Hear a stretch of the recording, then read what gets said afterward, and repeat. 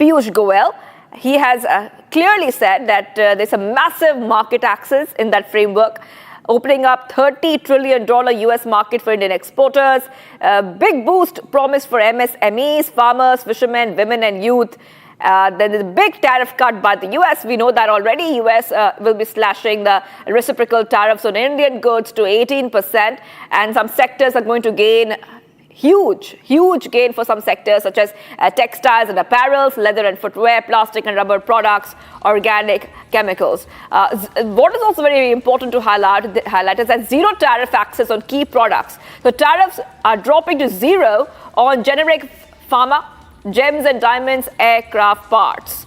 Also special industrial concession for India. India gets Section 232 exemptions on aircraft parts, tariff rate quotas on auto parts, and much more. And the farmers fully protected, so big boost for the agriculture sector. We see that India has completely safeguarded sensitive agriculture and dairy products. So these protected items include maize, wheat, rice, soya, poultry, milk and cheese, ethanol, tobacco, certain vegetables, and much more. Okay, we're being joined by Mr. Sharat Kohli, Economist, joining us. We are trying to connect to our experts so they can break down this framework, this interim trade deal statement. Thank you for joining us here, Mr. Kohli. A very good morning to you from Republic TV. And we were just discussing what this statement is saying. It's giving specifics on the deal. Your first reaction on that? Good morning, Shivang, to you and the public viewers. I think it's a landmark. This sets to rest all the speculations being made about the deal, especially from some sections of the opposition, about whether the deal is in India's favor or does it protect India's interest with regard to agriculture, with regard to India buying Russian oil, with regard to compelling India for buying Venezuelan oil. I think the focus on deal is very much on bilateral trade and possibilities of taking this trade up to the next level, shall I say, is being expressed. The final deal, of course, would be signed hopefully in the month of March when there is a joint statement issued. But the fact that agricultural products and dairy products have been kept out, which has been repeatedly said from the beginning. The Commerce Minister Piyush Goyal also came on a press conference a few days ago, and he had clarified that there was a bit of a debate going on that India has compromised its national interests and so on and so forth. I think all that has been set to rest. However, having said that, I would like to keep my fingers crossed because we have known sometimes President Trump to be very unpredictable. So we need to wait and see. But then, yes, a very positive outlook. And I hope this culminates into a very solid, one of the best deals that India has done. Yes, Mr. Kohli, before I let you go, I'm running out of time, but just one quick answer from you. So the government says sensitive farm products are fully protected. Why is that important? Extremely important because 50 to 60% of Indian economy is directly or indirectly dependent on agriculture. So we cannot allow, they do genetically modified crops like soybean, corn. And the dairy products, they have meat remains. The cattle fodder there is fed with, it contains meat remains. So we cannot obviously allow this for religious, cultural and social reasons in India. So I think that doubt, as I said, has been set to rest. And none of the American agri products is going to come into the country, except, of course, some dry fruits and apples here and there, which do not impact our agriculture market at all, Shivang. All right. Thank you, Mr. Kohli, for joining us there. Also going ahead to Mr. A.P. Tiwari, economist, joining us on the phone line. Thank you for joining us here. Thank you for all economists who are joining us here this Saturday morning. So good news coming in because now we have the specific of that trade deal, historic trade deal, which was signed between India and US. Your first thoughts, especially when we talk about mutual growth here between India and the United States.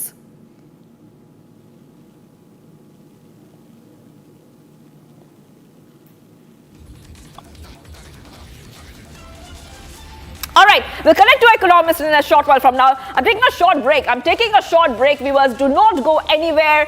The historic trade deal was signed, but now the specifics are out, viewers. We'll continue our live coverage only here on Republic TV. Stay tuned. We are live this morning.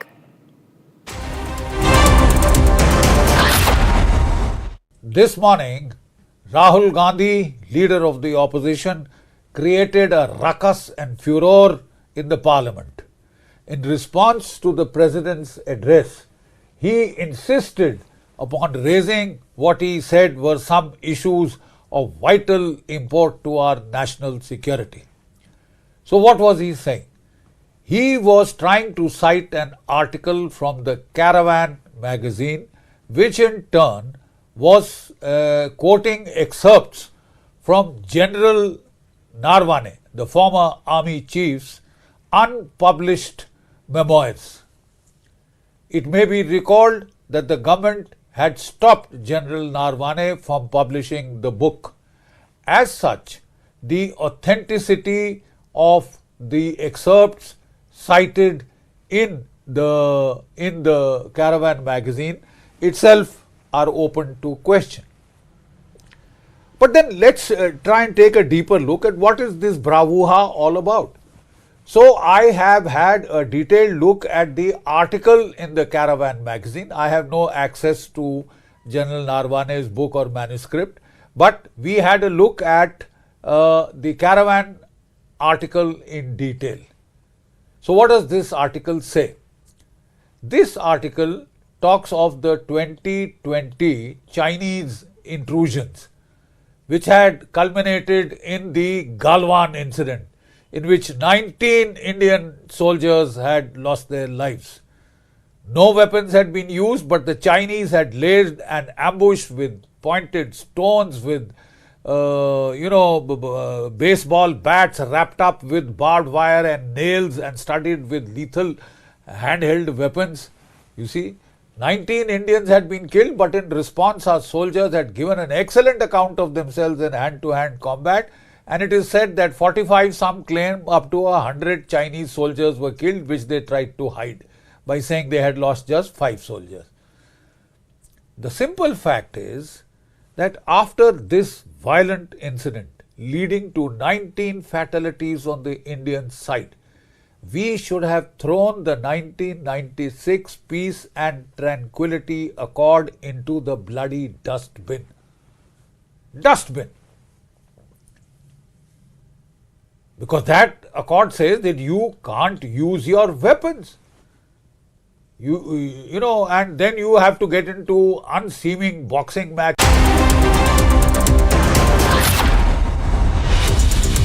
MDH की हल्दी मिर्ची धनिया करे कमाल, ये रंग दे, ये खुशबू दे, ये तीखा, ये कम पड़े, क्या निराला MDH मसाला।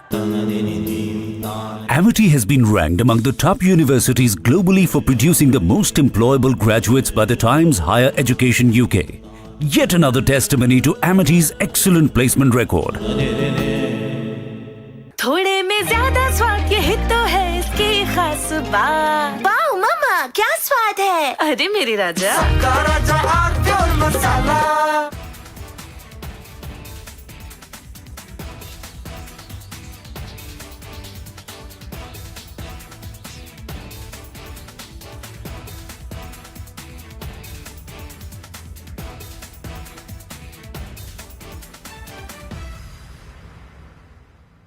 आधे बाउल दही में 4 चम्मच MDH चटनी पुदीना मसाला डाला, स्टर करो, पुदीना चटनी तैयार। MDH चटनी पुदीना मसाला। Hi, good morning Hi, to you. Good evening from India. We have announcement of a trade deal, and Yes. you've seen both sides. Trump says that India has promised not to buy Russian oil, but Indian Prime Minister's response makes no such commitment. But Trump says, I've reduced the tariffs to 18%. And then he says that besides everything else, Prime Minister Modi has also agreed to buy American, in addition to 300 billion in, 500 billion in some other purchases. Anyway, there's an existing agreement to buy 300 billion. So there's not much of a hard-coded commitment from the Indian side. So Trump is obviously using a lot of hyperbole, making some claims. But the good thing is there's an announcement of a deal. But there's more statements coming from Trump than from India, especially to Trump's statement that India has agreed to stop buying Russian oil. There's nothing official from the Indian side to that. How do you view these developments, Professor Sachs? Well, basically, the United States is unstable and irresponsible, but backing down from the most outlandish actions of this government a few months ago. They made no sense. They antagonized India. They disrupted trade. And I think somebody finally explained to Trump that none of this was certain. Ramesh ji, क्या ZRO engineer को suspend करने से हो जाएगा क्या? This is murder. ये गैर इरादतन हत्या का मामला इसमें होना चाहिए कि नहीं सर, आपकी नजर में? सर, क्या उन पुलिस वालों पर भी कार्रवाई होगी जिन्होंने शिकायत दर्ज करने से इनकार कर दिया? सर, क्या किसी तरीके की कार्रवाई पार्षद पर भी की जाएगी? सर, जनता के सवालों का जवाब दीजिए सर। करेंगे, ले थोड़ा इधर हो, साइड में हो। सर, लोगों की जान जा रही है सर, खामोश। सर, आप अभी भी खामोश हैं। साइड होने। सर, मीडिया को धक्का देने से क्या होगा सर? जवाब, जनता का जवाब दीजिए।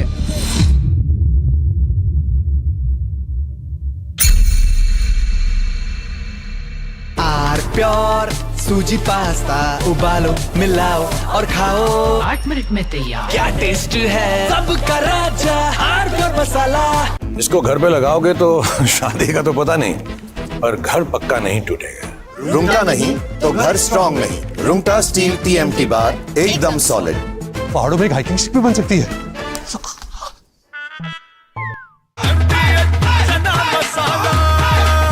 अब छोलिया हो या लोबिया, सफेद चने या काले चने, सब कुछ मजेदार बने। This morning, Rahul Gandhi, leader of the opposition, created a ruckus and furor in the parliament. In response to the president's address, he insisted upon raising what he said were some issues of vital import to our national security.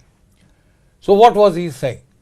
He was trying to cite an article from the Caravan magazine, which in turn was quoting excerpts from General Narwane, the former army chief's unpublished memoirs. It may be recalled that the government had stopped General Narwane from publishing the book. As such, the authenticity of the excerpts cited in the Caravan magazine itself are open to question. But then let's try and take a deeper look at what is this bravura all about. So I have had a detailed look at the article in the Caravan magazine. I have no access to General Narwane's book or manuscript, but we had a look at the Caravan article in detail. So what does this article say? This article talks of the 2020 Chinese intrusions, which had culminated in the Galwan incident, in which 19 Indian soldiers had lost their lives. No weapons had been used, but the Chinese had laid an ambush with pointed stones, with baseball bats wrapped up with barbed wire and nails and studded with lethal handheld weapons. You see, 19 Indians had been killed, but in response our soldiers had given an excellent account of themselves in hand-to-hand combat, and it is said that 45, some claim up to 100 Chinese soldiers were killed, which they tried to hide by saying they had lost just 5 soldiers. The simple fact is that after this violent incident leading to 19 fatalities on the Indian side, we should have thrown the 1996 Peace and Tranquility Accord into the bloody dustbin. Dustbin. Because that accord says that you can't use your weapons. And then you have to get into unseeming boxing matches, kushti matches, karate, this thing, and then start using sticks and stones and all that primitive Stone Age weapons. But you can't open fire. Why not? Why can't you open fire?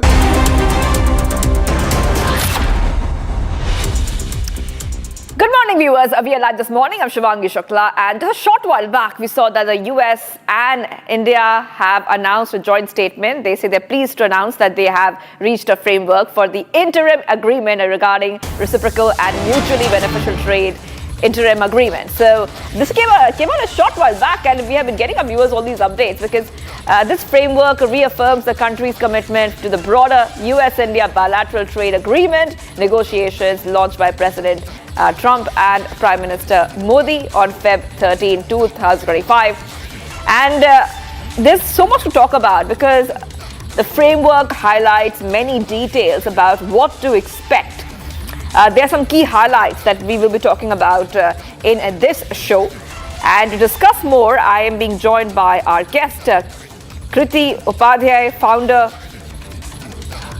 Ind US Tech, Washington, D.C., from Washington, D.C., joining us live.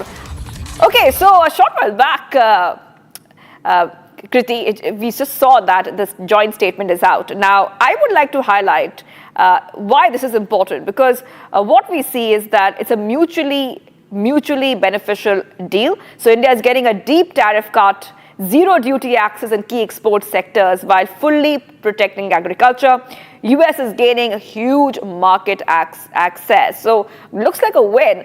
What do you think about the deal when you first looked at it? Well, firstly, thanks for having me, Shivangi. And then I'd just like to mention that, we have the joint statement, but we also have another executive order that has been put out by President Trump.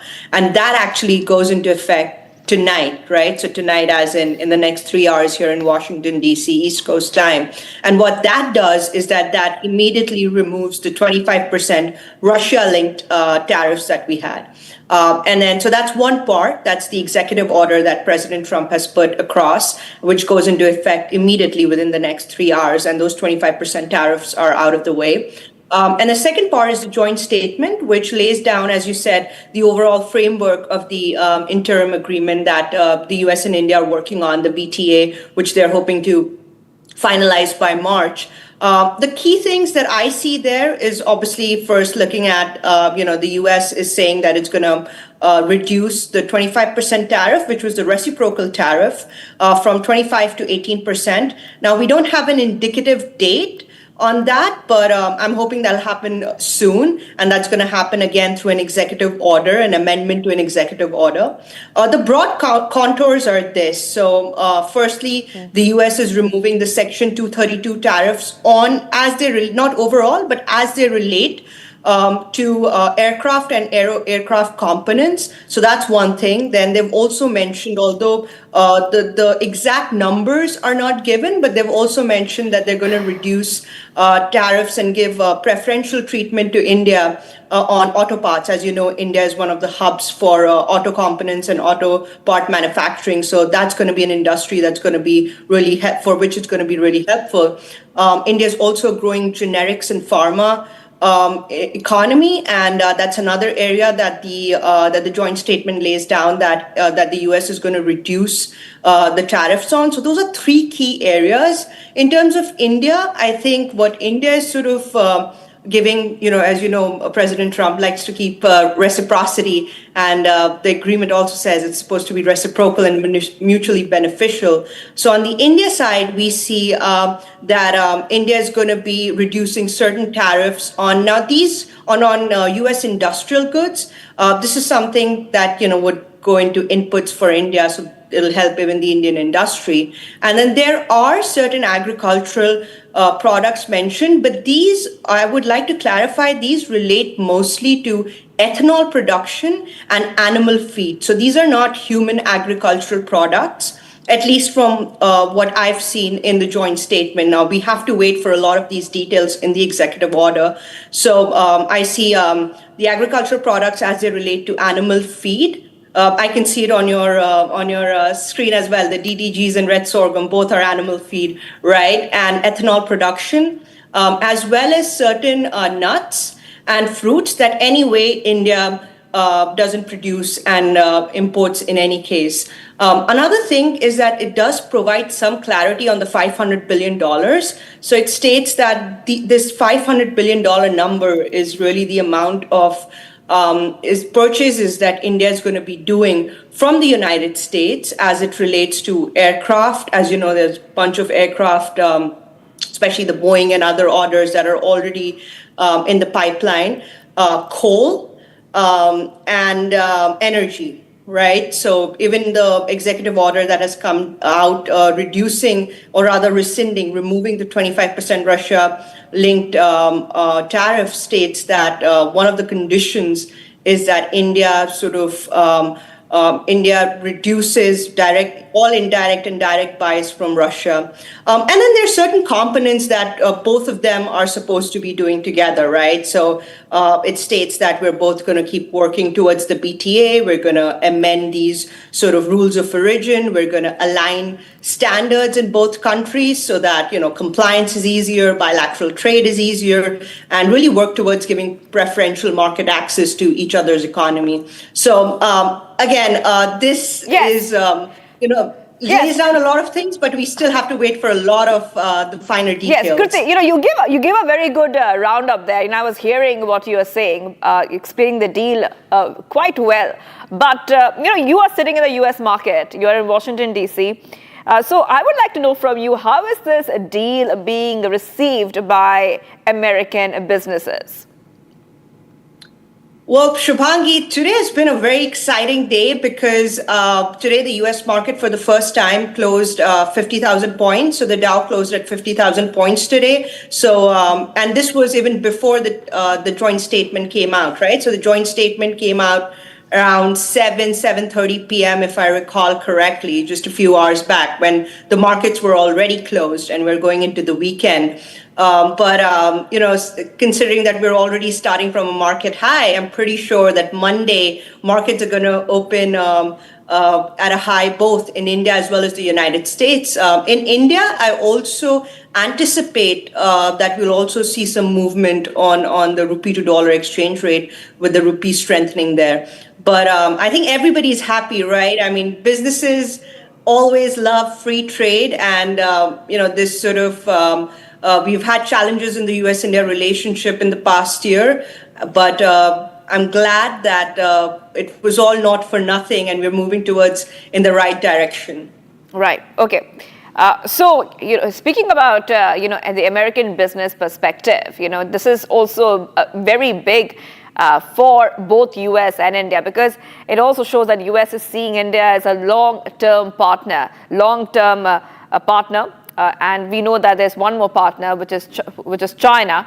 So that we have always seen a big tug of war between India and China. But so how does this really place India when it comes to doing business with US as compared to China? Well, Shubhangi, I always, and maybe I'm biased here, but I always think that when we look at all the 4 Quad countries, be it India, US, Japan, or Australia, all of us have the highest trade deficit with China. And, in India, we've had a challenging relationship with China. Same thing with the US. It is a challenging relationship. Even though trade has become a certain component in both US and India, with China, it's something, we really can't escape. But I think all economies, all like-minded economies are really working together to diversify. And, I'm sure you're reading the joint statement as well. And one thing that really, really comes out is supply chain resiliency. Right, supply chain resiliency, making sure that our industries are secure from a national security perspective. You'll see that mentioned as well, both in the executive order as well as the joint statement, that one of the reasons that the U.S. is reducing these tariffs, for example, the Section 232 tariffs as they relate to aircraft or the auto parts or the generic pharma tariffs, is for national security reasons. So I think that itself tells you how important this relationship is. And, we really can't see both the US or India cannot see China in the same way that they see each other. End of the day, we're trusted partners. We're like-minded friends. We're democracy. One is the oldest democracy. One is the largest democracy. And when there is an option, we both would prefer to work with each other than anybody else. That's right. And, I'm glad you brought out Section 232 exemptions because it's zero tariffs on key products. So generic pharma, gems and diamonds, aircraft parts, zero tariff access on key products, then special industrial concessions like you were saying for India, Section 232 exemptions on aircraft parts, tariff rate quotas on auto parts, and negotiated outcomes on generic pharma. So this also is a big boost to direct export gains for India, especially in aviation, auto, and the pharma sectors, pushing the Make for India and Viksit Bharat that Prime Minister Modi has been speaking about all this time. Yes, and also MRO, right? So India is also building up its MRO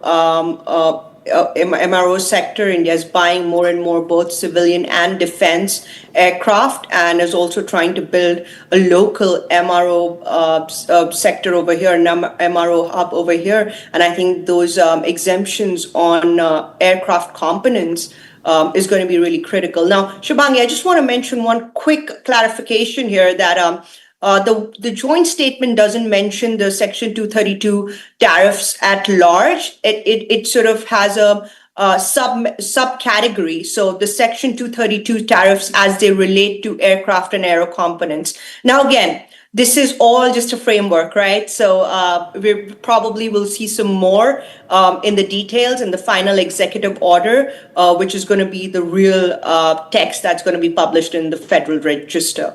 So just to clarify, right, so we're not going from 50 to 18% tonight. Tonight, first, the Russia-linked 25% tariffs are going to be removed. And then in the next few days, we're going to see another amendment to the original executive order on the reciprocal tariffs, which is going to lower the tariff from 25% to 18%. All right. Okay. Kriti, I really want you to hold on. Kriti Upadhyay, who is joining us in Washington, D.C. I want to play out for once for our viewers, what this framework is all about, so they get a clear perspective. We have some information for our viewers, so whoever is watching us right now will understand what we are talking about. So if we talk about agri and farm sector, animal feed, DDGs, and others, all of this we see that eliminated or reduced tariffs. So talking about reduced tariffs, tree nuts, fresh and processed foods, and soybean oil. So all these are getting reduced tariffs like we were talking about a short while back, and wine and spirits. So this is a big highlight of the big tariff cut by the US, because US, like we said, is already slashing reciprocal tariffs on Indian goods to 18%.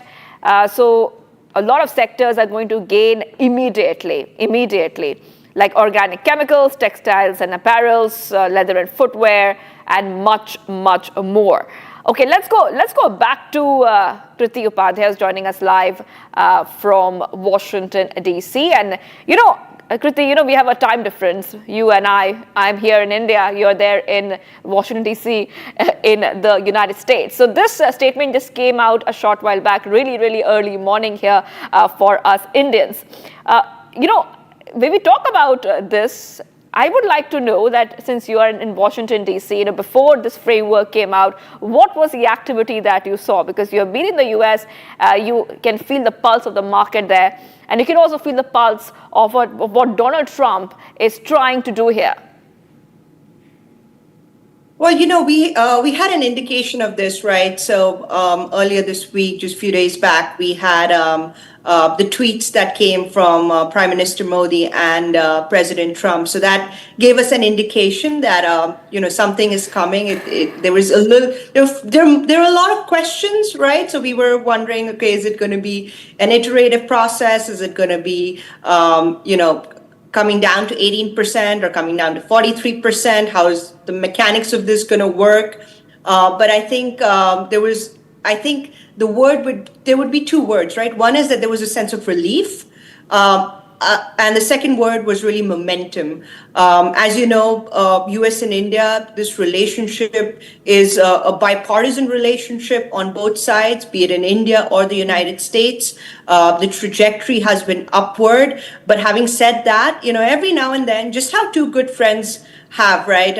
Any relationship, any friendship, you can't sort of agree on everything. And it's also a sign of maturity of a relationship that you have these healthy disagreements, and then you're able to overcome them. So I think everybody was really happy that come the new year, we've been able to have some momentum in this relationship after some of the challenges that we had last year. So all of us working in the US-India lane, all of us in Washington, D.C., just how I'm sure in New Delhi, really relieved when those tweets came out from President Trump and from Prime Minister Modi. And then now, as we look today to some of the more details that have come, I think it's really exciting. I think this is really going towards a very wholesome deal.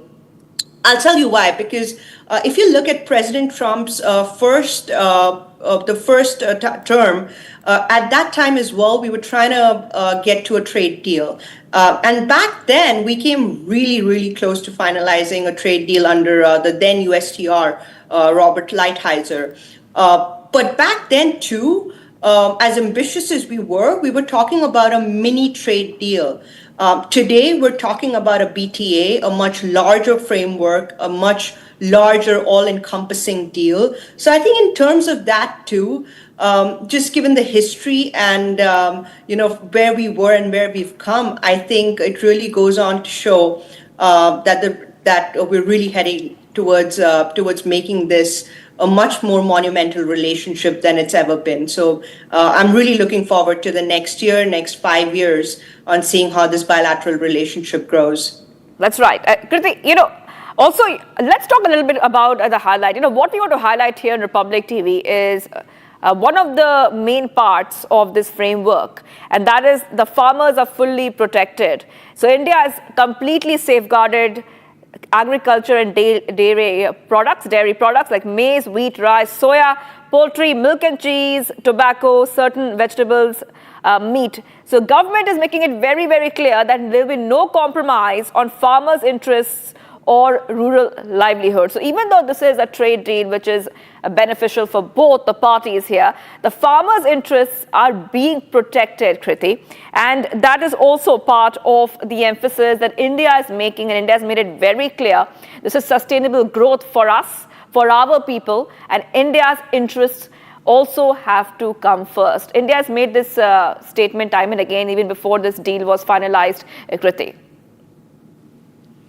Well, yes, Shubhangi. I think every country has certain sensitive sectors that it wants to protect. And India has signed now about 8 FTAs, and this is like the 9th trade deal in the recent past that India has signed. India overall has about 22 FTAs, if I'm not wrong, covering more than 35 countries globally, and it has 11 more FTAs which it is negotiating right now. As part of all those trade deals, FTAs, BTAs, India has always sort of underlined that dairy and agriculture are two of the sensitive sectors. So we just had last week, we had the EU-India FTA, and even there, agriculture and dairy was protected. Here as well, certain parts that are more critical and sensitive to India have been protected. But having said that, there are certain things that India doesn't grow, like blueberries. So whenever I come to Delhi, my mom buys blueberries and they're really, really expensive. Or certain types of nuts like macadamia nuts or so on, or certain types of other agricultural products which are not for human consumption. So for animal feed or for ethanol production, I think those are the ones that India has sort of opened up. But other than that, India has overall tried to keep dairy, especially dairy, and agricultural protected sectors.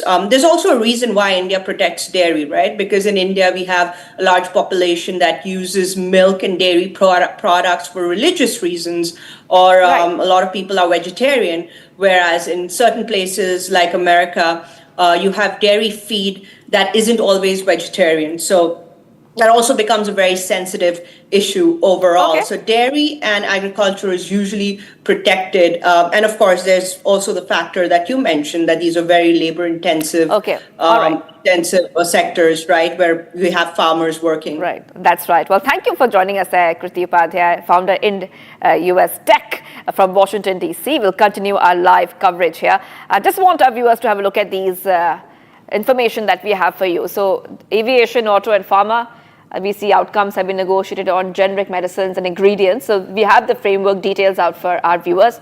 And this is just just one part of that joint statement which has come out, which speaks about the deal in more details. So this is what we see, viewers. It's a strategic message that has gone out as India and US deepen their economic cooperation. US removes national security tariffs on aircraft and parts. India gets preferential quota on auto parts. Negotiated outcomes, like we said, on medicines and agreements. This is just one part of the deal. We see that farmers are fully protected, zero tariff access on key products, and just putting out more information for you. So talking about the farm sector, which has got a big boost because the farmers are fully protected. We see there has been reduced tariffs on tree nuts. There's some protected items which have got reduced or less tariffs, like we are talking about. Okay, so we will be tracking the story entire day. This is just the beginning, viewers. We will be getting our viewers all the top updates as the joint statement is out on the framework, the deal which has been signed between India and US. It's a big win for both the sides, and live coverage continues here on Republic TV. Do not go anywhere. We are live this morning.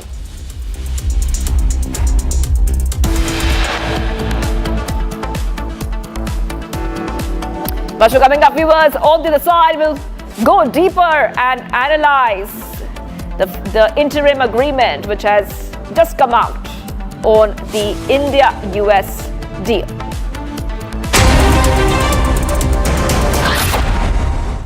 ये है secret recipe MDH का jeera sip jaljeera masala. Sip sip jeera sip MDH का jaljeera sip MDH का jaljeera SIP. Amity has been ranked among the top universities globally for producing the most employable graduates by the Times Higher Education UK. Yet another testimony to Amity's excellent placement record.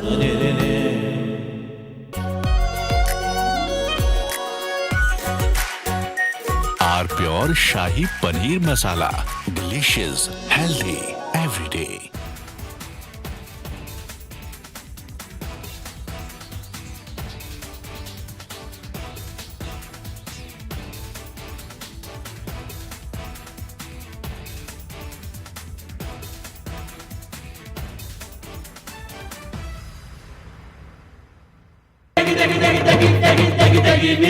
MDH की देगी मिर्च, देगी मिर्च का तड़का, अंग अंग फड़का। MDH की देगी मिर्च। Hi, good morning Hi, how to are you. you? Good evening from India. We have announcement of a trade deal, and Yes. you've seen both sides.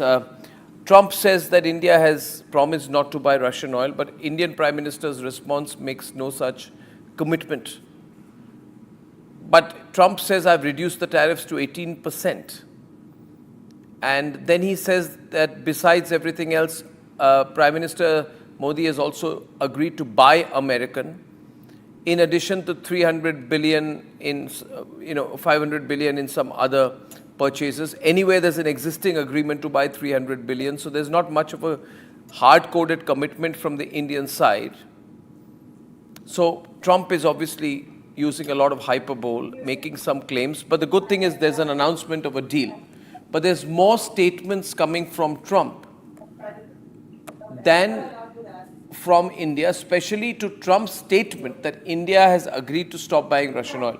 There's nothing official from the Indian side to that. How do you view these developments, Professor Sachs? Well, basically, the United States is unstable and irresponsible, but backing down from the most outlandish actions of this government a few months ago. They made no sense. They antagonized India.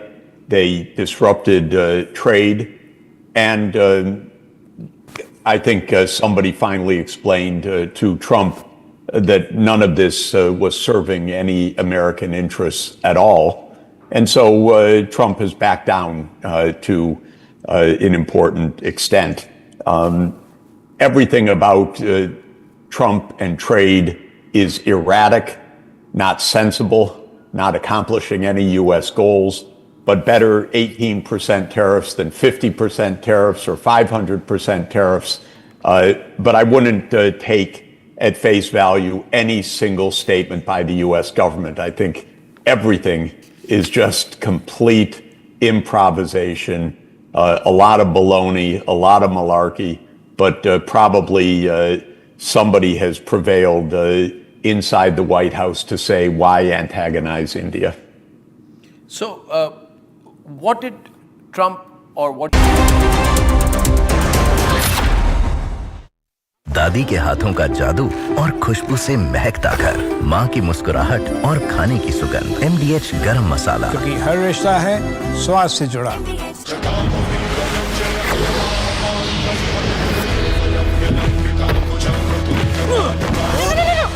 मेरी chimney टूट जाएगी। What are you doing? रानी, इस घर में कुछ है जो टूटता नहीं। ये पिलर कभी नहीं टूटेगा। रुंगटा स्टील TMT से बना। रुंगटा नहीं तो घर स्ट्रॉन्ग नहीं। रुंगटा स्टील TMT बार एकदम सॉलिड। थोड़े में ज्यादा स्वाद, यही तो है इसकी खास बात। वाओ मामा, क्या स्वाद है? अरे मेरे राजा। This morning, Rahul Gandhi, leader of the opposition, created a ruckus and furor in the parliament.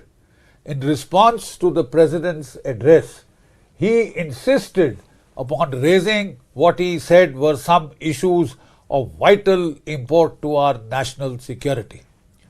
So what was he saying?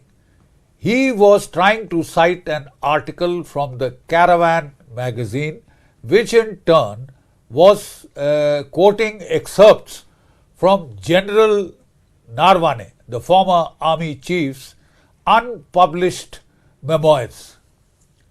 It may be recalled that the government had stopped General Narwane from publishing the book.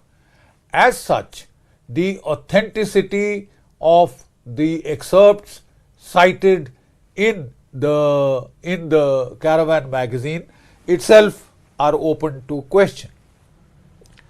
But then let's try and take a deeper look at what is this bravura all about. So I have had a detailed look at the article in the Caravan magazine. I have no access to General Narwane's book or manuscript, but we had a look at the Caravan article in detail. So what does this article say? This article talks of the 2020 Chinese intrusions, which had culminated in the Galwan incident, in which 19 Indian soldiers had lost their lives. No weapons had been used, but the Chinese had laid an ambush with pointed stones, with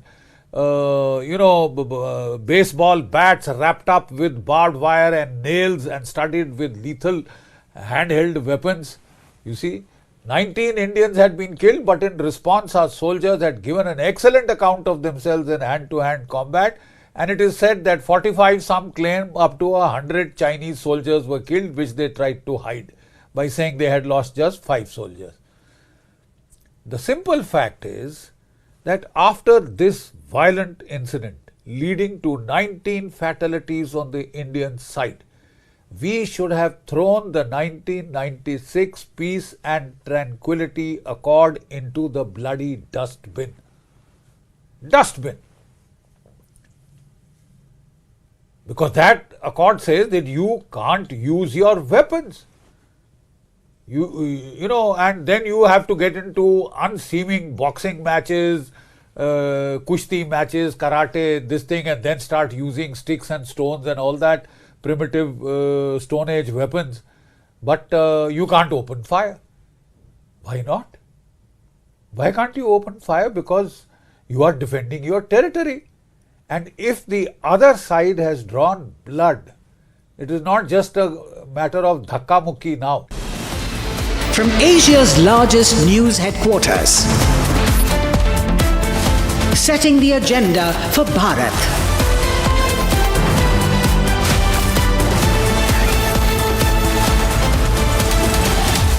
You're watching Republic.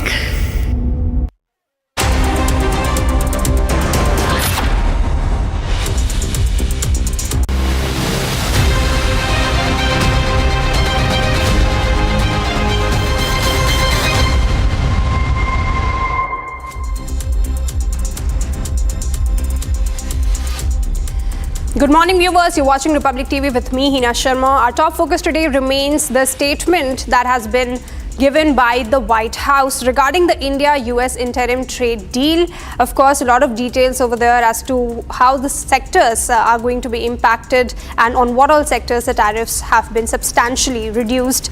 But one thing is clear, that the tariffs have been finally reduced from 50% to 18%. There was a confusion earlier, but now it's clear that the tariffs are now finally from 50% to 18%. We'll dissect all the details regarding this particular interim trade deal. But first, let's take a look at the headlines.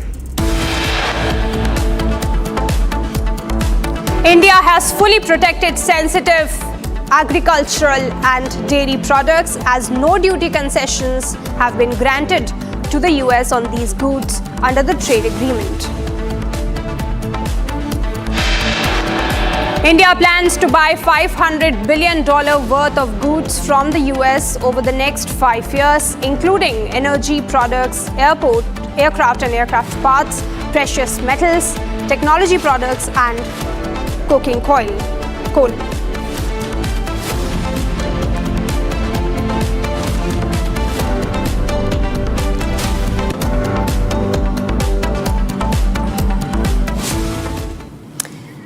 Alright, so the breaking news that we're getting is that the United States of America and India are pleased to announce that they have reached a framework for an interim agreement regarding reciprocal and mutually beneficial trade agreement. Today's framework reaffirms the country's commitment to the broader US-India bilateral trade agreement, BTA negotiations, launched by President Donald Trump and Prime Minister Narendra Modi on 13th of February 2025, which will include additional market access commitments and support more resilient supply chains. Now, the interim agreement between the US and India will represent a historic milestone in our country's partnership, demonstrating a common commitment to reciprocal and balanced trade based on mutual interests and concrete outcomes. All right, so I have with me Mr. Ramakrishnan, Managing Director of Premise Partners. Thank you so much, sir, for joining this morning. I also have with me another guest, Mr. Vivek Nayak, ex-President, Gharkins Association of India.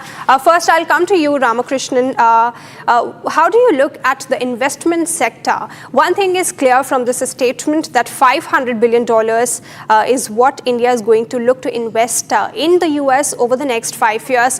What all sectors are we talking about, and what all products are we talking about when we talk about the exports to the United States? I think if you look at the announcement and the key sectors which have been highlighted, the auto components, the pharmaceuticals, these are some of the key areas where we will see more action from the government, from the Indian side, kind of, putting in more money and effort into the US, so to say. So very clearly, those are some of the critical areas which we will, push a lot more aggressively. Right. So overall, what is the outlook of the investment sector? Because a lot of MSMEs and startups are going to benefit with this trade deal. So there are 2-3 areas. I think from a startup and MSME point of view, if you look at the auto component, for instance, there is a massive amount of work which happens in this sector, and these players will definitely see better export feasibility, and the market should definitely develop from that angle.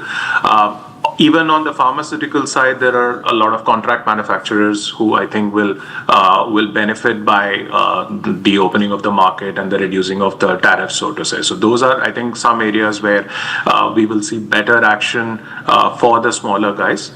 Definitely the larger guys will benefit. Right. So pharmaceuticals is one sector which we're looking at. I also want to go across to Vivek Nayak, ex-president of Gherkins Association of India. One of the finest takeaway from this particular statement is how the farmers are protected. The small and the marginal farmers of India are protected and their interests are safeguarded.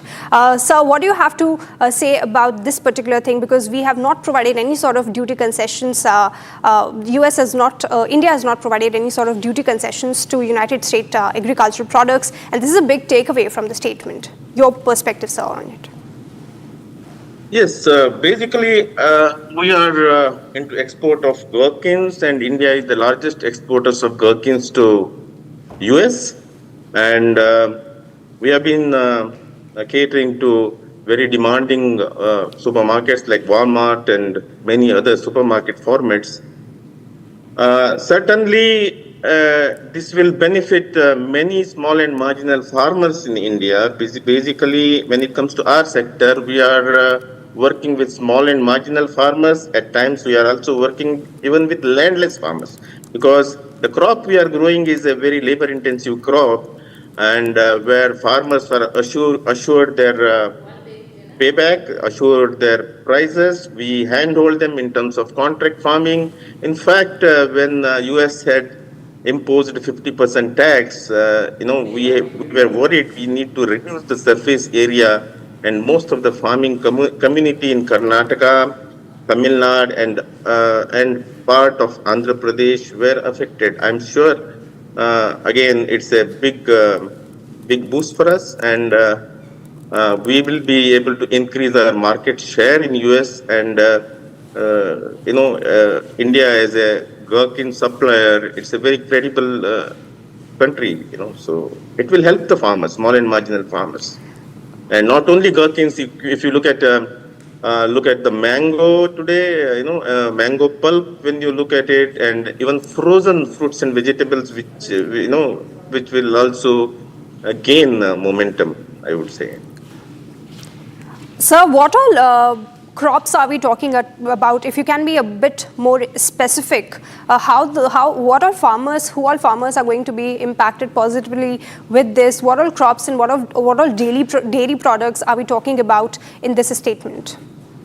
But I don't know the complete details about the fine print of the trade agreement.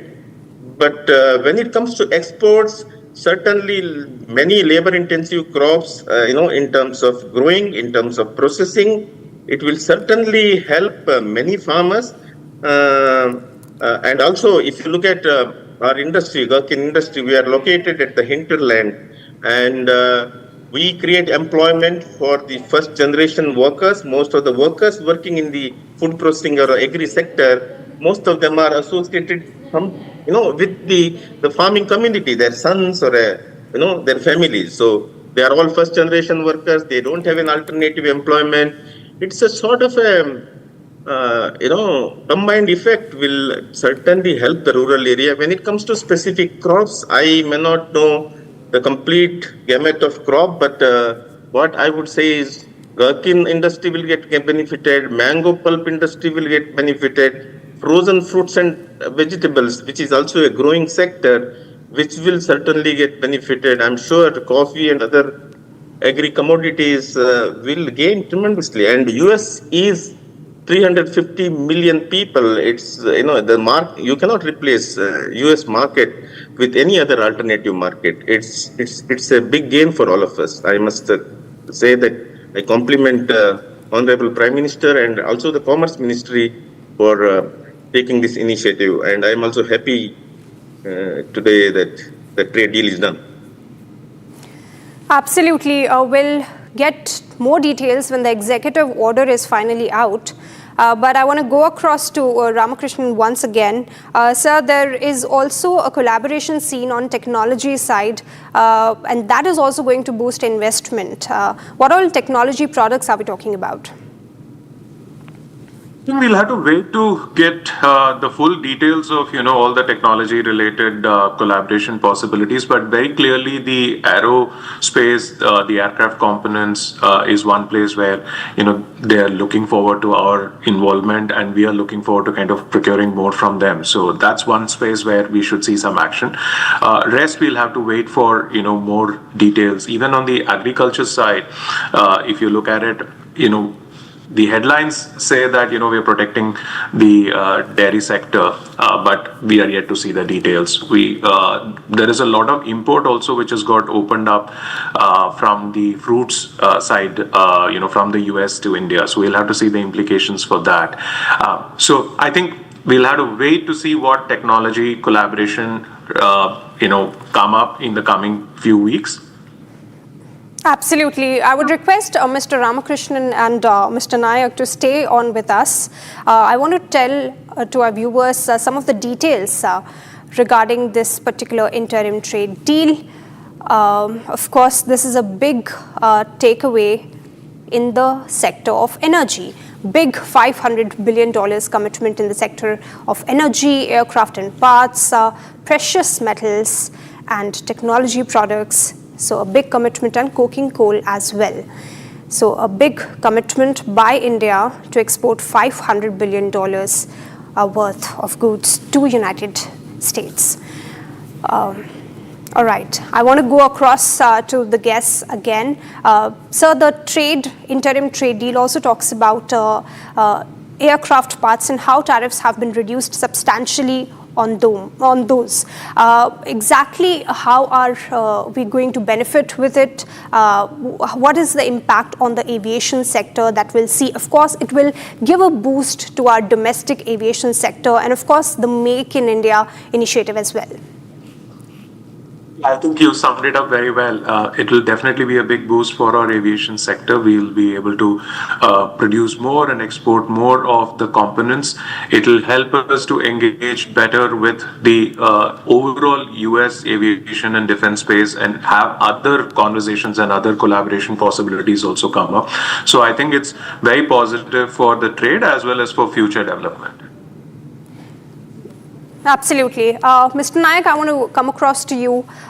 There was a lot of furor here in the Indian politics regarding if the farmers are going to be seeing a setback with this particular trade deal. But now here the mood is changing because finally the text is out and we do know that the interests of the farmers are safeguarded.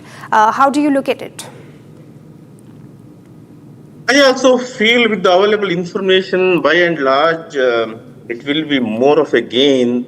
But when it comes to importing some of the fresh exotic fruits into our country and where we don't have an interest in growing, I don't think it will get affected in any way for Indian farmers. Because when you look at avocado, when you look at blueberries, when you look at many other very exotic commodities, when they're coming into the country with a lower duty, I don't think it will affect Indian farmers in a big way. I would say that the government must have done some bilateral negotiation in these commodities. But when it comes to really interest of the dairy farmers, I'm sure the government has been taking a stand right from the beginning. I'm sure they would have not buzzed. And anyway, I also have to see the final print of this bilateral agreement, but by and large, it will help Indian farmers. For example, gherkin farmers. Like I said, they are all small and marginal farmers, and now we have a level playing field because Mexico had virtually no duty into US. Turkey has only 10% duty into US. They are all our competing countries, and Vietnam had only 20% duties. I'm sure with all these corrections, Indian farmers will overall certainly gain for it, and I'll be happy to look at things going forward and come back to you later, maybe. Thank you. Mr. Ramakrishnan, I want to come across to you. We know that when the trade deal was announced in a tweet by the ambassador, then of course we saw that there was a jump in the market The market is going to open pretty soon now, and there will see a rebound. It has already happened in the markets in United States, so the mood there is also very thrilling. I think, at a macro level, the first positive step is that beyond the initial, yes, we are working together kind of an announcement, there is now like an interim agreement in place, which clearly shows progress. It shows that, we're moving in the right direction. And some sectors have already been highlighted, they've been explained, which is obviously great for the markets. Clarity is always appreciated by the markets rather than uncertainty. And B, the minute you start defining these are the specific areas where we will see better trade, more exchange of information and goods, then those specific sectors start getting more interest, and the market tends to go up. So yes, overall I think it should be positive for the markets. Right. Mr. Nayak, regarding farmers' interests, of course, we'll get more details as to which all sectors will be safeguarded. But broadly, what can you read from the statement prima facie regarding the agricultural sector?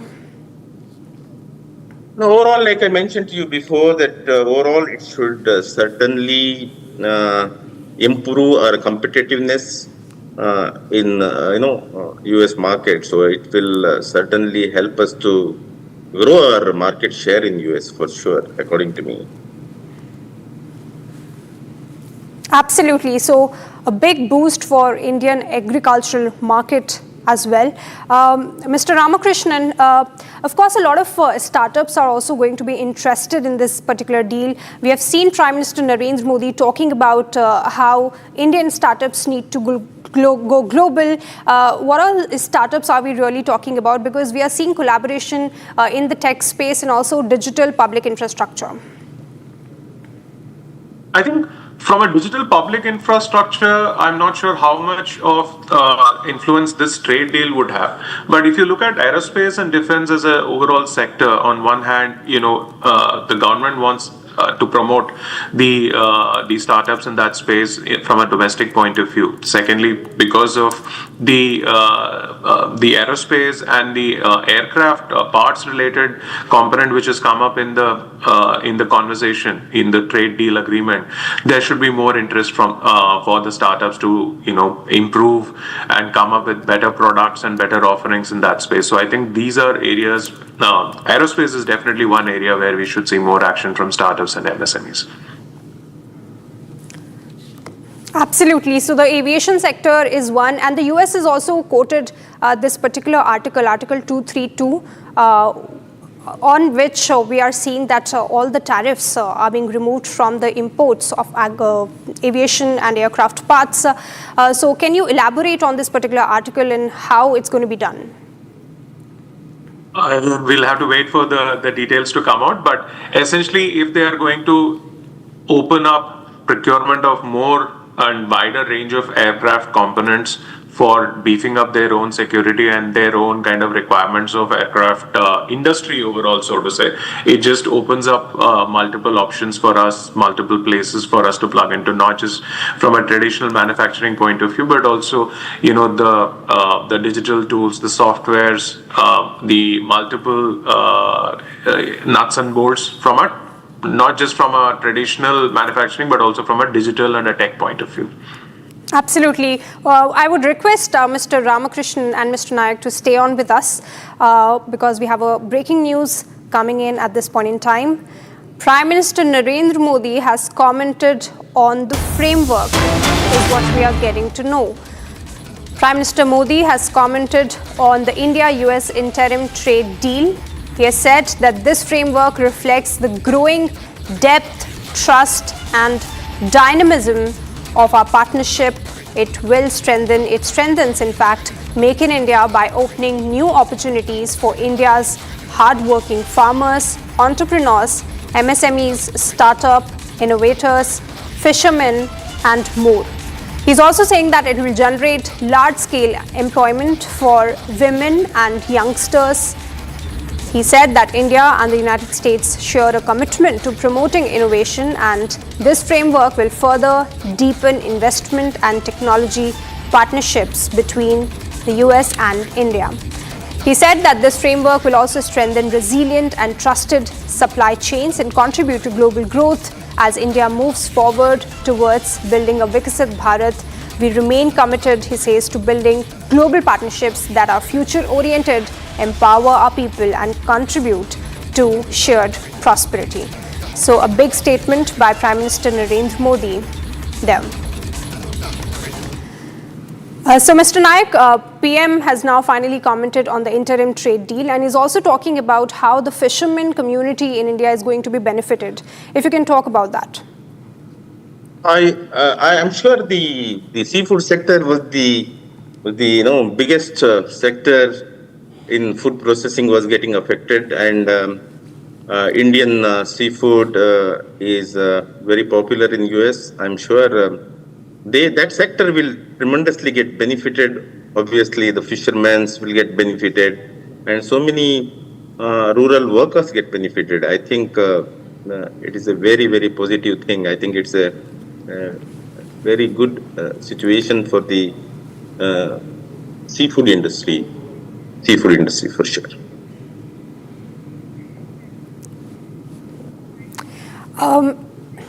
Thank you so much, Mr. Ramakrishnan and Mr. Nayak, for joining us this morning and getting us your perspective on this very important story.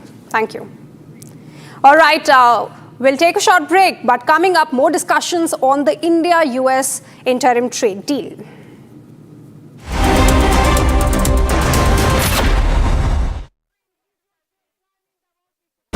Pure सूजी pasta उबालो मिलाओ और खाओ 8 minute में तैयार क्या taste है सबका राजा R pure masala Amity has been ranked among the top universities globally for producing the most employable graduates by the Times Higher Education UK.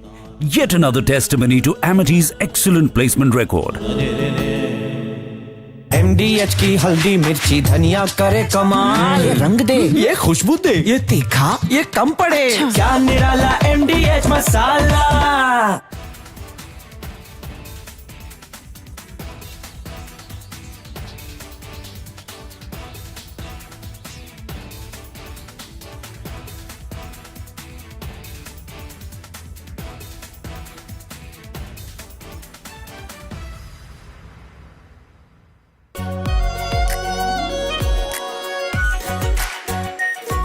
Pure Shahi Paneer Masala. Delicious, healthy, every day. Hi. Good morning Hi, to you. Good evening from India. We have announcement of a trade deal. And Yes. you've seen both sides. Trump says that India has promised not to buy Russian oil, but Indian Prime Minister's response makes no such commitment. But Trump says, I've reduced the tariffs to 18%. And then he says that besides everything else, Prime Minister Modi has also agreed to buy American, in addition to 300 billion in, 500 billion in some other purchases. Anyway, there's an existing agreement to buy 300 billion, so there's not much of a hard-coded commitment from the Indian side. So Trump is obviously using a lot of hyperbole, making some claims, but the good thing is there's an announcement of a deal. But there's more statements coming from Trump than from India, especially to Trump's statement that India has agreed to stop buying Russian oil. There's nothing official from the Indian side to that. How do you view these developments, Professor Sachs? Well, basically, the United States is unstable and irresponsible, but backing down from the most outlandish actions of this government a few months ago. They made no sense. They antagonized India. They disrupted trade. And I think somebody finally explained to Trump that none of this was serving any American interests at all. And so Trump has backed down to an important extent. Everything about Trump and trade is erratic, not sensible, not accomplishing any U.S. goals, but better 18% tariffs than 50% tariffs or 500% tariffs.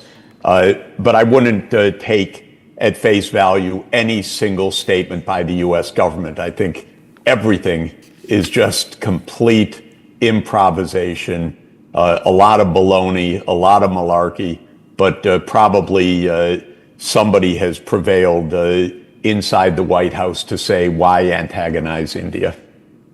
So, what did Trump or what did America gain in the last Nothing. 4 months of putting Nothing. pressure on India? Nothing. Nothing. आधे bowl दही में 4 चम्मच MDH चटनी पुदीना मसाला डाला, stir करो, पुदीना चटनी तैयार। MDH चटनी पुदीना मसाला। इसको घर पे लगाओगे तो शादी का तो पता नहीं, पर घर पक्का नहीं टूटेगा। रुंगटा नहीं तो घर स्ट्रॉन्ग नहीं। रुंगटा स्टील TMT बार एकदम सॉलिड। पहाड़ों में एक हाइकिंग स्टिक भी बन सकती है। थोड़े में ज्यादा स्वाद, यही तो है इसकी खास बात। वाओ मामा, क्या स्वाद है? अरे मेरे राजा, केसरिया से मन जोगी हुआ रे, दिल झूमे देखो मतवारा हुआ रे, केसरिया से मन जोगी हुआ। हर पल मनाओ केसरी त्योहार। विमल, बोलो जुबान केसरी। अब छोलिया हो या लोबिया, सफेद चने या काले चने, सब कुछ मजेदार बने। This morning, Rahul Gandhi, leader of the opposition, created a ruckus and furor in the parliament. In response to the president's address, he insisted upon raising what he said were some issues of vital import to our national security. So what was he saying? He was trying to cite an article from the Caravan magazine, which in turn was quoting excerpts from General Narwane, the former army chief's unpublished memoirs. It may be recalled that the government had stopped General Narwane from publishing the book. As such, the authenticity of the excerpts cited in the Caravan magazine itself are open to question. But then let's try and take a deeper look at what is this bravura all about. So I have had a detailed look at the article in the Caravan magazine. I have no access to General Narwane's book or manuscript, but we had a look at the Caravan article in detail. So what does this article say? This article talks of the 2020 Chinese intrusions, which had culminated in the Galwan incident, in which 19 Indian soldiers had lost their lives. No weapons had been used, but the Chinese had laid an ambush with pointed stones, with baseball bats wrapped up with barbed wire and nails and studded with lethal handheld weapons. You see, 19 Indians had been killed, but in response our soldiers had given an excellent account of themselves in hand-to-hand combat, and it is said that 45, some claim up to 100 Chinese soldiers were killed, which they tried to hide by saying they had lost just 5 soldiers. The simple fact is that after this violent incident leading to 19 fatalities on the Indian side, we should have thrown the 1996 Peace and Tranquility Accord into the bloody dustbin. Dustbin. Because that accord says that you can't use your weapons. And then you have to get into unseeming boxing matches, kushti matches, karate, this thing, and then start using sticks and stones and all that primitive Stone Age weapons. But you can't open fire. Why not? Why can't you open fire? Because you are defending your territory. And if the other side has drawn blood, it is not just a matter of dhakka mukki now. Well, I think that any local commander is fully justified in giving his troops the right to open fire in self-defense. Now, what happened was that these orders, no clear...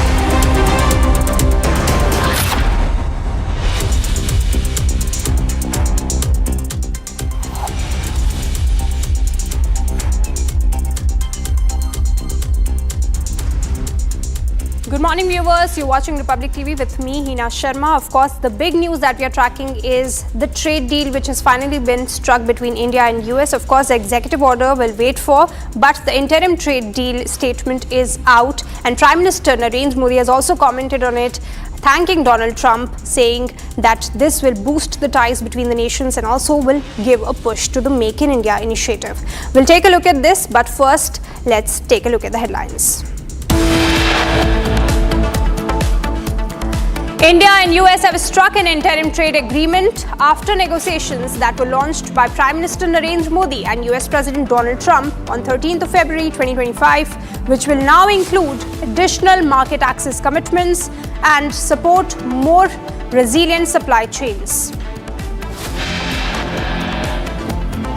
The India-US trade deal has India fully protected sensitive agricultural and dairy products, as no duty concessions have been granted to the US on these goods under the trade agreement.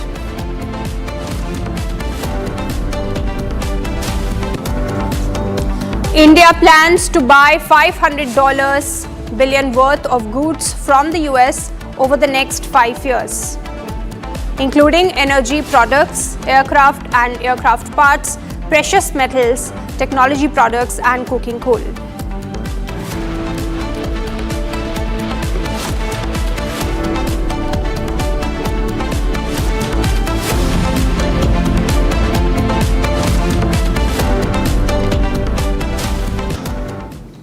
All right, I have with me former US Ambassador Deepak Vora with me. Thank you so much, Ambassador, for joining this morning. A great news this morning. You have already given your statement, but once again, we would like to connect with you to get your perspective. Of course, Prime Minister Modi has also commented saying that this is a big boost for Make in India initiative. Your first thoughts, sir? Well, thank you very much, ma'am. Always a pleasure to be with you early in the morning. What a beautiful start to my day. Thank you to be on Republic, and you yourself are outstanding. Let me put it to you like this, and I've been 52 years in diplomacy and counting. Let me put it to you like this. The relationship between any two entities, any two sovereign nations, any two countries, there are two issues that are very important. First is trade and commerce. We are trading well, we are buying and selling, wonderful. The second is the military relationship. We might acquire weapons, we might acquire technology, etc. I'll give you a quick example. Take the case of Malaysia, for example, or Singapore. We're trying to boost our bilateral trade and investment. Well, there's no question of buying any weapons from them because they don't make the stuff that we need, even if they make it at all.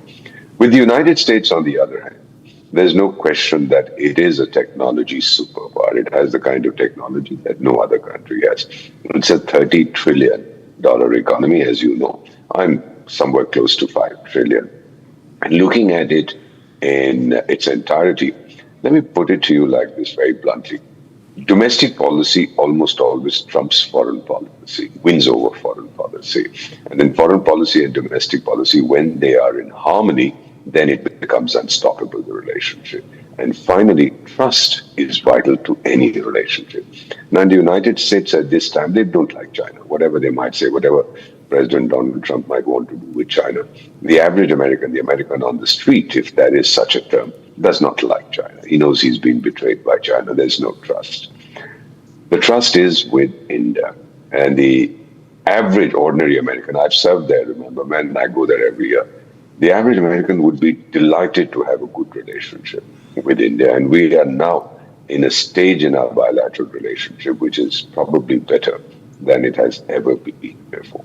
The element of trust was eroded by the vicissitudes, the frequent changes of American policy. It will take time to rebuild it. But we've hit the green light. Go right ahead and build that trust. Now, there will be criticism at home by people who don't understand what international trade relations are all about. Oh, you've exposed our farmers, our dairy chaps will die, our fisheries will wither away. No, that's not at all true, because we are protecting. The Prime Minister has said time and again that farmers will not suffer. Ma'am, let me quote to you something very personal. You're very young.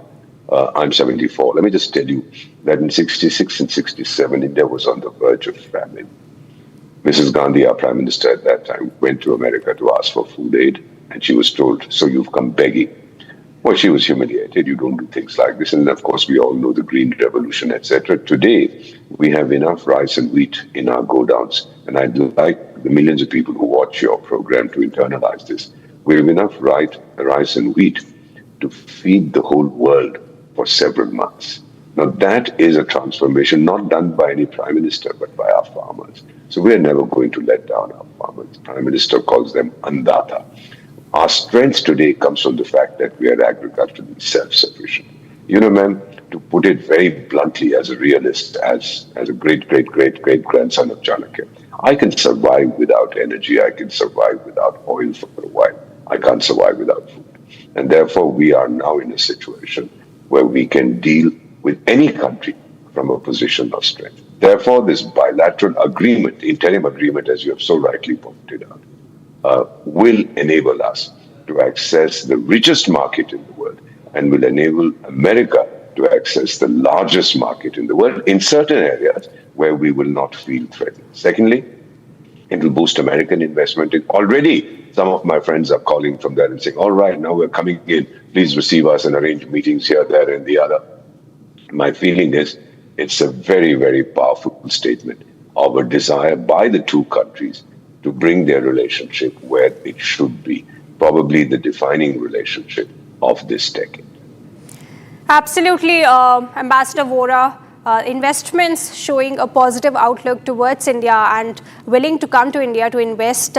But I would also like to focus on the wording of the statement. Many places you see wordings which is very positive.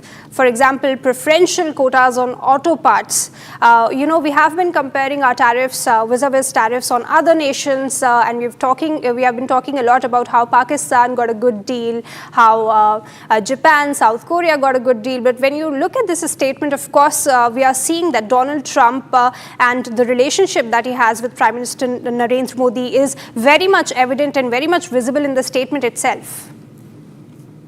Well, there's no question about it. Now, ma'am, I think it's probably inaccurate to make comparisons where he got a better agreement than I did or I got a better agreement than he did. That, I believe, is not the kind of thing that we should be looking at. Each country has its own strengths and it has certain areas where it faces challenges.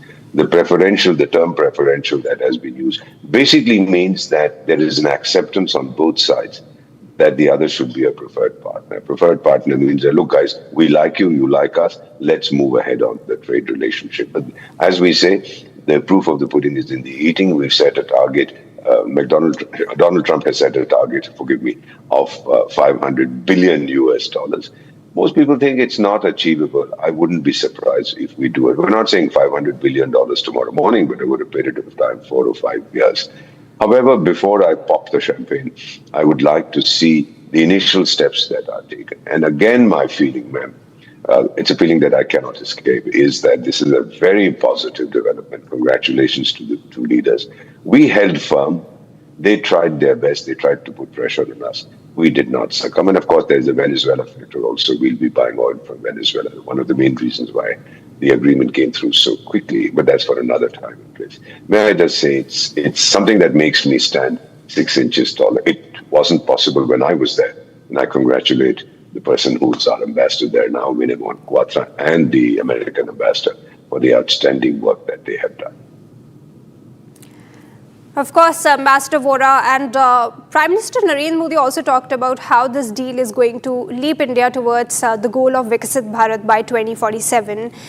This is a big statement because, of course, US is a $30 trillion economy, and we are in the making of $5 trillion economy. But this is going to boost investment. This is going to increase the export-led growth, and ultimately will increase the manufacturing. Because India is, not to forget, also competing with China when you talk about manufacturing, sir. Yeah, you're absolutely right. What does Viksit Bharat? How do you become a developed country? I think for a country like India, poised as it is, with a huge human resource base, with very highly qualified manpower, development comes through foreign investment. We may not have enough money to put in the required funds in every sector ourselves. The development will come if we have access to a big and rich market. And third, we have the technology that is required. In all these three things, it's a win-win situation. So I believe this will be a massive boost to Viksit Bharat. We are talking of 2047, ma'am. That was the original title. Looking at what is happening in India right now in Mumbai, let me just tell you, we're not going to wait till 2047. I'll be 96 years old if it happens. I'd like to see that much before.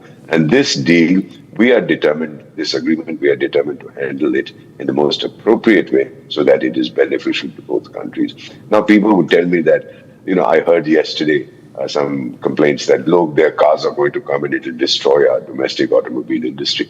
Let me just tell you something, and to all the millions of people who watch your show. Yes, of course, the Americans are going to sell a car. There's a car worth $50 million that is coming in. I don't know how many Indians will buy that. So there are market forces that are also at play all the time. If you price yourself out of the market, well, then happy birthday. We are looking at areas that we want further cooperation. There's space technologies, education, there's agriculture itself, there's ocean mining, etc. A number of areas. There's defense, the aircraft, etc. Where, again, once again, as some very wise man said, you don't need to reinvent the wheel all the time. The United States has it and is willing to share it with us. There are things that we have which we want to share with them, particularly in the information technology sector. Why should anybody get upset? I believe that they should keep domestic politics. Nevertheless, domestic politics always intrudes onto foreign relations. I believe that over a period of time, the people of India, the people who matter, our producers, our small-scale industries, our exporters, they will realize that the government has given them a wonderful gift in 2026. Why did it take so long? Your guess is as good as mine. Victor Hugo had said, many years ago, I studied in France. No power on earth can stop an idea whose time has come. India-US trade ties, India-US friendship is an idea whose time has come. Absolutely, Ambassador. Of course, we need US tech transfer, and US, of course, needs pharma because we are the pharma of the world. So, of course, there has to be collaboration. But another takeaway from this statement is the win of India on multiple aspects. Of course, we saw that there is no mention of any sort of additional 25% tariff which were linked to Russia. So that will be done away with. So another big win for India vis-a-vis Russia. Well, no question about it, and nor have we made any commitment, to the best of my knowledge, that we'll stop buying oil from Russia tomorrow morning. The Russians have never let us down. Why should we do it? The interesting thing, ma'am, I don't know if it's being talked about enough, is that if we are going to buy oil from Venezuela, which is normally very heavy, sour crude, we have the capability in our refineries in Jamnagar, the largest on-site refining capacity in the universe, to process that. We used to buy it from Venezuela in the 2010, I think, 15, 16, and we used to buy sometimes even more than China. So if this is on, that doesn't mean that we'll stop buying from Russia tomorrow. If Venezuelan oil, as I'm told it is, will come to us at the same price as Russian crude, at a special discounted friendship price. And if that happens, I believe that, it's an agreement that any country would want to have. We have managed to pull it out because we're a big country, we're a huge market, we're a fast-growing economy. We probably go faster than anybody else. And this is not lost on American business. Forget what the politicians on either side say. The reality is the market has responded so favorably to this agreement that it's quite remarkable. I didn't expect it to jump up so quickly in Nifty and the Sensex and so on. And similarly, by the way, in the United States, the sectors where the American exports to India are likely to rise, those companies also, their share price is rocketing. So it's really the market is saying, well done, guys, keep going. And I think the market is the ultimate arbiter in all these things. Absolutely. And Ambassador would also like to talk about the $500 billion which has been promised by India to import from United States. What all sectors are we talking about, and how is this going to benefit India? You know, you raised the issue. It's not 500 billion. This is just a figure. It's a ballpark figure. It's something in the air. We sign agreements, and when the Prime Minister goes or other leaders come, we say, all right, we'll boost our trade to so many $1 billion or so many. And then after a while, everybody forgets about the figure because we focus on something else. Nobody says, look, you promised me 500 billion, you haven't done it, so I'm going to beat upon you. No. What really happens is the sectors which are high-tech sectors, for example, you mentioned pharmaceuticals, which again, America would want to benefit from, because prices, by the way, when I was last there a few months ago, prices are going up. The American consumer is getting from inflation. So they would like to see pharma, which is a very, very crucial or a vital sector for our health, that the prices remain stable. They would like to see that in terms of certain other, in terms of garments, for example, which are very important for them, in terms of leather product, they would like to see that the prices remain stable. So whether or not we achieve 500 billion over 5 years, which means 100 billion a year, I believe that we are going to, this is the incremental amount, 500 billion. The trade is continuing. It's about 200 billion or whatever the figure is annually between India and the United States. I believe it's not an impossible target, and we can achieve it if the goodwill and the trust exists on both sides. I do not think President Donald Trump is going to change his mind. I think he realizes, his companies have told him, his big boys have told him that look to India. We've been seeing we've been dreaming the China dream for a long time. That dream is now becoming a nightmare, whereas the India dream, which we thought was a nightmare, is truly a very beneficial vision for both countries.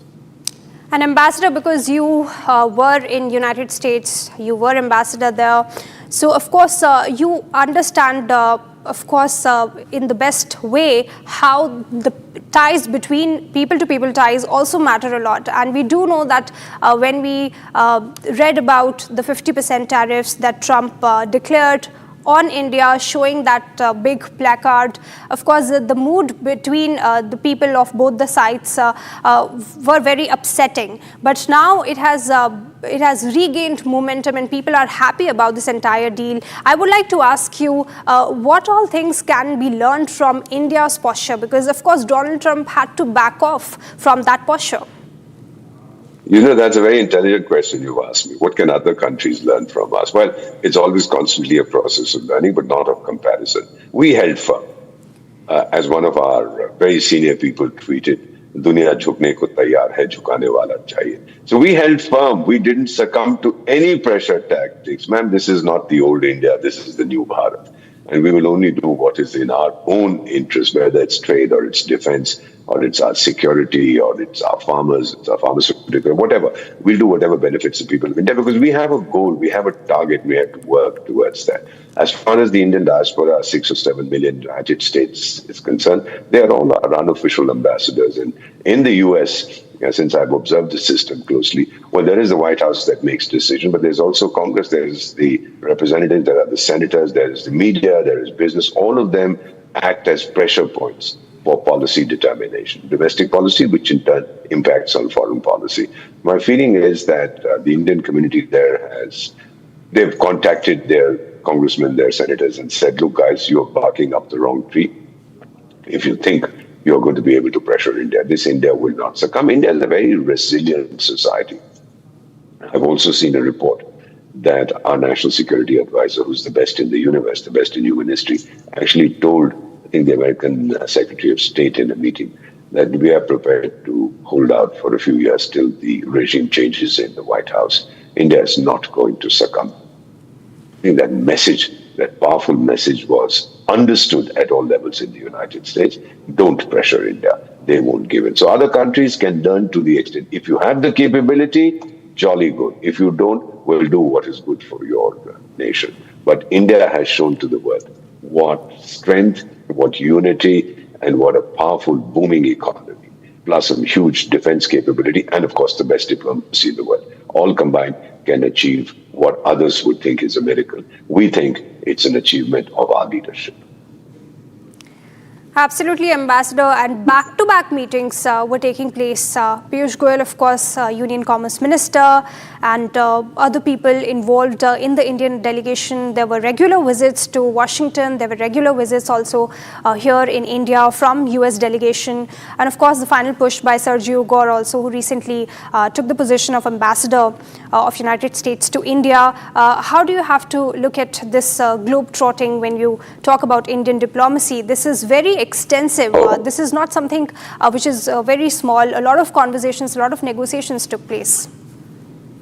There's no question about it. It's not that you can pick up the phone and come to a trade deal. You have to go, you have to know each other, you have to have that confidence in each other. I've done this all my life as ambassador in 6 countries. You go, you meet people, it takes time to gain their trust. I think the American ambassador here has done an amazing job, as has our ambassador there, which we don't talk about very much. Foreign policy or domestic policy is not determined in television studios. It's determined on the ground. It's determined by highly trained professionals. We are the best in the world in foreign policy. And then we sit across the table, we talk and say, look, we can do this, we can't do that. Then we escalate the level. First, the ambassador will talk. Excuse me. If we find that it's not getting anywhere, then of course it's escalated to the ministerial level. Dr. S. Jaishankar, the outstanding foreign minister of India, has been going there so many times. They have been coming here, they're senior officials. And if that doesn't work, then we elevate it to the head of government or the head of state level, which means the conversations that have taken place between the two leaders. So I think that it's really something that all Indians will be proud of. History will judge us, and I'm sure about this. People who will assess what happened in 2026 will say one of the bright spots in terms of international relationships, whatever the vicissitudes, whatever the changes that might come, one of the bright spots has been the agreement between India and the United States, which for the rest of the world is a message that given goodwill and trust, nothing is impossible. You can achieve any agreement. Yes, I'll give a little bit here, I'll take a little bit there. There'll be lots of analyses. Oh, India succumbed to pressure, etc. Take it from me, ma'am. I know what I'm saying. We didn't succumb to any pressure. India will not succumb to pressure. Absolutely, Ambassador. Thank you so much. Always great to hear your inputs. Thank you once again. Thank you, ma'am. Thank you. All right, so the big breaking news that we are tracking at this point in time is the India-US trade deal. This particular deal has fully protected sensitive agricultural and dairy products. We'll take a short break, but coming up, more discussions on this deal. No duty concessions have been granted to the US on agricultural goods under the trade agreement.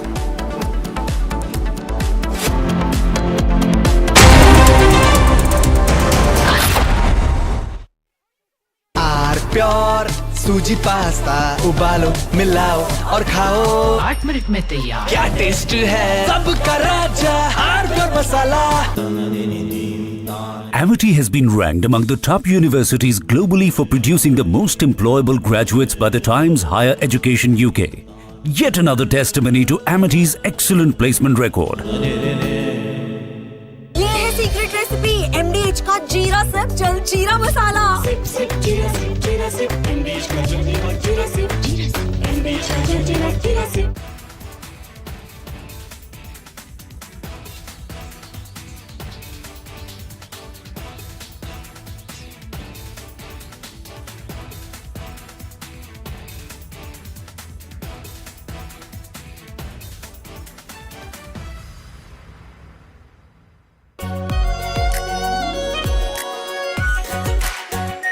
Our pure Shahi Paneer Masala. Delicious, healthy, every day. Hi. Good morning Hi, how to are you. you? Good evening from India. We have announcement of a trade deal. And Yes. you've seen both sides. Trump says that India has promised not to buy Russian oil, but Indian Prime Minister's response makes no such commitment. But Trump says, I've reduced the tariffs to 18%.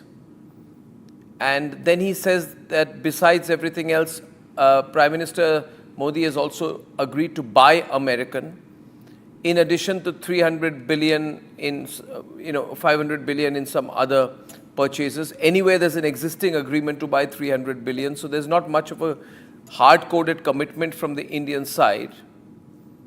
So Trump is obviously using a lot of hyperbole, making some claims. But the good thing is there's an announcement of a deal. But there's more statements coming from Trump than from India, especially to Trump's statement that India has agreed to stop buying Russian oil. There's nothing official from the Indian side to that. How do you view these developments, Professor Sachs? Well, basically, the United States is unstable and irresponsible, but backing down from the most outlandish actions of this government a few months ago. They made no sense. They antagonized India. They disrupted trade. And I think somebody finally explained to Trump that none of this was serving any American interests at all. And so Trump has backed down to an important extent.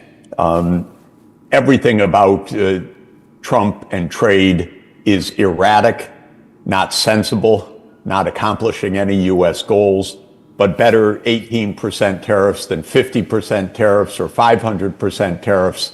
But I wouldn't take at face value any single statement by the U.S. government. I think everything is just complete improvisation, a lot of baloney, a lot of malarkey, but probably...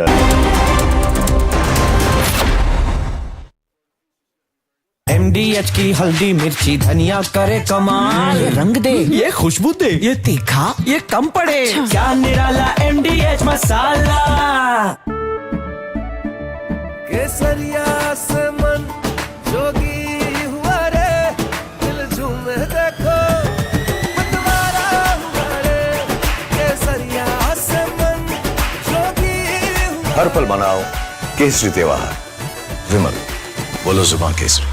थोड़े में ज्यादा स्वाद, यही तो है इसकी खास बात। वाओ मामा, क्या स्वाद है? अरे मेरे राजा, सबका राजा प्योर मसाला। Please stop.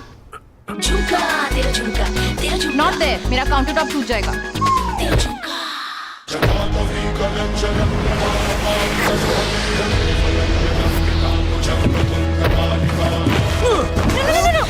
मेरी चिमनी टूट जाएगी। What are you doing? रानी, इस घर में कुछ है जो टूटता नहीं। ये पिलर कभी नहीं टूटेगा। रुंगटा स्टील TMT से बना। रुंगटा नहीं तो घर स्ट्रॉन्ग नहीं। रुंगटा स्टील TMT बार एकदम सॉलिड। दादी के हाथों का जादू और खुशबू से महकता घर, माँ की मुस्कुराहट और खाने की सुगंध। MDH गरम मसाला, क्योंकि हर रिश्ता है स्वाद से जुड़ा। This morning, Rahul Gandhi, leader of the opposition, created a ruckus and furor in the parliament. In response to the president's address, he insisted upon raising what he said were some issues of vital import to our national security. So what was he saying? He was trying to cite an article from the Caravan magazine, which in turn was quoting excerpts from General Narwane, the former army chief's unpublished memoirs. It may be recalled that the government had stopped General Narwane from publishing the book. As such, the authenticity of the excerpts cited in the Caravan magazine itself are open to question. But then let's try and take a deeper look at what is this bravura all about. So I have had a detailed look at the article in the Caravan magazine. I have no access to General Narwane's book or manuscript, but we had a look at the Caravan article in detail. So what does this article say? This article talks of the 2020 Chinese intrusions, which had culminated in the Galwan incident, in which 19 Indian soldiers had lost their lives. No weapons had been used, but the Chinese had laid an ambush with pointed stones, with baseball bats wrapped up with barbed wire and nails and studded with lethal handheld weapons. You see, 19 Indians had been killed, but in response our soldiers had given an excellent account of themselves in hand-to-hand combat, and it is said that 45, some claim up to 100 Chinese soldiers were killed, which they tried to hide by saying they had lost just 5 soldiers. The simple fact is that after this violent incident leading to 19 fatalities on the Indian side, we should have thrown the 19... From Asia's largest news headquarters, setting the agenda for Bharat.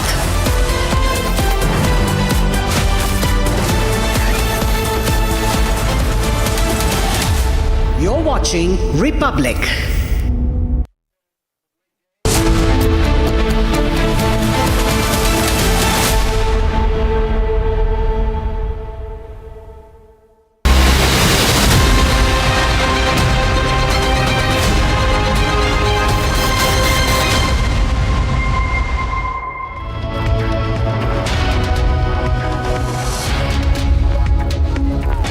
A very, very good morning. It's a Saturday morning here, but the news does not stop on Republic TV. And a short while back, we saw that the interim trade framework of the India-US deal, this is the interim trade framework of the historic daddy of all deals, has been released just a short while back. We'll get to all those details and analysis on this big breaking development. But the headlines first. Let's get started.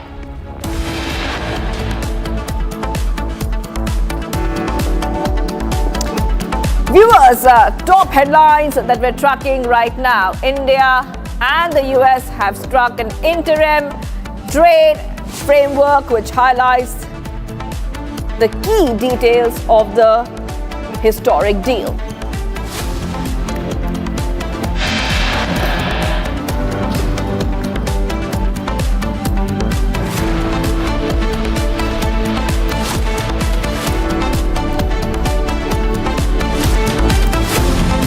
And in the deal, we see that India has shielded its agriculture sector, protecting sensitive agricultural and dairy products, as no duty concessions have been granted to the US on these goods under the trade agreement.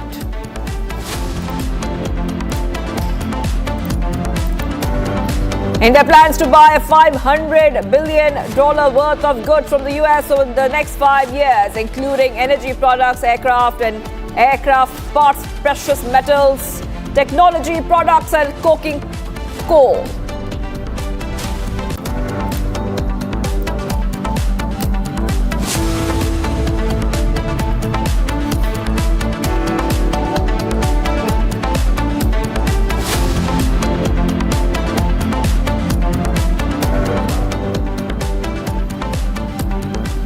All right, viewers, we are being joined by our guests right now on this big, huge interim framework which has been released a short while back. So let's go straight across to our guest, Shubhanshu Singh, a business leader and global member, FE Lions Foundation. And we are also being joined by Saurabh Shukla, Chief Consulting Editor here on Republic TV. So I'd like to thank both our guests for joining us here on Republic TV, because we really need to break down this interim trade framework which has just been released. So I would like to go first to Mr. Shubhanshu Singh, who's joining us. And let's start off with, what we see here, especially with it on the surface. Definitely a big win for both the parties. If you could help our viewers understand, what is the first thought that came to your mind when you saw the interim framework which has been released? I said, oh, wow, in my mind, honestly, because I think it comes not only as the specifics of the interim Indo-US trade deal, but it also comes after several other significant bilateral trade deals, whether it is with India and UK, the European Union, before that with New Zealand, Oman, and so on. At this point in time, India has a preferential, equal, and access-providing trade deal with every part of the world except for Latin America and China. So I think specifically the Indo-US deal and the degree of detail that is now available points out very clearly three things. One, I think India has a unique opportunity to leapfrog now into genuinely becoming a world-leading manufacturing power, which was not the case thus far. Historically, our manufacturing sector has been weak and exports have been very poor in the global scheme of things. Now, with access to the United States of America as also to the EU, we have a unique opportunity to accelerate and also make use of these deals to locate supply chain entrants, friend shoring of supply chains. As China diminishes and India picks up, we have a historic opportunity to accelerate the manufacturing sector, and it will provide, mark my words, millions of jobs in the next decade or so, despite the reductions that might happen on account of automation and technology. So I think that's a big win for us. Secondly, all trade deals are done with a measure of reciprocity, and I think it is a credit to Prime Minister Modi and the team that must have been working through very tricky times very patiently for the last year or so, that this is genuinely an equal and reciprocal deal. And it provides us access to those areas which we need and deserve. Yes. And reciprocally, it provides America an entry into those areas which do good to our economy without really hurting those parts which we were looking to protect. So on the whole, I would score this very, very highly, and I think it's a huge win for India.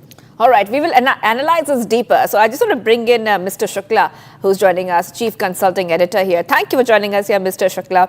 And, we will break down this for our viewers. But one thing I would like to highlight here is that the farmers are fully protected. So the government has said very clearly, no compromise on farmers' interests or rural livelihoods. Now, this is coming in the backdrop of how, and you would, of course, explain this very clearly to our viewers, how India has made very sure for the past few months when they were negotiating that our interests will always come first. And that is why we see other farmers have been protected. Their protected items include maize, wheat, rice, soya, poultry, milk and cheese, and a lot more.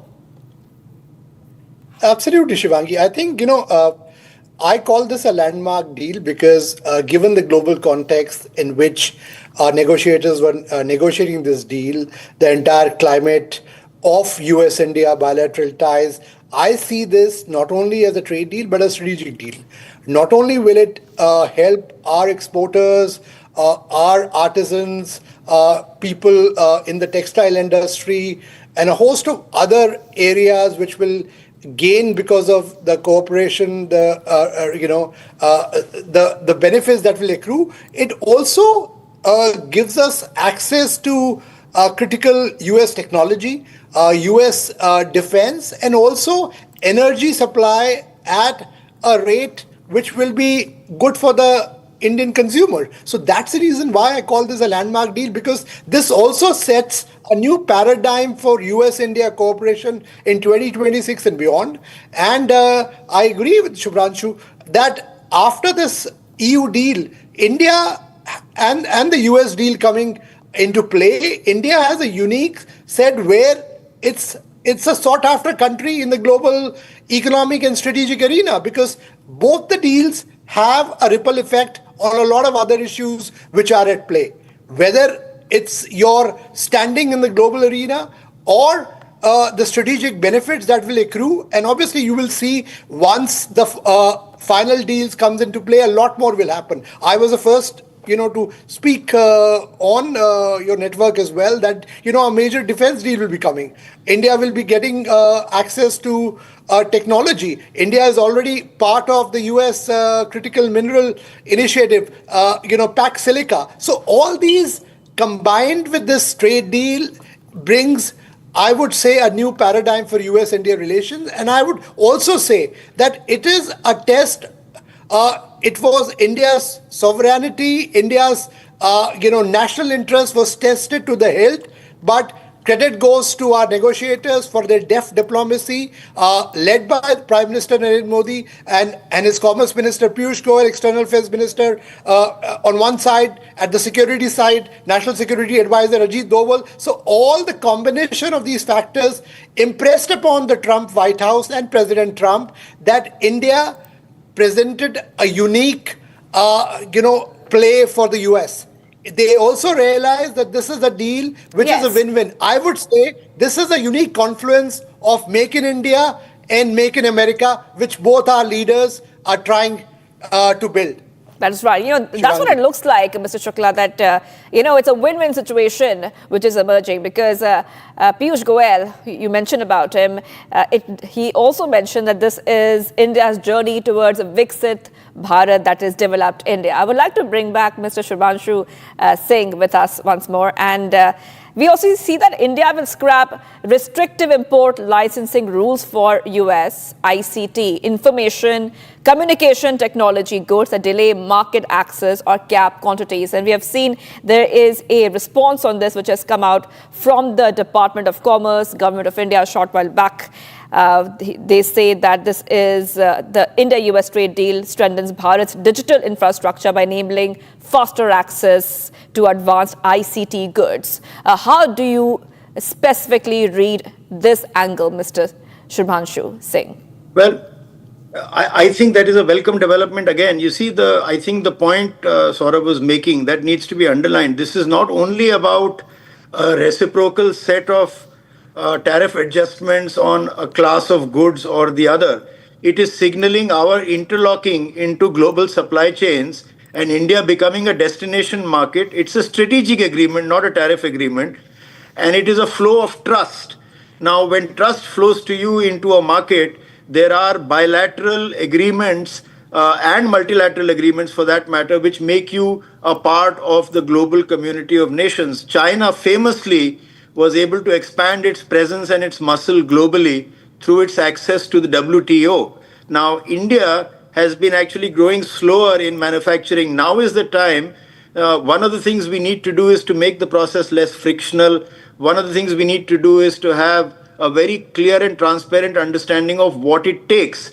So I would qualify this broadly. Once you have a preferential agreement in place, once you have lowered tariffs, trust will flow, technology will flow, capital will flow, and therefore you need to have an accord in terms of the kind of ICT norms that you would subscribe to. And I think financial inclusion is one area where India has shown progress by leapfrogging ahead of almost everybody else. We have probably a gold-plated system now for financial inclusion and the digital pipes that carry capital within our domestic economy. And I think by inclusion, we stand to gain and we have very little to lose. Even in the other parts of the agreement, we are basically measuring up and providing a lean-in posture so that we can quickly access and make the most of the opportunities that are so abundantly available. All right. Okay, Mr. Singh, thank you for that. I just want to go back to Mr. Shukla now. So India is planning to buy $500 billion of US goods over the next 5 years. Energy, aircraft, parts, precious metals, tech products, and coking coal, Mr. Shukla. So, the question is that, according to you, how important is access to US markets? Because now India would be focusing on export-led growth when we talk about this specific deal with the United States, Mr. Shukla. Access to a US market, which is a lucrative market and also a developed market, also opens, not only make sure that, India becomes a supply hub, a manufacturing hub, but it also gives us this deal itself gives us a huge strategic advantage. Look at the standpoint of where India's tariffs are compared to other export economies. Even on textiles, which is something which was a major concern for a lot of our companies here, and people were losing jobs because when the tariffs went to 50%. Now, India's tariff is lower than Vietnam, Indonesia, Sri Lanka, Pakistan, Bangladesh. So that puts us on a huge advantage. Also, our artisans, the deal also makes sure that, the best US I would say departmental stores, stores which get goods from a lot of these places were earlier sourcing from some of these other countries will get it from Indian artisans. So it impacts grassroots as well. So this is empowering the last mile. That is something which is the impact of this deal, which is going to be felt in the next 4 to 5 years. And I want to clarify here that this 500, the whole figure of India buying a certain amount of goods from the US will also happen in a phased manner. So this is all part of the deal, part of reciprocity, that we agreed to give something, and we did not allow either full access to dairy or agriculture, to GMO and others. All we have done in the deal is, especially in the phase 1, is that we will take things like almonds, apples, that also with a certain quota that will be, obviously will be coming out soon. What kind of a quota will that be? So India has protected its interest in a good manner. Yet, as I say, that when you negotiate, you give something, you gain something. So that's what you do with partners and friends. That's what has been done. But the fact that this deal took this long to be concluded tells you a story about how hard a tough bargain Indian negotiators have done with the US interlocutors. That's what is the big story here in Washington, D.C. When I talk to them, they say India strikes a hard bargain. And if you remember, that's a question I asked President Trump, who's a tougher negotiator? He said Prime Minister Modi is a tougher negotiator. And obviously with this deal, he has proved that yet again. Yes. Okay. Yes, you did. And of course, we remember what Trump said, that PM Modi is a tough negotiator. And it's very clear here, once this framework is out, we can clearly see that. Mr. Singh, I'm coming back to you. Now, we know that the US has reduced a tariff. The tariff is reduced to 18%. We know that, which is good news for India. So do you think that after US has reduced a tariff, does this make the Indian market more competitive as compared to some of the other countries which have a much higher tariff imposed on them by the United States? Yes, and I think firstly, we have to zoom out and look at this as a strategic agreement rather than, as I said, a la carte adjustment of tariffs. From chips to ships, everything is within its remit. So I think in every area, wherever India has an ability to accelerate its advancement, to accelerate market penetration, I think that will certainly be beneficial to us. But in specific areas, for instance, energy, LNG, clean tech, nuclear collaboration, of which there was a big mention during the budget, defense and aerospace, whether it's co-production or maintenance or technology, and in these times, we need to actually strengthen our defense preparedness. If you look at manufacturing and technology, certainly there is very large capital investment in India that's going towards electronic manufacturing, whether it's manufacturing of Apple phones or a host of other things. These will all get a huge boost. But let me tell you one thing also, this is an interim deal. There is a lot of space to maneuver as we go past the targets, as we go past the mutual benefits that we expect for us to get. If those benefits accrue to us, we have a chance to tighten the embrace as we go forward. And we should not mind, it's not an equation, it is generally a direction. So even if there are areas in which we feel it will have a gestation period by the time we get to the fullest advantage that should accrue to us, never mind. In my mind, even boiling water puts out a fire, and we were in a situation with punitive tariffs, etc., which was going to hurt us in the short, medium, and long run. So it's a huge relief, it's a huge accelerator, and to my mind, most significantly, when there is an agreement, when there is a deal, everything else follows. And agriculture, as you said, has been fully protected. Saurabh already mentioned the basket of goods which are now detailed out are already things where we have a good amount of imports coming in, and $1 billion that has been committed over a number of years. If you see India's export basket is about $250 billion a piece between services and merchandise. We are looking, therefore, in view of this preferential to us deal, to apportion a part of that basket. and commit that to the US, no harm done. In fact, I would say we are net gainers in every sense. Yes, Mr. Singh, we're running out of time, so let's go with some final questions to both our guests, and we'll wrap up this show. I'll go to you first, Mr. Shukla. I'll ask the same question to both, because now we would be looking forward for a larger bilateral trade agreement. So this looks like a pretty good stepping stone towards that. Your last thoughts, Mr. Shukla? I would say that it's a new beginning of a new strategic paradigm, and I'm glad that both the countries have realized that they need each other, they value each other, and the leadership at the highest level. President Trump has said multiple times that he respects Prime Minister Modi and he respects India. So this is, I would say, and Prime Minister has said so about President Trump. So I think this is a great confluence of two civilizations, two great democracies, and this will set a great template for our future cooperation in 2026 and beyond in the strategic domain. All right. Yeah. Same question to you, Mr. Singh. Stepping stone towards a bigger and a better agreement in the future?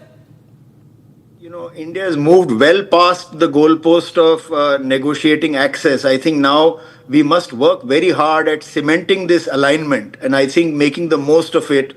I think this is about, strategic anchoring. We are a player in the world economy, and the world is signaling to us, whether it's the EU and now the US, that they acknowledge it. Having said that, we have a long road to travel, and we must therefore harvest every opportunity that comes our way. And on a lighter note, I think preferential access has been a boon for those who enjoy an evening drink, whether it's wine from Europe, scotch from the UK, or now rye whiskey from America. So I think for those who like their evening drink, it is also a very welcome development all across the last year. All right. Thank you, Mr. Shubhanshu Singh and Mr. Saurav Shukla, for joining us here on Republic TV. On that note, we're taking a very, very short break. Do not go anywhere. We'll continue to analyze the India-US trade deal framework. Stay tuned.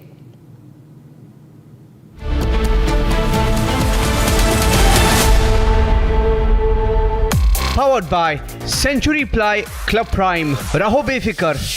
Are pure सूजी pasta उबालो मिलाओ और खाओ 8 minute में तैयार। क्या taste है सबका राजा R pure masala. Amity has been ranked among the top universities globally for producing the most employable graduates by the Times Higher Education UK. Yet another testimony to Amity's excellent placement record. MDH की देगी मिर्च, देगी मिर्च का तड़का, अंग अंग फड़का। MDH की देगी मिर्च।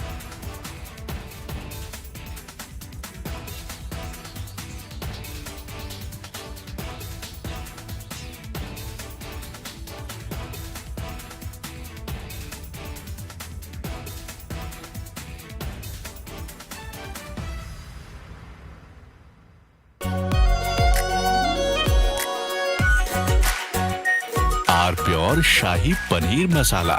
Delicious, healthy, every day. Hi. Good morning Hi, how to are you. you? Good evening from India. We have announcement of a trade deal. And Yes. you've seen both sides. Trump says that India has promised not to buy Russian oil, but Indian Prime Minister's response makes no such commitment. But Trump says, I've reduced the tariffs to 18%.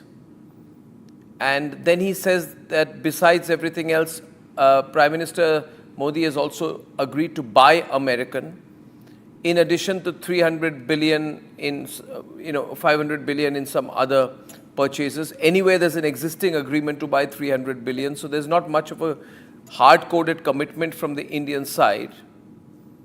So Trump is obviously using a lot of hyperbole, making some claims. But the good thing is there's an announcement of a deal. But there's more statements coming from Trump than from India, especially to Trump's statement that India has agreed to stop buying Russian oil. There's nothing official from the Indian side to that. How do you view these developments, Professor Sachs? Well, basically, the United States is unstable and irresponsible, but backing down from the most outlandish actions of this government a few months ago. They made no sense. They antagonized India. They disrupted trade. And I think somebody finally explained to Trump that none of this was serving any American interests at all. And so Trump has backed down to an important extent. Everything about Trump and trade is erratic, not sensible, not accomplishing any U.S. goals, but better 18% tariffs than 50% tariffs or 500% tariffs. But I wouldn't take at face value any single statement by the U.S. government. I think everything is just complete improvisation, a lot of baloney, a lot of malarkey, but probably somebody has prevailed inside the White House to say, why antagonize India? So, what did Trump or what did America gain in the last Nothing. 4 months of putting Nothing. pressure on India? Nothing. Nothing. Whatever is agreed today could have been agreed before. Nothing is gained. There's no pressure.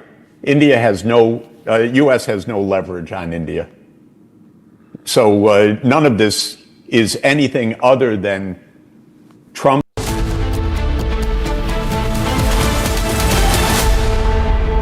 Powered by Century Ply Club Prime. रहो बेफिक्र. थोड़े में ज्यादा स्वाद ये तो है इसकी खास बात. वाओ मामा क्या स्वाद है? अरे मेरे राजा. इसको घर पे लगाओगे तो शादी का तो पता नहीं, पर घर पक्का नहीं टूटेगा. रुंगटा नहीं तो घर स्ट्रॉन्ग नहीं. रुंगटा स्टील TMT बार एकदम सॉलिड. पहाड़ों में एक हाइकिंग स्टिक भी बन सकती है. आधे बाउल दही में 4 चम्मच MDH चटनी पुदीना मसाला डाला. स्टर करो, पुदीना चटनी तैयार. MDH चटनी पुदीना मसाला. This morning, Rahul Gandhi, leader of the opposition, created a ruckus and furor in the parliament.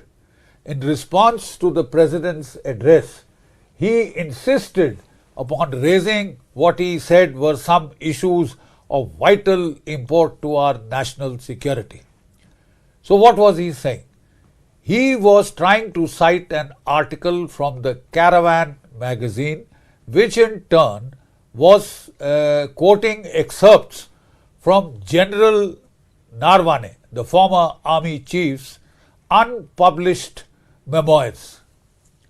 It may be recalled that the government had stopped General Narwane from publishing the book. As such, the authenticity of the excerpts cited in the Caravan magazine itself are open to question. But then let's try and take a deeper look at what is this bravura all about. So I have had a detailed look at the article in the Caravan magazine. I have no access to General Narwane's book or manuscript, but we had a look at the Caravan article in detail. So what does this article say? This article talks of the 2020 Chinese intrusions, which had culminated in the Galwan incident, in which 19 Indian soldiers had lost their lives. No weapons had been used, but the Chinese had laid an ambush with pointed stones, with baseball bats wrapped up with barbed wire and nails and studded with lethal handheld weapons. You see, 19 Indians had been killed, but in response our soldiers had given an excellent account of themselves in hand-to-hand combat. And it is said that 45, some claim up to 100 Chinese soldiers were killed, which they tried to hide by saying they had lost just 5 soldiers. The simple fact is that after this violent incident leading to 19 fatalities on the Indian side, we should have thrown the 1996 Peace and Tranquility Accord into the bloody dustbin. Dustbin. Because that accord says that you can't use your weapons. You know, and then you have to get into unseeming boxing matches, kushti matches, karate, this thing, and then start using sticks and stones and all that primitive Stone Age weapons. But you can't open fire. Why not? Why can't you open fire? Because you are defending your territory. And if the other side has drawn blood, it is not just a matter of dhakka mukki now. Well, I think that any local commander is fully justified in giving his troops the right to open fire in self-defense. Now, what happened was that these orders, no clear-cut orders were given.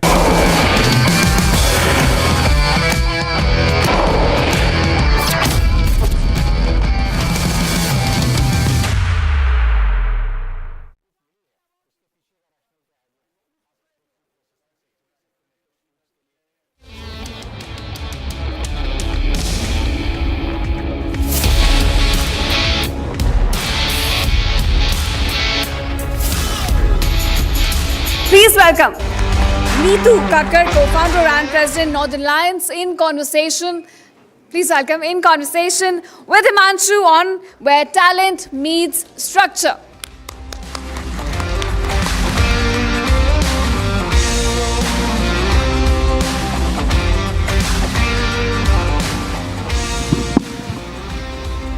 Thank you, Niranjan, and thank you, Tazamul. It was a wonderful kickboxing session, and now we are moving to football. And I am joined by Gaurav and Neetu Kakkar. They run Northern United Football Club in Noida. And welcome, Gaurav. Welcome, Neetu. Thank you very much. Thank you. Gaurav, Neetu, my first question to you is why football? Football is a passion of my boys. I have two boys, one is 19, one is 15, and they've been playing for last 15 years, and their passion has transferred to us. Before COVID, we took them to Brazil. They were actually selected on 100% scholarship, and they performed very good, and they were selected for Spain also. But then COVID hit, and then everything stopped. And after COVID, they started with the academy. They want to play the AIF Youth League, I-League that's called. And for that, we have to travel 2 hours to Gurgaon, because otherwise they have to go to a residential facility. Either they can play, or if they want to play, the academy is in Gurgaon. So no one academy was in Delhi and NCR where they can have a youth I-League program running. Apart from that, then we hire a B division club to give them exposure in the Delhi. And we make a team with the underprivileged children. We took the Manthan Foundation kids with us. And the moment they're about to play, there's a dispute between the owners. And I can see 20 kids crying at that point. Okay. It's touched my heart. I feel if I can help them, I immediately bought a club for them. I can afford that time. But it was like a passion which transferred to me. Like now the football is in my blood, I can say. So it is a deep passion. We are really passionate parents now in the football world. So the passion drive us that let's, get into this sports. It's a beautiful sports. Most of the young players in India, either they play 2 sports, cricket or football. So that is why we play.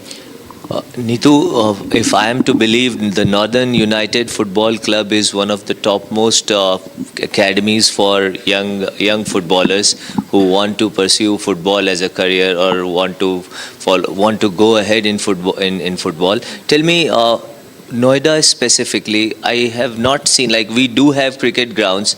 So when you started off this Northern United Football Club, what were the challenges that you faced? When we planned that, we'll take a club and we'll start the academies for the children, the most challenging part was to find the ground. Okay. There was hardly any ground available in Noida where we could, start our academy with our club's name. So there was no proper, the ground is apart, there was no proper infrastructure for, for the children to play. There were only few, but not many. So that was the most difficult part for us to find. How you zeroed in, like, okay, this is the ground, and now we have the ground. What are the like infra challenges for people who want to start a football academy? Was getting a ground and then getting a trained specialist to actually maintain the ground. How difficult was that? The first problem is for football, because in India, you know, it is everywhere cricket. Yes. Yeah. When I used to go with my children, when my children wanted to pursue football, so मुझे बहुत सारे लोगों ने कहा कि football में क्या रखा है, फुटबॉल नहीं क्रिकेट सिखाओ. But my children had the passion for football, and I wanted to pursue their dream that if they want to really play football, then you know I should help them.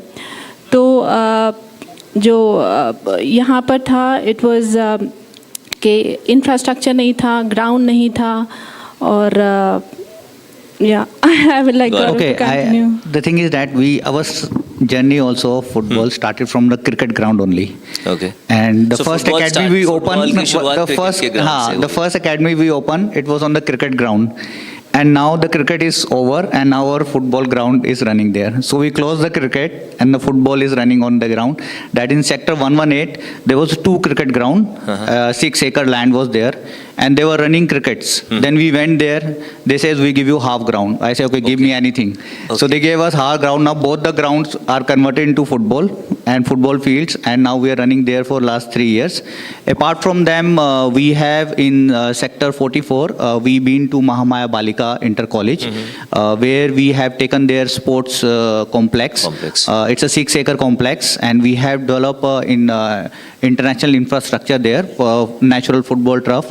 And we have ISL club practicing Delhi. ISL club is back to Delhi for your information, called Sporting Club Delhi, and they are working with us. They have hired our facility because they can't find any better facility in Delhi NCR. In fact, they are telling that they want to host the ISL matches there because Jawaharlal Nehru Stadium is not up to that level what we have prepared. I agree. So tell me something, like India being a cricket crazy nation, you have role models like Virat and all, but I see a lot of young kids these days, they adore Ronaldo, they adore Messi, they have Mbappe, and there is a lot of footballers, they know about it. So when they come to you and they ask, okay, I want to join this, what are the dreams like? What are the questions like? I want to hear the young minds thinking. Do they come and tell, I want to play like Ronaldo, I want to play like Messi? Absolutely, yeah. Most of them, like, we have children starting from 4 years of age. 4 years till, 20 years of age. So most of them जो under 10, under 12, 10, 11, 12 साल के बच्चे होते हैं, their role model is Ronaldo and Messi and Mbappe. कि हमें उनके जैसे खेलना है, we have to go Europe, we have to play there, we have to play their national championships. So yes, that is the question कि हम कैसे वहाँ तक पहुँच सकते हैं, कैसे बन सकते हैं. और even if we talk about Sunil Chhetri here in India, I much appreciate those children who say कि हाँ मुझे सुनील छेत्री बन रहा है. Though they are very less who say about Sunil Chhetri and our Indian players, but of course for Messi and Ronaldo the majority is more. Okay, so now my question is like, thinking of coming from a parent's point of view. So in India, the talk is like you can have extra classes, you can go to different coaching centers. People are more like खेलेगा पढ़ेगा तो बढ़ेगा India. Now it has become Khelo India. So do you see there's a shift in parents' mindset when they come to you? Are they serious about like making their kids a professional player, or is it like okay 1-2 घंटे का time है, शाम को खेलना है तो चलो बच्चों को एनरोल कर दिया? So we are the best examples. Being parents, we turned into the sports. He being a master in merchant navy, he has turned into sports. So the parents are much inclined towards sports now, and they really given their efforts for the children, like traveling from here to Gurgaon or Gurgaon to Noida, playing all the leagues and all the matches. They are serious now. There is an ecosystem now, like जो एक culture होता है sports का, that is developing now. जो पहले था वो अब नहीं है. The parents, they are much more interested. They want to even, they want them even to take any sport. I'm not talking about about football only. Any sport, they are happy to, that they take it as a profession. So same as with us also. We are very happy that our children are at one time a footballer. So there is an ecosystem now. There is a change now. The sports is coming up now. You see the change happening also at the grassroots. Like we saw the world kickboxing champion last few minutes ago. She was like, at the state level, there are issues. District level, I'm not even going at that point. But national level, especially Delhi NCR, things are improving. And one sign, viewers here, is like they both are not from a football background. I do not think either you... No, I have never played a football in my life. You, Neetu? I was a sports person, and I must admit that I wanted to be into sports. But at that time, it was just... There were no facilities. There were no facilities. So what I wanted to fulfill for myself, I'm seeing my dreams to come true through my children's vision. What a noble thing. A big round of applause, gentlemen. People who were not at all in sports have now launched a football academy, and that is one of Noida's best, and one of... You can say the fastest growing academy in North India. In fact, that's we've the been word. winning a league for last 3 continuous years. We started our journey as a B division club. Now we are the topmost club in Delhi. Every year we are promoting from B to A to senior to now we are at Delhi Premium League. And we having on 3 grounds. We have developed 3 grounds, and we are running 5 academies. We are tied up with the school, with Bal Bharti School Noida, Bal Bharti School Roni, and St. Mary School. We have taken all their sports. Amazing. And the 6-acre, the multi-sports academy which we have made, where we have in fact cricket also there. We have developed cricket fields, pickleball, paddleball, swimming also we are into now, right now. So we want to give a world-class facility, which actually that facility was lying idle for last 17 years. It was made by previous government. Nobody wants to develop that facility.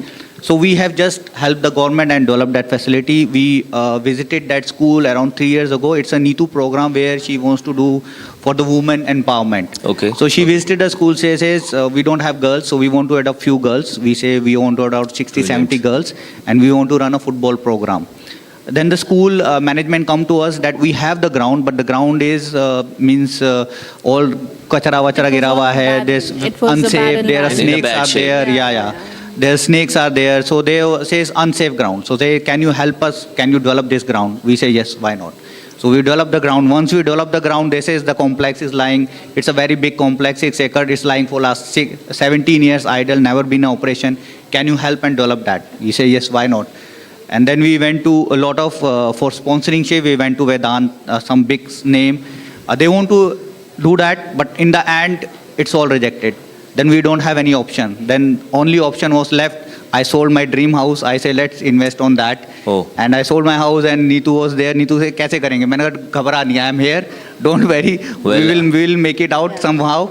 So we didn't take any fund. Nobody invested on us since we are a new entrepreneur. There's a new name, so nobody was invest on us.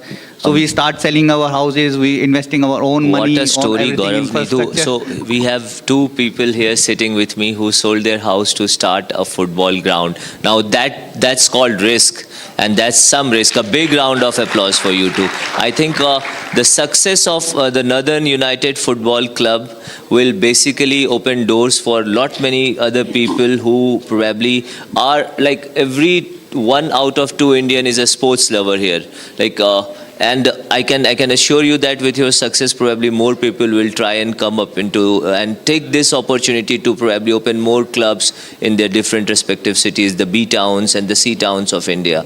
Sure, I just want to say, if any kid come to us, any player come to us, whether he has a money or not, if we see talent, we give him a scholarship, number 1. Second thing, earlier we used to think we have 2 kids. Now we think we have 400, 500 players. Or are our kids. We treat them is like our own kids. So our treatment, like if anybody is, like we have a lot of underprivileged children, over 200, which we are supporting. Plus we have some disability children also. Neetu, can you give one example to one of the boys? Yeah, so there is one example. I was in one of my center where we were running our, the normal training sessions, and there was a boy who came up. He was just around, I suppose, 11 or 12 years. He came up to me and he spoke something in the sign language which I could not understand. And then he was followed by his father. He was, they were not very financially very strong. And he said that, ma'am, ये जो बच्चा है, ये मेरा बेटा है और ये बचपन से ना बोलता है ना सुनता है. और मैं आपका यहाँ ग्राउंड पे आया हूँ, पर मैंने इसको बोला कि मैं ये अफोर्ड नहीं कर सकता क्योंकि बहुत महंगा होगा. But today at this point it has been 3 years and that boy has been with us on scholarship, he and his brother, and he is the best player of his team. He has been participating in all the football tournaments and events, and he has been, and he has been securing, good positions. So it is just not that we opened this football club for our children, and like Gaurav said, now we have, all children registered with us. We feel that we are the parents. We have come to a point where we cannot, turn behind because they have hope from us. Well, right. Apart from this, we have girls also, which Gaurav was saying. There are around 60 to 70 girls training with us on 100% scholarship. We do not take anything from them. We take them to Khelo India Girls. We take them to different leagues and tournaments. वो बच्चे मुझे आकर के कहते हैं कि ma'am, जब हम यहाँ से 12th से पास होंगे तो हमारे पेरेंट्स कहेंगे कि अब तुम्हारी शादी का टाइम आ गया है, तुम अपनी पढ़ाई बंद कर दो. बट हम खेलना चाहते हैं, हम आगे कुछ बनना चाहते हैं. और वही कुछ बच्चियां हैं जो हमारे साथ प्लेयर्स बनी हैं, वही बच्चियां हैं जो हमारे साथ हमारे HR में सेंटर कोऑर्डिनेटर्स हैं, कोचेस हैं, and they have been given equal opportunities, job opportunities, so they are earning also now. So we feel good that we have been able, by God's grace, to do a bit for the society. If we have something, we could give something to the society. That's really, really, really good and great of you, Neetu and Gaurav. I think these are the stories that don't come in headlines. These are the stories beyond headlines, the stories that drive India, that story that drive humanity. And I think you have two shining examples here. People who have sold their house to run a football academy, bringing in kids, opening their doors to all those underprivileged kids. I think there can't be a better example of a good Indian here, probably. So once again, a big round of applause, everyone. Thank you. Thank you. Gaurav, now let's move to my second question. Where do you see this moving from? The Northern United Football Club, what are your immediate goals? And where do you see yourself 2 years down? It started off post-COVID. I understand extremely challenging conditions during COVID. So now we are in 2026. Where do you see yourself by 2030? We are seeing ourselves in I-League in under 2 years. I-League, okay. We will be playing I-League in the senior. That's what seeing. Last year, we already accredited by AIF, One Star Academy. We are only in Noida. So youth, we are already on the topmost. Now we will go to I-League, and another 4-5 years, ISL club. That's what we are looking for. Our aim is. Yeah. And we would even try for a residential setup because we have children coming across India that they want to join us. So, but we do not, as of now, we do not have a residential facility, but we'll be soon, if everything goes well, then we'll be soon setting up a residential setup also. Not only for Delhi and Noida, but for the children who want to join from other states also. We getting call, especially from Bihar, Jharkhand, UP, and they keep calling us, whenever we have a trial. So they want to join us, and sometimes we feel very bad that we can't offer them. We have one flat also we have taken near to our academy, and whatever the good talent we can keep, we keep them in our flats when the matches are going on. So just support them, out of way, and give them lodging and boarding. It's a 3-bedroom flat. We can keep few players only, but now is driving us to open a residential for them, so that we want to work on the grassroots. Actually, what is happening in India, the football fever starts from 11 and 13. The parents also wants to train their children at 11 and 13. It's already late. So you think one should start early if they want to go into football? If you see European or other, why they are developing? Because they have a structured football program starting from age 5 and 7. Okay. So if we, what we are planning, that what we have studied and gone throughout, that there's a structured plan at 5 and 7, start from there and then build up. Because by the time they 11, 13, they get serious. Parents and the player get serious about that they want to play football at 11 and 13. By the time they reach 15, they started with take 2-3 years. So it's a game of foot, not hand. So it will take some time. Correct. So jab tak 15 tak when they reach, so that time it's already too late. Okay. And agree. second thing we are facing in the football is the challenges why we are not developing is age frauds. There are a lot of age fraud is happening. So that is the challenge.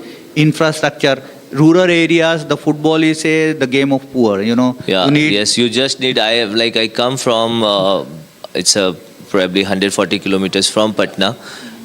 The only thing that kids play there is football because you don't need anything. You just need a ball somehow. Sometimes even the ball is pretty in a bad shape, in a bad state. So I think, yes, there's a huge interest in rural India when it comes to football. Then you compare it with cricket or any other sport. So forget golf and other sports. But if you talk about football, this is one sport which is played it's like their only game there. Yeah, only game. Totally agree with you. That's the only, if you talk in the world, the football is the most favorite game in the world. If you go to any country, it's very easy. You need one player and you need, one ball and you need a ground. That's it. You don't require anything else, for playing football. So do you, and I think I will try and probably conclude the session, but I still have a couple of questions to ask you. When we talk about football, we are India, the AIFF, the rankings and all, it's no hidden secret, we are not in even top 20, 30, 40, so we are beyond that. Now my question is, I compare it with Argentina or a Brazil. I know the traditional powerhouses of football, and I don't think when Maradona played I have seen a lot of documentaries, probably growing up years, talk about facility, they also don't have, they have similar, probably facilities which are akin to us, pretty similar to us, or probably you can say in terms of scale, it wasn't that great. But then you have world champions there. India, we keep talking about facilities year on year, month on month and year on year and decade over decade, but still is talent missing? No, India has a lot of talent. We have seen a lot of talent. That's what I told you earlier. They started the structured football training at very young age, 5, 7. They decided they want to go.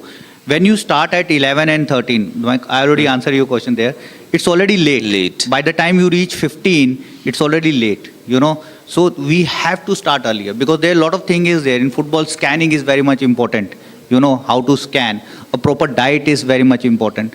We've been to Brazil. I've seen their residential academy there. That's I think 3rd or 4th division club there in Sao Paulo. I've been there. In Merchant Navy, I've been to a lot of countries. I've seen a lot of grounds there.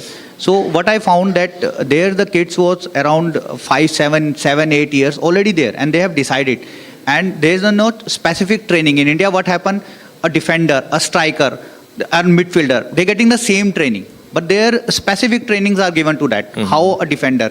And at the age of 10, they play all sided, and then they decided after 11 that which position they have to play. And that is our coaches' mentality kya rehti hai, bhagao, player ko bhagao. That is not the thing. You cannot, football is more about techniques, not about this thing. You cannot have only running. So we need to train our coaches first.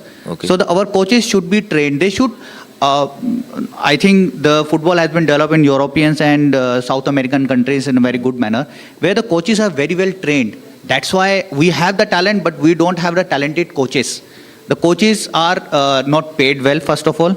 So if they are not paid well, so they just go to the academy, they just pass their time. The money is very much motivation point, any part of the world. If you see any game, anything, money is very much important. If you pay a coach a very good salary, he will scan for him, he prepare his session, then he goes on the ground, then he will be motivated and he will develop the players what he wants, you know. But if he is not well played, he will be thinking ground में ये है कि मैं अब कल petrol के पैसे कैसे दूंगा अपनी टैंकी में. अगर वही सोचेगा तो then how we will develop the players, you know. Great, Gaurav, Neetu. It was indeed a pleasure talking to you both. And I think the lesson of the story, probably the morale, is like for every Sachin Tendulkar, you need a Ramakant Achrekar. And to give that ground, I think I wish you all the best, Gaurav, Neetu. The way you are working for Northern United Football Club, I wish you all the best and more success. Thank you very much. Thank you. Thank you.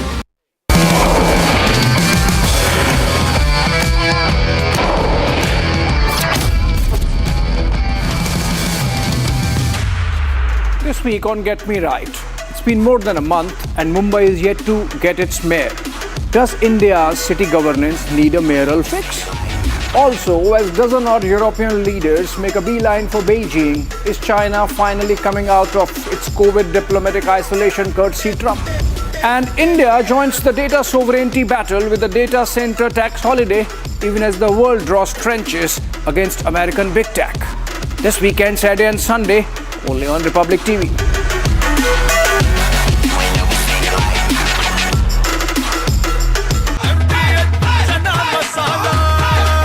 अब छोलिया हो या लोबिया, सफेद चने या काले चने, सब कुछ मजेदार बने। केसरिया से मन जोगी हुआ रे, दिल झूमे देखो मतवारा हुआ रे, केसरिया से मन जोगी हुआ। हर पल मनाओ केसरी त्योहार। विमल, बोलो जुबान केसरी। आर प्योर सूजी पास्ता उबालो मिलाओ और खाओ 8 मिनट में तैयार। क्या टेस्ट है सबका राजा आर प्योर मसाला। इसको घर पे लगाओगे तो शादी का तो पता नहीं, पर घर पक्का नहीं टूटेगा। रुंगटा नहीं तो घर स्ट्रॉन्ग नहीं। रुंगटा स्टील TMT बार एकदम सॉलिड। पहाड़ों में एक हाइकिंग शिप भी बन सकती है। ये है सीक्रेट रेसिपी MDH का जीरा सिर्फ जल जीरा masala. Sip sip jeera SIP jeera sip MDH का जल जीरा सिप MDH का jaljeera SIP.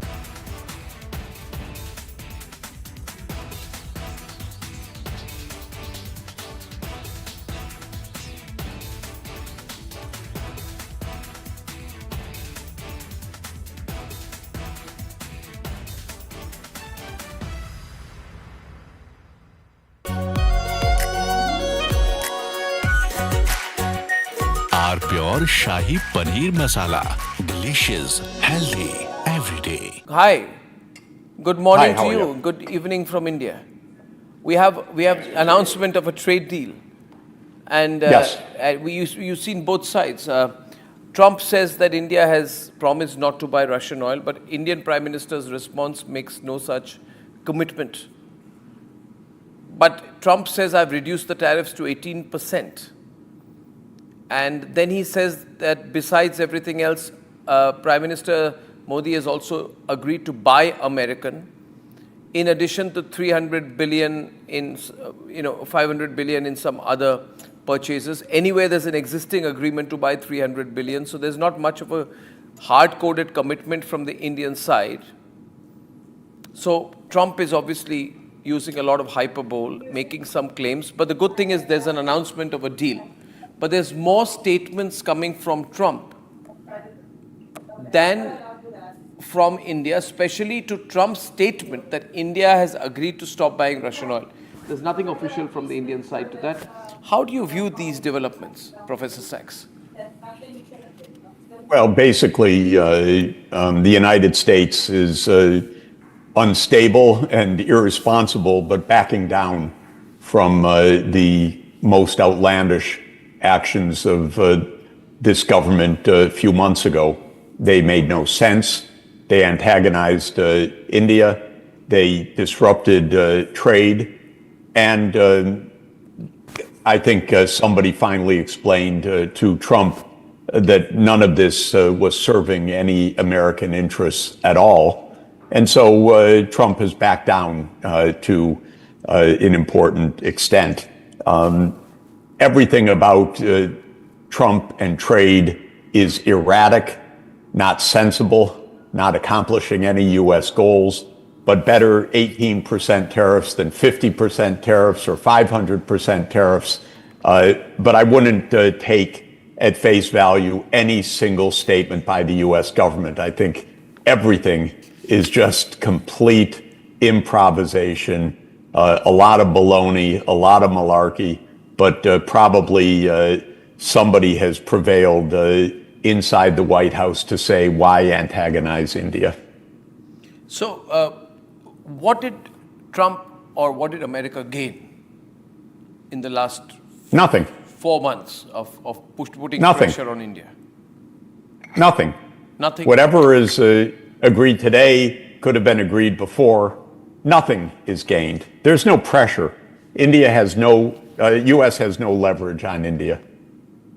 So none of this is anything other than Trump's delusion that the U.S. is the be-all and end-all of the universe. And so his writ is the command of for the whole world. But that's Trump's delusion, that the U.S. market is so big, so consequential, so important that he can get every other country to fall into line. But the U.S. market is not very important in this way. The main lesson from Asia's largest news headquarters, setting the agenda for Bharat.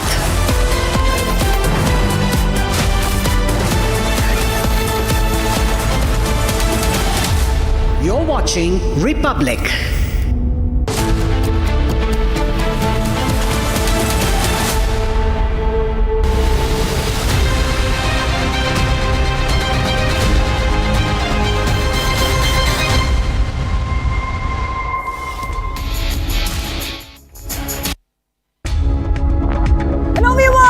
A very good morning. It's a Saturday morning, but a short while back, what happened was that the US-India trade deal framework is out. And here on Republic TV, this weekend, we're getting you all the updates and the analysis of this historic deal. All this and much more coming right up, but the headlines first. Let's get started.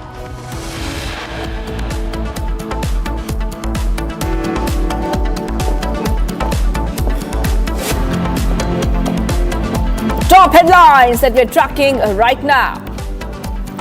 India and US have struck an interim trade agreement after negotiations that were launched by PM Modi and US President Trump on Feb 13th, which will now include additional market access commitments and support more resilient supply chains.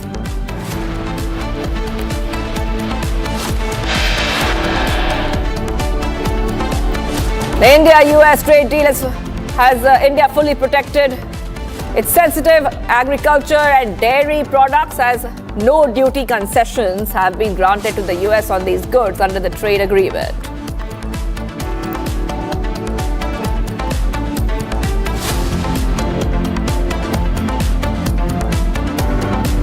India plans to buy $500 billion worth of goods from the US over the next 5 years, including energy products, aircraft and aircraft parts, precious metals, technology products, and coking coal.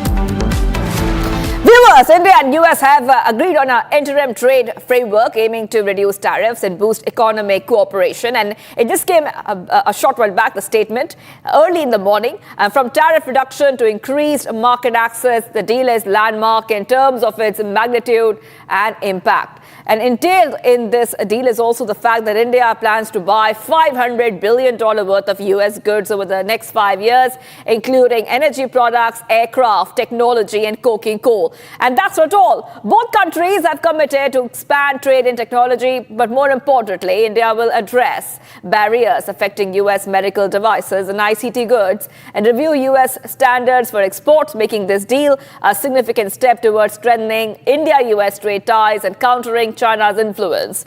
So this is just happened a short while back, and we are analyzing this deal very, very closely here on on a Republic, because India's got this very big and deep tariff cut and zero duty access in key export sectors while fully protecting its agriculture. And US gains market access and long-term trade alignment, with both sides calling it a win for jobs and growth. So we'll discuss this further, and we'll be discussing this the entire day, because this is the framework, the interim framework of the daddy of all deals, as we were calling it here on Republic TV. So Dr. A. Shaktivel, Chairman, AEPC Chairman and Managing Director, Poppies Knitwear, Tirupur, from Tirupur, is joining us. And I'm also being joined by Mr. Kushwan Jain, Chairman, Western Region, Federation of Indian Exports Organization, and Chairman, Western Region, Federation of Indian Export Organization as well. Okay, thank you for joining us, gentlemen, here on Republic TV. So let's start with you, Mr. Dr. A. Shaktivel.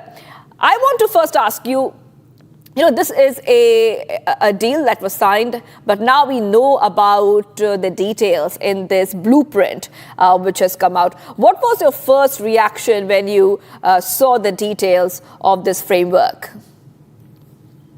See, they actually, when inside the EU, we said mother of all deals, but it is father of all deals now with the USA.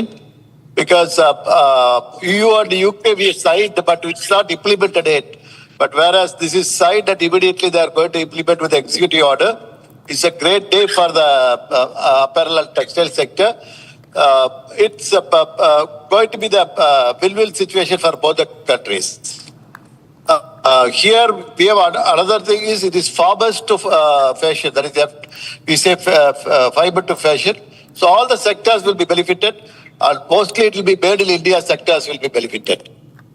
Yes, absolutely. Okay, let's go straight across to our other guest, Mr. Kushwant Jain, who's joining us. Thank you for joining us here, Mr. Jain. And you would be really happy about this, because we see that this is a big win for when we talk about India's export industry. A lot of growth that we can see when it comes to exports.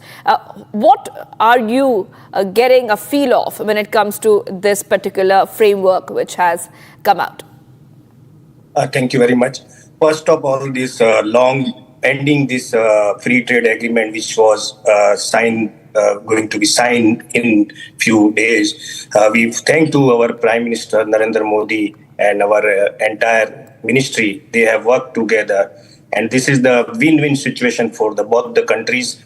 India is getting the good response regarding the export of textile, leather goods, pharmaceuticals, organic chemicals. These all are best things which India can get it. And one more thing, this was the best win situation that we protect our agriculture industries and the dairy product, which would be win-win situation for India.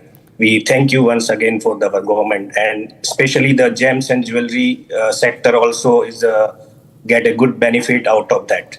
Right. Okay. Let's go back to Dr. A. Shaktivel.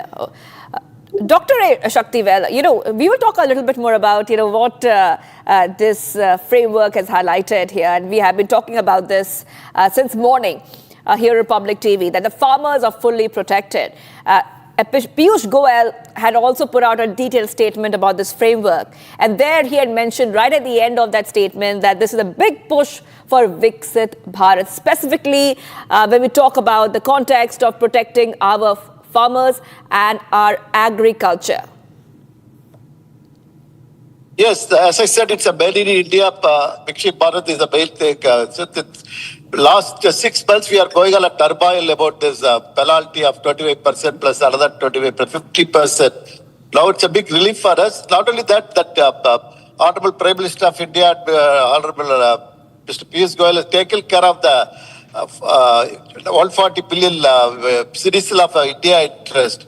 That's why there was a delay, but now we are fully protected, and we are very happy that, especially that people are talking about farmers.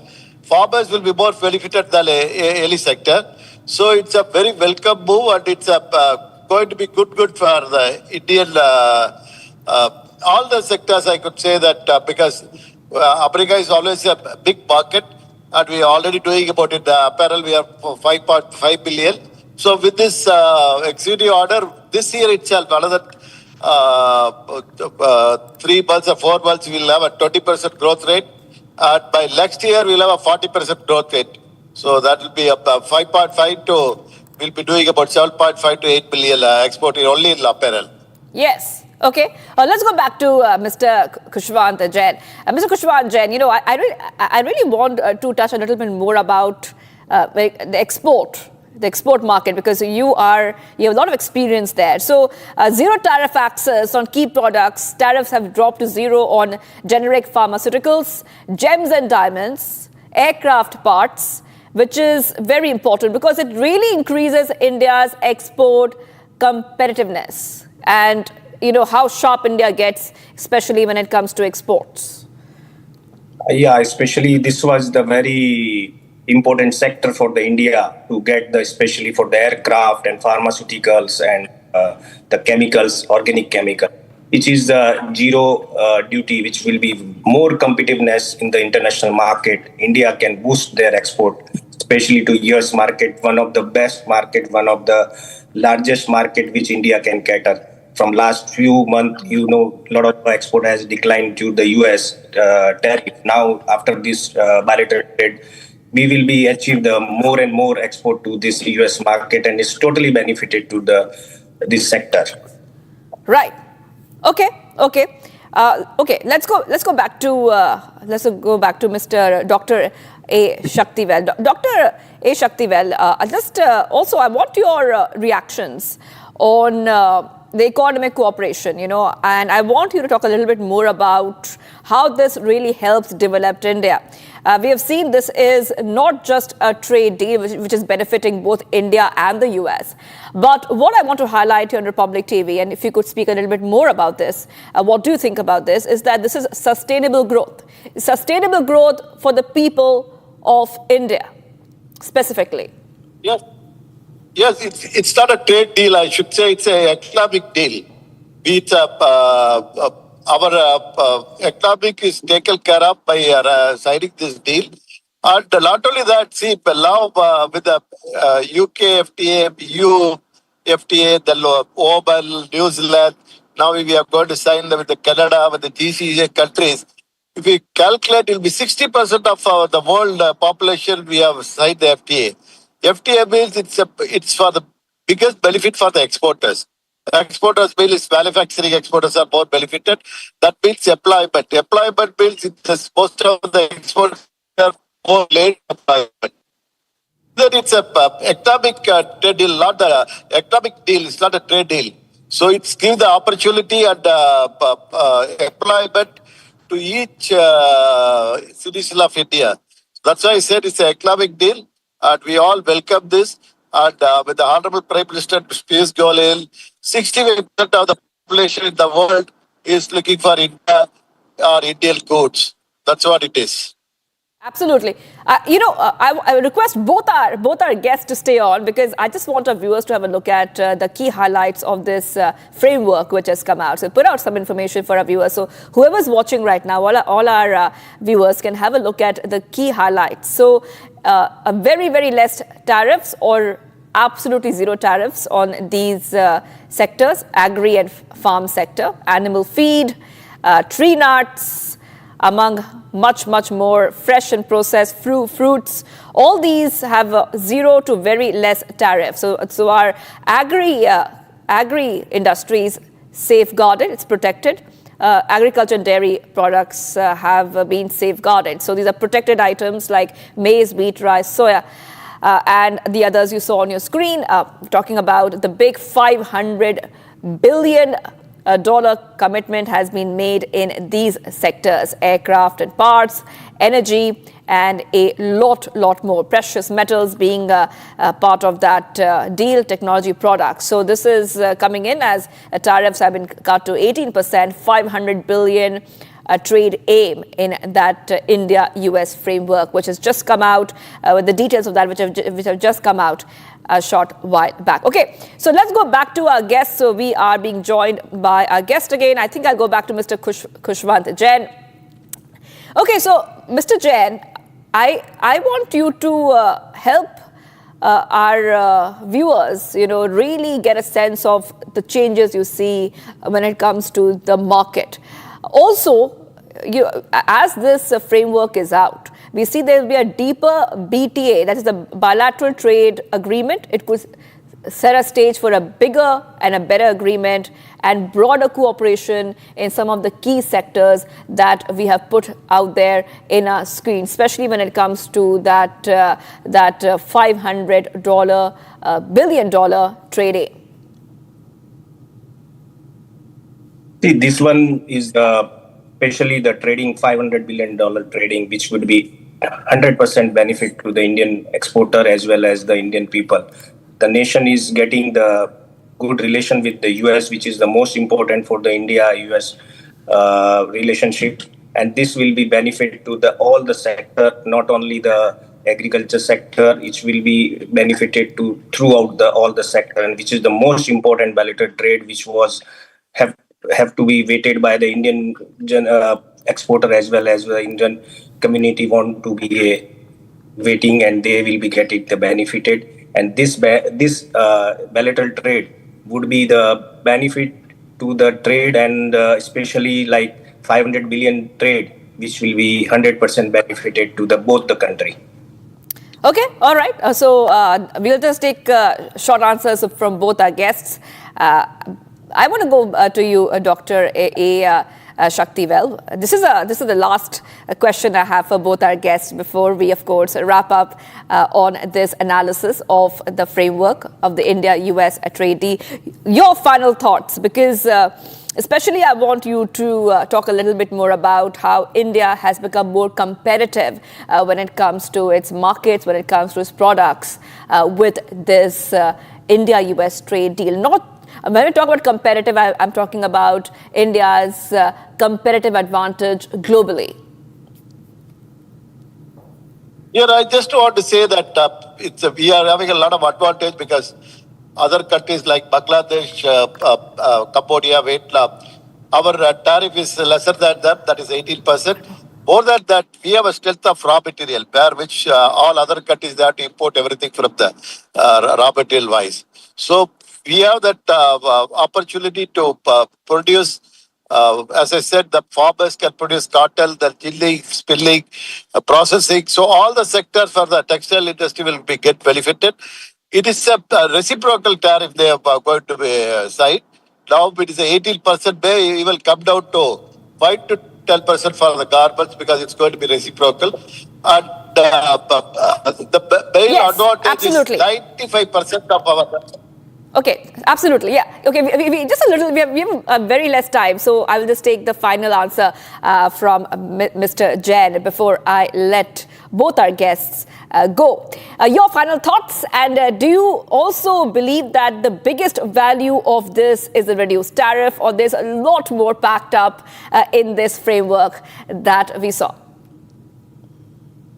I think India is the country where the population, we are the consuming country, where we are having the lot of benefit to our Indian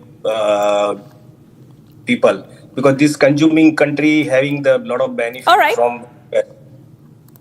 All right, thank you. I'm so sorry, I'm running out of time here. I thank both our guests for joining us on Republic TV. Let's move ahead, viewers. In the fiercely contested premium mid-size SUV segment, BMW is stepping things up with a more powerful new X3. Pratik Rakshit from Republic Auto brings you the full story. Take a look.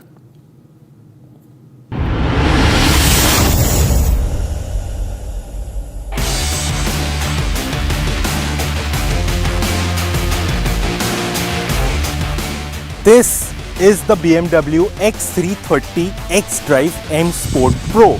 Now I know that's a very long name, but the reason we have the car today with us is because BMW has decided to add a more powerful variant to the petrol engine. So this one still gets the 2-liter. I'll talk about that pretty soon, but let's quickly take a look at how the design looks. Well, I'm not able to share any of my opinions or my impressions about the car because we are still under embargo. But what I can do tell you is that it gets a new kidney grille, black treatment over here, And this one is an exclusive color that you get with the X330. This is the Brooklyn Grey. Then you also get these nice treatment for the headlamps. Now if you move into the profile, you can see that the car is now longer, wider and taller than before. So that translates to more space on the inside, but I can't talk about that. But if you see, you get these 20-inch alloy wheels, you get red brake calipers since this gets the M Sport Pro packets. And then once you move to the back, you can see that the tail lamp now has a wrap around effect. Then you get this X330 badging over here. Now let's quickly get inside the car so that I can show you how the cabin looks. So again, I cannot talk about the car, how it looks from the inside, nor can I share my opinions, but this is what you get pretty much. So a curved display, 12.3 inch for the driver's display, 14.9 inch for the infotainment system. This also runs the latest BMW OS 9. Then you get this nice little space over here. You get charging ports. You also get a wireless charging over here. You get cup holders over here, and you get the M badge at the center. Then here at the center, you get the gear shifters on this side, auto hold, park assist. Your start-stop engine is button is over here. Then you get this rotary to navigate the menu, and of course you also get 3 different modes. There's personal, there's sport, and then there's efficient if you want more mileage out of the car. Now let's quickly take a look at how the car looks from the rear seat. So this is how the car looks from the rear seat. Let me quickly hop in and show you. So for reference, I am 5'8", 5'9", and I've positioned this car according to my driving posture. So I've got this much amount of leg room, this much amount of under thigh support, and this much of headroom. But what you can see that adds to the airiness is this massive panoramic sunroof. And like I said, this is a more powerful version of the X3 petrol version. So it gets that same 2-liter petrol engine with 48-volt mild hybrid system, but the output is now operated to 255 brake horsepower and 400 Newton meters of peak torque. And since it gets X drive, which essentially means an all-wheel drive, so all that power is sent to all the 4 wheels via an 8-speed transmission. Well, the prices will be announced on Feb 16th. That's when BMW will tell us how much this car costs. But there is obviously a smaller, less powerful version of it that retails at about 71 lakh to 72 lakh rupees ex-showroom. And then there's also a diesel version that retails at 74 lakh rupees.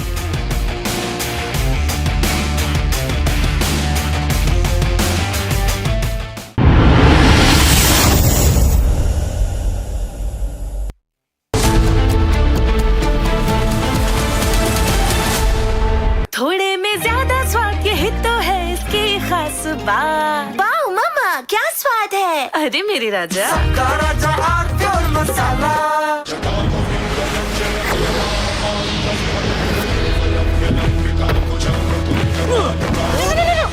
मेरी chimney टूट जाएगी। What are you doing? रानी, इस घर में कुछ है जो टूटता नहीं। ये पिलर कभी नहीं टूटेगा। रुंगटा स्टील TMT से बना। रुंगटा नहीं तो घर स्ट्रॉन्ग नहीं। रुंगटा स्टील TMT बार एकदम सॉलिड। MDH की हल्दी मिर्ची धनिया करे कमाल, ये रंग दे, ये खुशबू दे, ये तीखा, ये कम पड़े, क्या निराला MDH masala.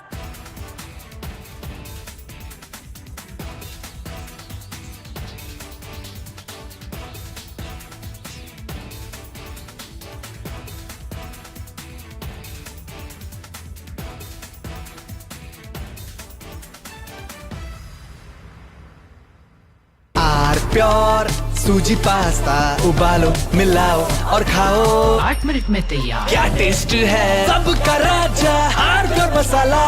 This morning, Rahul Gandhi, leader of the opposition, created a ruckus and furor in the parliament. In response to the president's address, he insisted upon raising what he said were some issues of vital import to our national security. So what was he saying? He was trying to cite an article from the Caravan magazine, which in turn was quoting excerpts from General Narwane, the former army chief's unpublished memoirs. It may be recalled that the government had stopped General Narwane from publishing the book. As such, the authenticity of the excerpts cited in the Caravan magazine itself are open to question. But then let's try and take a deeper look at what is this bravura all about. So I have had a detailed look at the article in the Caravan magazine. I have no access to General Narwane's book or manuscript, but we had a look at the Caravan article in detail. So what does this article say? This article talks of the 2020 Chinese intrusions, which had culminated in the Galwan incident, in which 19 Indian soldiers had lost their lives. No weapons had been used, but the Chinese had laid an ambush with pointed stones, with baseball bats wrapped up with barbed wire and nails and studded with lethal handheld weapons. You see, 19 Indians had been killed, but in response our soldiers had given an excellent account of themselves in hand-to-hand combat, and it is said that 45, some claim up to 100 Chinese soldiers were killed, which they tried to hide by saying they had lost just 5 soldiers. The simple fact is that after this violent incident leading to 19 fatalities on the Indian side, we should have thrown the 1996 Peace and Tranquility Accord into the bloody dustbin. Dustbin. Because that accord says that you can't use your weapons. And then you have to get into unseeming boxing matches, kushti matches, karate, this thing, and then start using sticks and stones and all that primitive Stone Age weapons.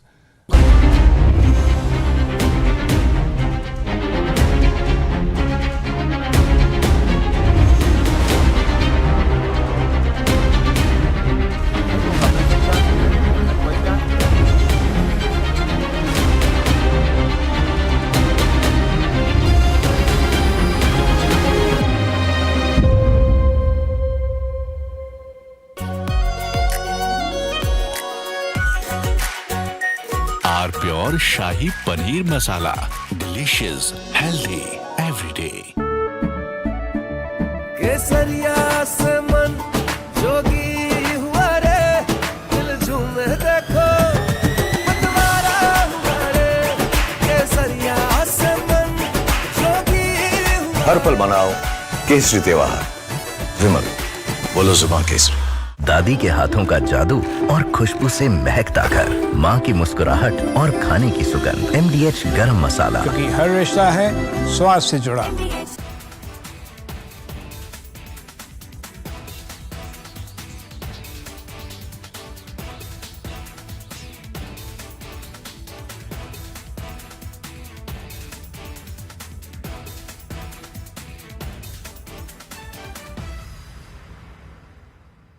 थोड़े में ज्यादा स्वाद, यही तो है इसकी खास बात। वाओ मामा, क्या स्वाद है? अरे मेरे राजा।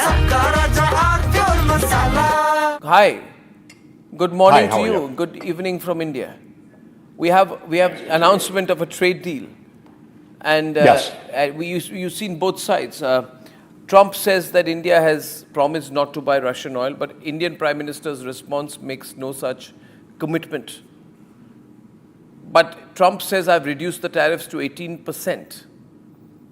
And then he says that besides everything else, Prime Minister Modi has also agreed to buy American, in addition to 300 billion in, 500 billion in some other purchases. Anyway, there's an existing agreement to buy 300 billion. So there's not much of a hard-coded commitment from the Indian side.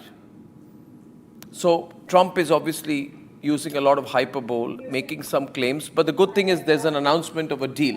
but there's more statements coming from Trump than from India, especially to Trump's statement that India has agreed to stop buying Russian oil.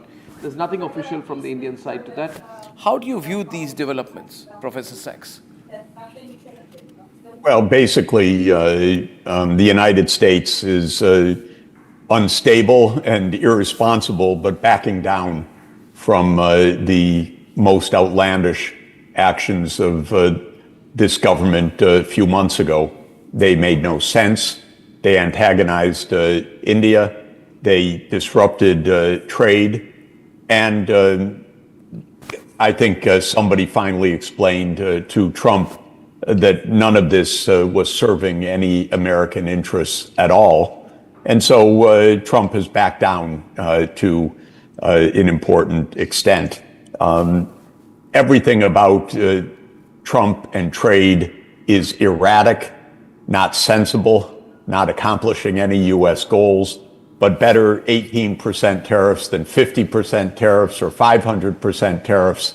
But I wouldn't take at face value any single statement by the U.S. government. I think everything is just complete improvisation, a lot of baloney, a lot of malarkey, but probably somebody has prevailed inside the White House to say, why antagonize India? So, what did Trump or what did America gain in the last Nothing. 4 months of putting Nothing. pressure on India? Nothing. Nothing. Whatever is agreed today could have been agreed before. Nothing is gained. There's no pressure. India has no, U.S. has no leverage on India. So none of this is anything other than Trump's delusion that the U.S. is the be-all and end-all of the universe. And so his writ is the command of for the whole world. But that's Trump's delusion, that the U.S. market is so big, so consequential, so important that he can get every other country to fall into line. But the U.S. market is not very important in this way.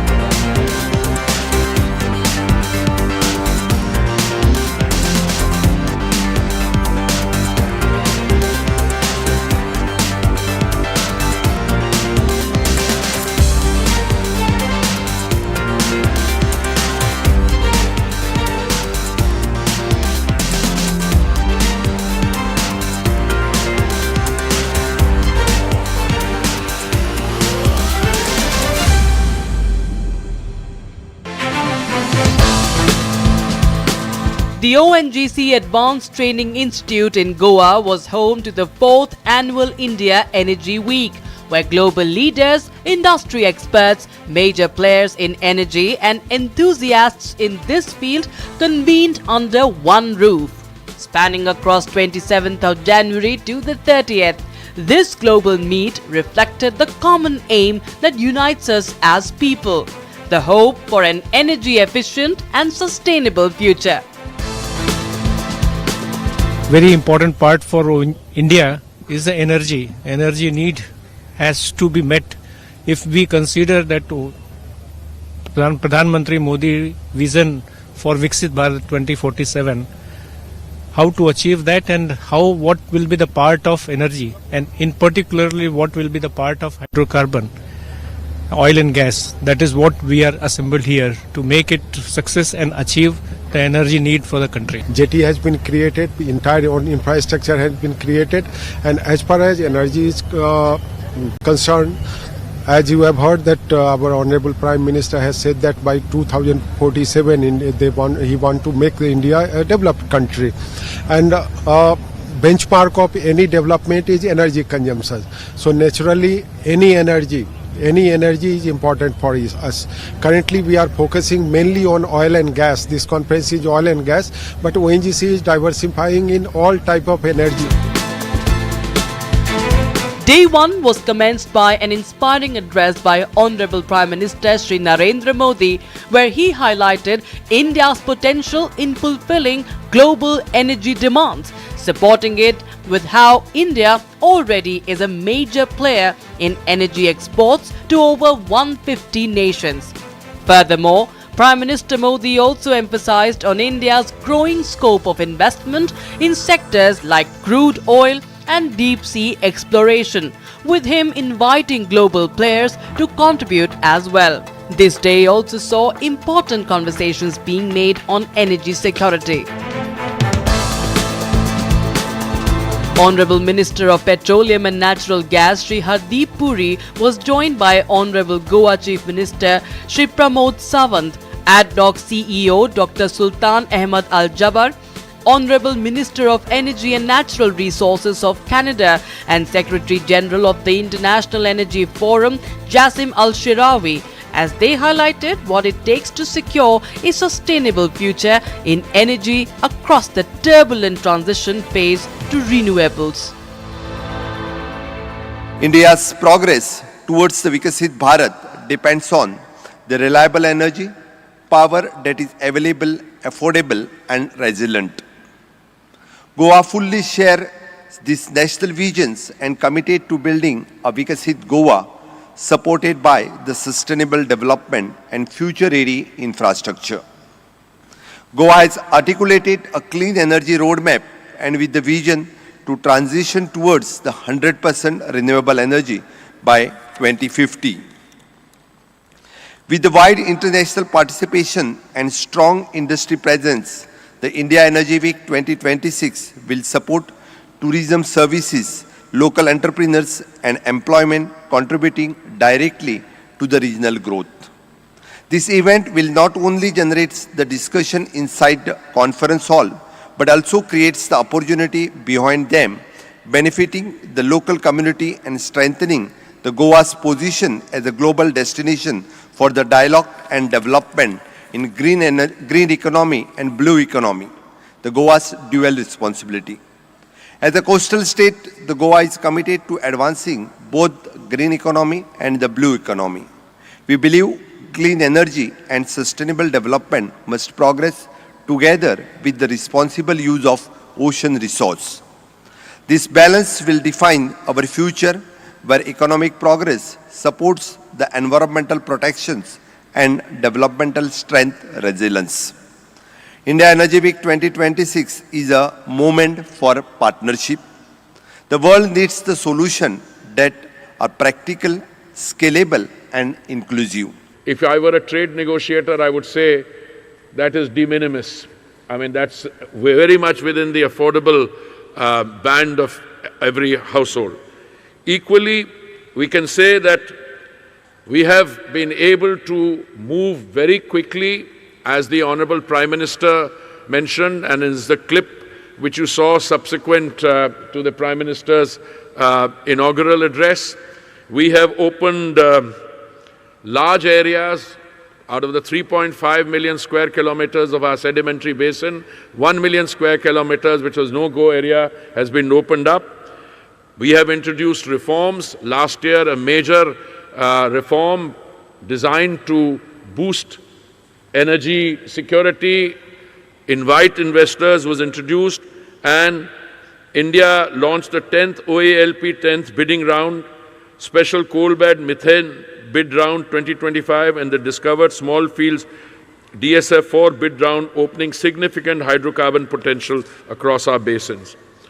In some of our deep and ultra-deep water exploration acreages awarded during the recent OALP 9, the 2D seismic line acquisition is already completed and the 3D seismic line acquisition is 30% complete. I can assure you that as we move ahead, we will continue to reform, we will continue to ensure, as the Honorable Prime Minister mentioned, that India is where the global energy conversations are at their robust best. You can invest participate in our activities and scale and make for the world. Because the defining story of energy today is simply growth. Growth that is driven by three powerful megatrends. One, the rise of emerging markets led by Asia and in particular India. Two, the exponential growth of AI and the rapid expansion of digital infrastructure. And three, the transformation of energy systems, not a formula based on single source, but an integration of many. Together, these megatrends are driving the largest expansion of energy demand in human history. Faster, broader, and more complex than anything we have seen before. Between now and 2040, oil demand will remain above 100 million barrels per day. Demand for LNG will climb over 50%. Electricity demand will also grow by 50%. And while everyone wants to talk about the power required for data centers and AI, let me give you two additional letters that will reshape energy markets just as fast. AC. By 2050, the world will have 5.6 billion air conditioners, up from 1.6 billion today. That is 10 new units sold every second for the next 30 years. Demand at this scale and pace requires investment in all forms of energy. The biggest risk is not oversupply. It is underinvestment. And thank you. And you know, the way I see it really is that the way things are really playing out, that I find this to be more of an energy addition than anything else. It's a long way from Canada to Goa. So why am I here? I'm here because, as we've heard, energy security is really rising to the forefront of how we move forward globally right now. And it's important to both Canada and India, and we'll have a number of conversations, myself and my colleagues in the Indian government. And I think that what we have to understand is the backdrop.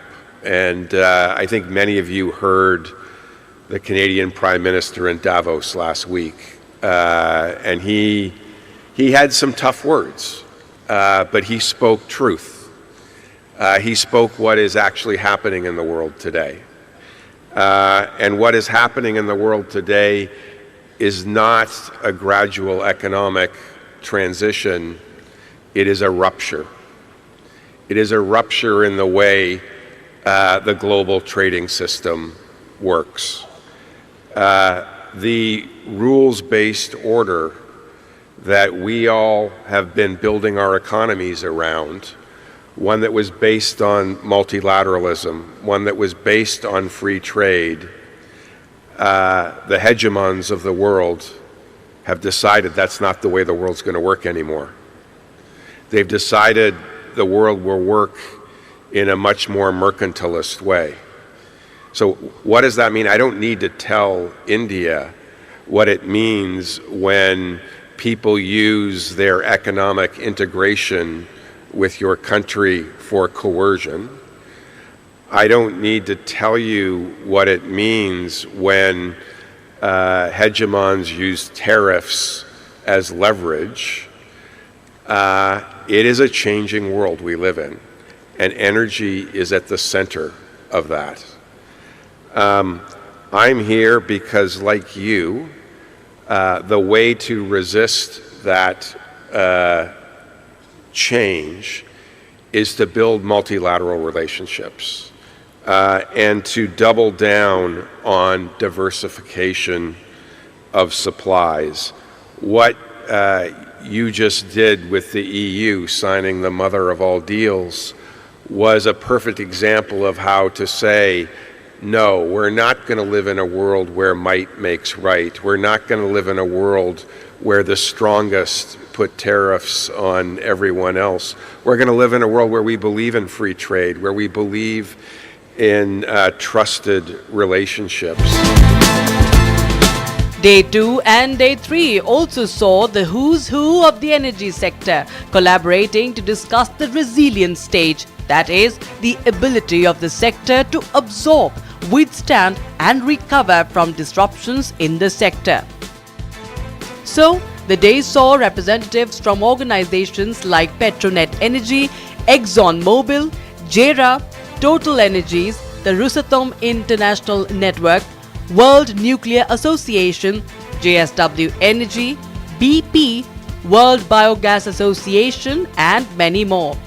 There were discussions on the scope of nuclear energy, LNG and India's petrochemical opportunity. You know, we have a cheaper workforce here, a lower cost of labour, but also very, very highly skilled. You know, that's quite unique in Asia now, differently positioned to China. So we're seeing amazing manufacturers moving here. Boeing are now making helicopters. A lot of iPhones are made in India. So we are an American manufacturer and we have a strong interest here for the future. So looking forward to it. It's a very good platform for us to, meet the various industry leaders here and the companies which are taking, new initiative toward net zero, decarbonization. So those things we are able to, as a BPCL as a company is also taking a lot of initiative. We have a net zero stall here where we are demonstrating the efforts being taken by BPCL towards this direction for 2040 net zero. But resilience comes later. What needs to be dealt with first is the transition stage, which sees the shift from conventional and traditional methods to clean energy. So, across Day 2 and 3, the focus was just that. The summit saw Secretary of the Ministry of New and Renewable Energy, Santosh Kumar Sarangi, with representatives of International Energy Agency, BCG, Vikram Solar, Indian Oil Corporation, Oil India and others deliberate on this very stage. The role of AI in shaping the future of energy, the green mobility economy and smart power grids were some of the main areas of focus here. I believe we cannot afford to lose our sight from developing this sector. Energy holistically, not confined to oil and gas, other non-conventional energy sources also. So this particular meets and all, they broaden the horizons of all the youngsters, all the officers across, so that they are broadening their vision. It's not limited to one particular sector where you are working actually.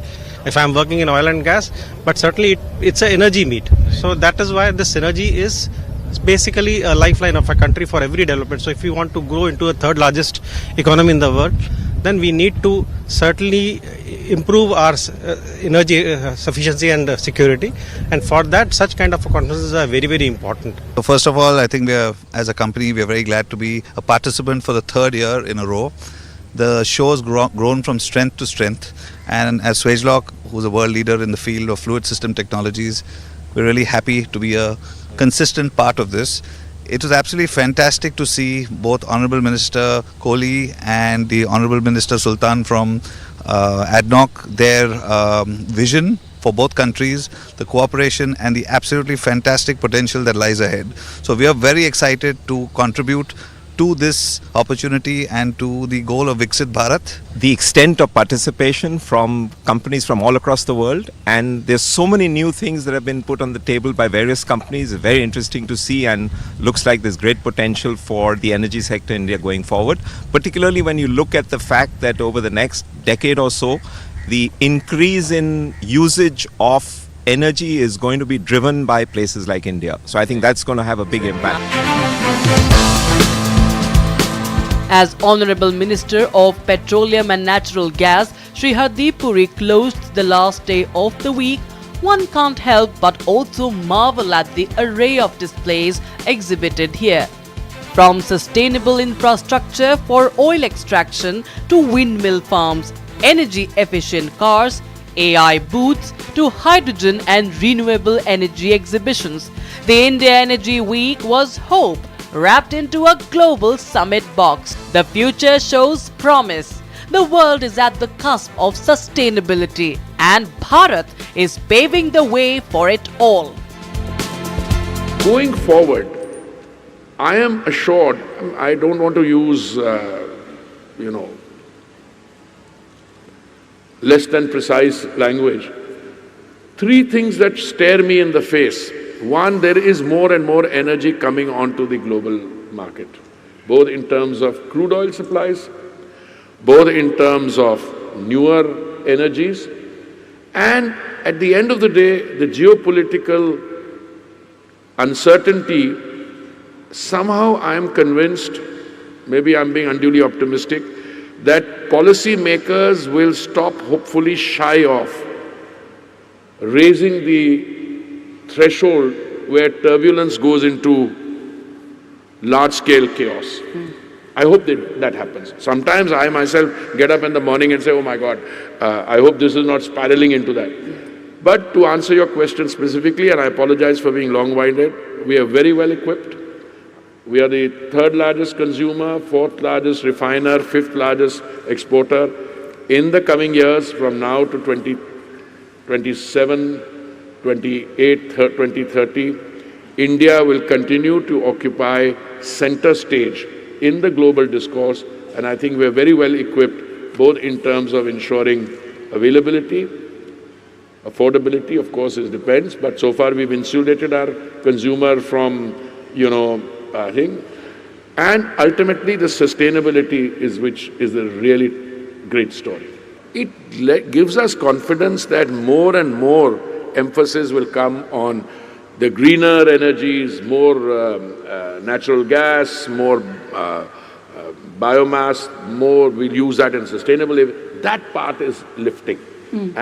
But I think to be absolutely clear, it's not that fossil fuel is going to go away. In fact, if you don't go on investing in fossil fuels, I said in one of my statements that if you stop investing today, in 1 year alone, the combined production of two of the big suppliers would disappear. So it's an ongoing battle.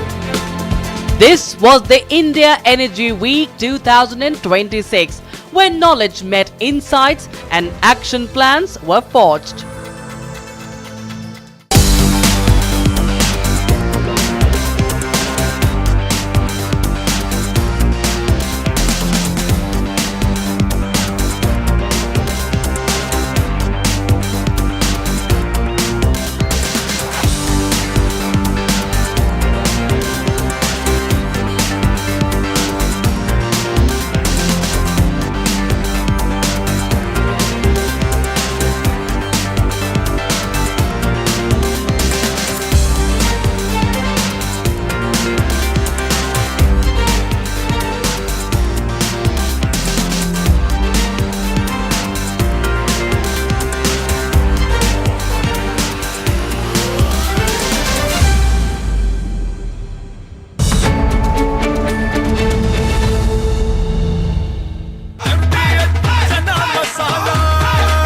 अब छोलिया हो या लोबिया, सफेद चने या काले चने, सब कुछ मजेदार बने।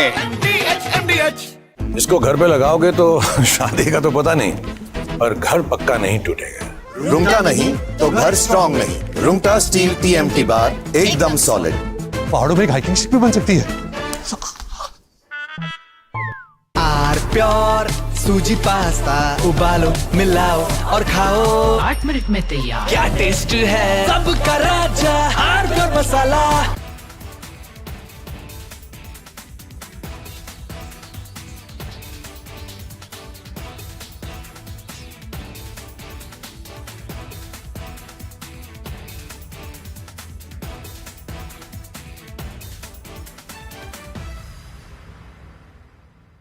आधे बाउल दही में 4 चम्मच MDH चटनी पुदीना मसाला डाला, स्टर करो, पुदीना चटनी तैयार। MDH चटनी पुदीना मसाला। This morning, Rahul Gandhi, leader of the opposition, created a ruckus and furor in the parliament. In response to the president's address, he insisted upon raising what he said were some issues of vital import to our national security. So what was he saying? He was trying to cite an article from the Caravan magazine, which in turn was quoting excerpts from General Narwane, the former army chief's unpublished memoirs. It may be recalled that the government had stopped General Narwane from publishing the book. As such, the authenticity of the excerpts cited in the Caravan magazine itself are open to question. But then let's try and take a deeper look at what is this bravura all about. So I have had a detailed look at the article in the Caravan magazine. I have no access to General Narwane's book or manuscript, but we had a look at the Caravan article in detail. So what does this article say? This article talks of the 2020 Chinese intrusions, which had culminated in the Galwan incident, in which 19 Indian soldiers had lost their lives. No weapons had been used, but the Chinese had laid an ambush with pointed stones, with baseball bats wrapped up with barbed wire and nails and studded with lethal handheld weapons. You see, 19 Indians had been killed, but in response our soldiers had given an excellent account of themselves in hand-to-hand combat, and it is said that 45, some claim up to 100 Chinese soldiers were killed, which they tried to hide by saying they had lost just 5 soldiers. The simple fact is that after this violent incident leading to 19 fatalities on the Indian side, we should have thrown the 1996 Peace and Tranquility Accord into the bloody dustbin. Dustbin. Because that accord says that you can't use your weapons. And then you have to get into unseeming boxing matches, kushti matches, karate, this thing, and then start using sticks and stones and all that primitive Stone Age weapons. But you can't open fire. Why not? Why can't you open fire? Because you are defending your territory. And if the other side has drawn blood, it is not just a matter of dhakka mukki now. Well, I think that any local commander is fully justified in giving his troops the right to open fire in self-defense. Now, what happened was that these orders, no clear-cut orders were given, and in fact, no orders to violate this treaty, this accord of 1996 was ever issued at any level. Then India did a counter-intrusion to the Chinese intrusion. We gave a tit for tat. In south of the Pangong Tso, in the Kailash range, that Rezangla ridge, we went and occupied the empty Rezangla ridge, the Kailash range. Hi, good morning Hi, to how are you. you? Good evening from India. We have announcement of a trade deal, and Yes. you've seen both sides. Trump says that India has promised not to buy Russian oil, but Indian Prime Minister's response makes no such commitment.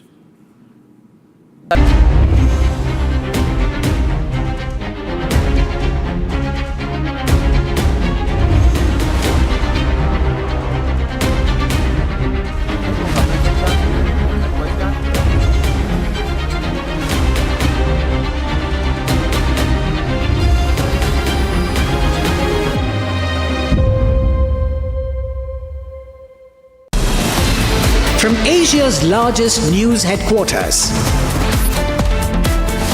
setting the agenda for Bharat.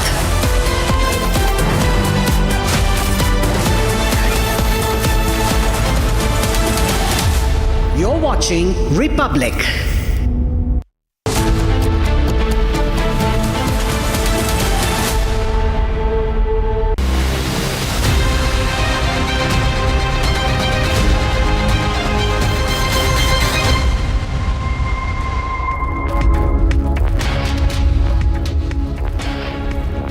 Good morning viewers, you're watching Republic TV with me Hina Sharma, and today is a great day for both India and United States as both the countries have struck an interim trade deal which reduced the tariffs of 50% to 18%, and since morning we on Republic TV have been holding discussions with experts, sector specific experts, to understand how this trade deal will impact positively both India and US markets. We'll tell you more about it and we'll continue with the discussions, but first let's take a look at the headlines.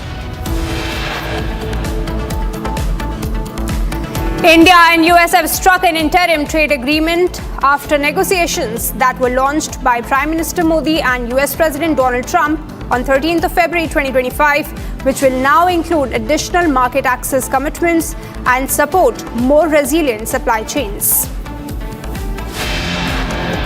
The India-US trade deal has India fully protected sensitive agricultural and dairy products, as no duty concessions have been granted to the US on these goods under the trade agreement. India plans to buy $500 billion worth of goods from the United States over the next 5 years, including energy products, aircraft and aircraft parts, precious metals, technology products and coking coal.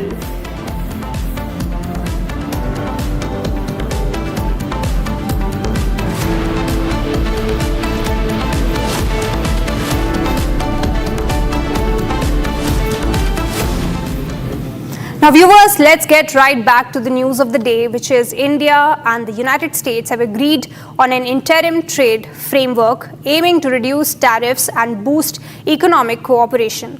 Now, from tariff reduction to increased market access, this deal is landmark in terms of its magnitude and impact. Entailed in this deal is also the fact that India plans to buy $500 billion worth of US goods over the next 5 years, including energy products, aircraft technology, and coking coal. And that's not all. Both countries have committed to expand trade in technology, but more importantly, India will address barriers affecting US medical devices and ICT goods and review US standards for exports, making this deal a significant step towards strengthening India-US trade ties and countering China's influence. All right, I have another guest here on Republic TV, Subhranshu Singh, business leader associated with IFFI Lions Foundation. Thank you so much, Mr. Singh, for joining at this point in time. One of the big takeaways from this deal is how it is going to reduce the compliance vis-a-vis trade cooperation between both the countries, because we need to understand that if compliance are reduced, then we'll have direct market access to substantial technologies. How do you perceive this particular deal in easing those compliance measures? Well, first of all, let me say that this is not only a trade deal, this is also underlining a trust deal between the US and India. And when you start looking at it from that perspective, naturally compliances also need to automatically become more facile, less frictional, more intuitive. And so I think the fact that we have an agreement, it may come at a long list of a la carte options. There is a trade basket, there is a commitment to buy, there is a reciprocal access to respective markets. Once the terms of trade are clear, naturally compliances will become less onerous and more facilitating.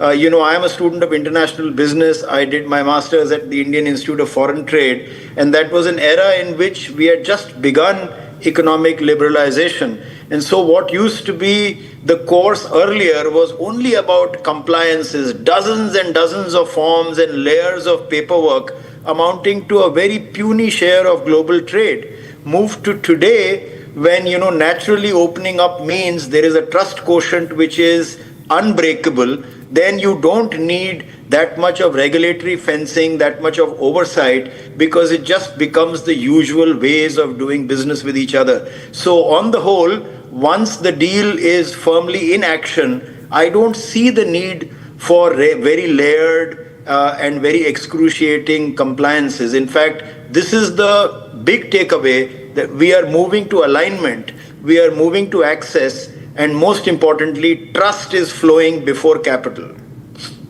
Absolutely, Mr. Singh. And also, if you talk about, because this particular statement has tariffs elaborated on various sectors, if you talk about auto, defense, agriculture, fishery, but I want to focus on defense for a bit. US has also removed the national security tariffs on auto parts. And of course, Prime Minister Modi's vision is how to take the auto industry even in a more advanced stage when we're talking about electric vehicles, hybrid models, and all of those technologies. So how do you see these national security tariffs, which is definitely something preferential that has been done by the United States towards India? Well, that's a very correct observation. As a matter of fact, I would zoom out a second and say, look, traditionally India has had a low share of manufacturing exports relative to the rest of the world, and China had stolen a march over us in the preceding 3 or 4 decades. And so basically what has happened is, because India is not a manufacturing superpower, because India's share of the export basket of manufactured goods has been traditionally low, therefore we have historically grappled with a balance of payments crisis from time to time. Now, there will be a huge leap forward in terms of manufacturing access to market and the flow of capital, which will lead to a spurt in manufacturing, and that covers a whole spectrum of industries, not the least of which is manufacturing and electronics, whether it's smartphones or semiconductors or component manufacturing. Automotive components, a huge market in North America. American brands in automotive have been here in the past, whether it's a General Motors or a Ford, not then to very successful results, and I think domestic players are very well entrenched. Moving to defense and aerospace, I think that's a critical area of national priority. We live in difficult times, we live in a difficult neighborhood, so a tighter embrace with America, which allows us to import critical technologies, will be to our benefit. And we have a number of MRO and localization agreements which are with the big defense suppliers in America, whether it's Lockheed Martin or in the civil aviation space with Boeing. All of these will basically get cemented because these are long gestation cycles. So capital comes, capital gets rooted, millions of jobs will get created in the process, and that capital will be here to stay, because when you are in for a long cycle, you have to extract a return over a longer cycle still. Besides this, I would say energy is another area, whether it's LNG or it's nuclear energy, in which there was a lot of discussion during the budget as well. And last but not the least, digital services. So the way I'm looking at it, Ina, is that there is a spectrum of critical trust-based alignment. We are at that top table. And across these critical industries, these are not industries in which America gives access or reciprocity to any country in the world. It is very judiciously chosen India to do this, and we should celebrate that. Absolutely. United States judicially choosing India. And Mr. Singh, it's not just United States opening its market to India, but also India opening its market for United States. We have seen that in that particular statement, we are going to import US tree nuts, soybean oil, a lot of agricultural products as well. Yes, well, let me again put it in perspective. So India's export basket right now is about roughly $250 billion in both parts, that is merchandise and services. And as you know, our current account deficit is wafer thin, which means roughly we are importing that much worth. Now, over a 5-year period, there is a stipulation that we should do $500 billion of imports.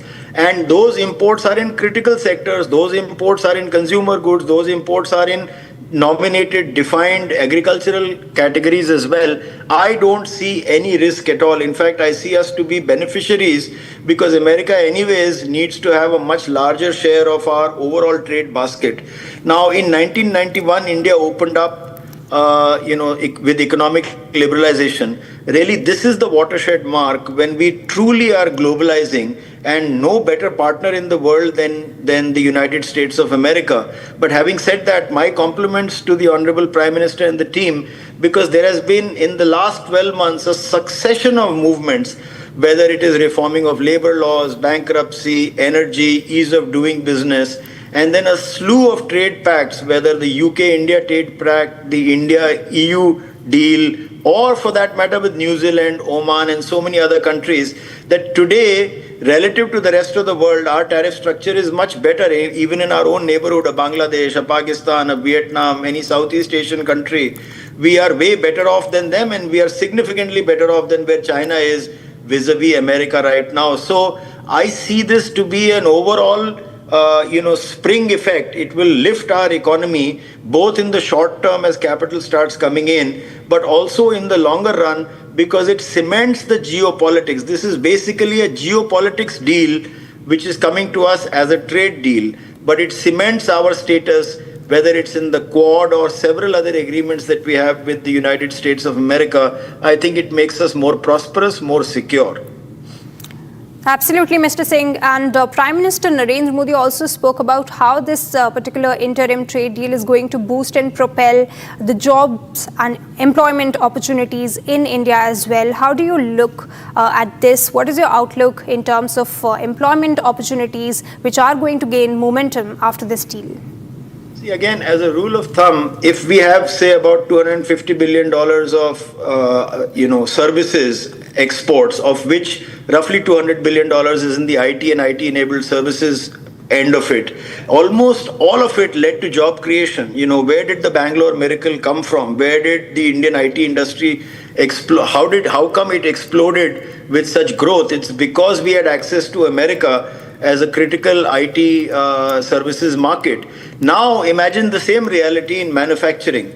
And since we have largely ring-fenced agriculture, that accounts for about 16% of GDP, and we have about roughly 50% of our population directly or indirectly dependent on agriculture. As manufacturing takes off, you then provide access to those folks who are less than productively deployed in agriculture to move to manufacturing, get better jobs, get more stable incomes. It leads to a boom in consumption, and the virtuous effect takes over. So I think this is good news on all fronts as I see it right now. But also that it is an interim deal.